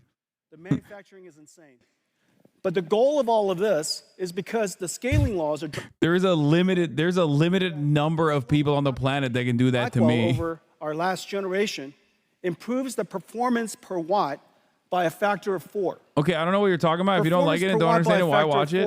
Shut up. Performance per dollar I'm enjoying by it. a factor of 3. That basically says that in one generation, we reduce the cost of training these models by a factor of 3. Or if you want to increase the size of your model by a factor of 3, it's about the same cost. But the important thing is this. These are generating tokens that are being used by all of us when we use ChatGPT or when we use Gemini, use our phones in the future. Just about all of these applications are going to be consuming these AI tokens. And these AI tokens are being generated by these systems. And every single data center is limited by power. And so if the perf per watt of Blackwell is 4 times our last generation, then I feel like everything he's explaining is like we are clubbing baby seals with the shield that is in my hand in order to generate enough power to fire up the engines in the server room to do the AI training necessary to upscale the performance of a shittier chip that will give you 4090 equivalent performance through the AI training. The amount of baby seals I am clubbing is unimaginable. Look at that, disco lights in here. I have lit the rainforest on fire. Do not go there. If we had to build this they are as done. one chip, They're obviously dead. this would be the size of the wafer, but this doesn't include the impact of yield. It would have to be probably 3 or 4 times this size. But what we basically have here is 72 Blackwell That shield GPUs, erased 4 Pacific Islands. The coral reefs are no more. I have used this shield to eradicate them. Largest supercomputer, fastest supercomputer, only recently, this entire room supercomputer only recently achieved. And to be fair, it's worth it. If I could see bouncier titties in my video games, like low key, no matter how hard Naughty Dog tries to make them unfappable, I will fap to them. Bandwidth is 1.2 petabytes per second. That's basically the entire internet traffic that's happening right now. The entire world's internet traffic is being processed across these chips, okay? And we have 130 trillion transistors in total, 2,592 CPU cores, whole bunch of networking. And so these, I wish I could Yeah, do this. I petabytes don't- is for Dr. Disrespect. Blackwells. These are our ConnectX networking chips. These are the NVLink, and we're trying to pretend about the NVLink spine, but that's not possible, okay? And these are all of the HBM memories, 14 terabytes of HBM memory. This is what we're trying to do, and this is the miracle. This is the miracle of the Blackwell system. The Blackwell dies right here. You should learn how to code. Okay, dude. Just put the DoorDash in the bag, okay? In addition to that, learn this the is, code. Grace They Blackwell told you to learn the code. Now everyone who learned the code is DoorDashing. This literally eviscerated the industry. Things like this. Is there a chair I could sit down for a second? It's messed up. Just put the chips in the bag, buddy. I thought he said there's no coders. Yeah, the AI. Can I have a Michelob Ultra? AI sounds gonna take over, little bro. Great. What? A Michelob Ultra? How is it possible that we're in the Michelob Ultra Stadium?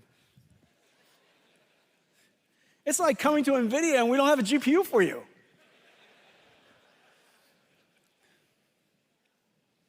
So we need an enormous amount of computation because we want to train larger and larger models. And these inferences used to be one inference, but in the future, the AI is going to be talking to itself. It's going to be thinking. It's going to be internally reflecting, processing. So today, the person giving him the water is a former coder who now has to work at the Michelob Ultra Stadium fetching his water because the AI displaced their job. GPT-01, with the new Gemini Pro and the new the 01, 03 models, they're talking to themselves, reflecting, they're thinking. And so, as you can imagine, the rate at which the tokens could be ingested is incredibly high. And so we need the token rates, the token generation rates, to go way up. And we also have to drive the cost way down simultaneously so that the quality of service can be extraordinary, the cost to customers can continue to be low, and AI will continue to scale. And so that's the fundamental purpose, the reason why we created NVLink. Well, one of the most important things that's happening in the world of enterprise is agentic AI. Agentic AI basically is a perfect example of test time scaling. AI is a system of models. Some of it is understanding, interacting with the customer, interacting with the user. Some of it's maybe retrieving information from storage, a semantic AI system like a RAG. Maybe it's going on to the internet. Maybe it's studying a PDF file. And so it might be using tools. It might be using a calculator. Studying Dr. And it might be using a generative AI to generate charts and such. And it's taking the problem you gave it, breaking it down step by step, and it's iterating through all these different models. Well, in order to respond to a customer in the future, in order for AI to respond, it used to be ask a question, answer starts spewing out. In the future, you ask a question, a whole bunch of models are going to be working in the background. Posture check, I've melted. Time scaling, the amount of computation used for inferencing is going to go through. Okay, dude, I'm so bored. I'm sorry. This is too much for my tiny little brain, okay? It's so much AI mention. And meanwhile, AI will never be able to make this, okay? Very nice to meet you. That's right. That is going to be an Oscar winner, okay? Just understand. And the AI could never create that. Another thing the AI could never create is this beautiful song. I'm done for the night, ladies and gentlemen. On that note, I leave you off with a wonderful goodbye and good night. 8 hours and 30 minutes locked down.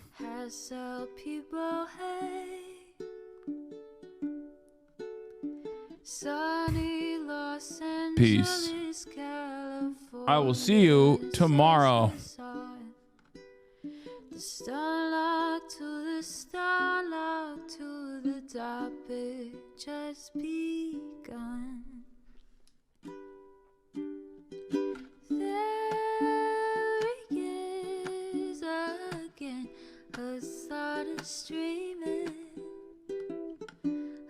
sun is streaming.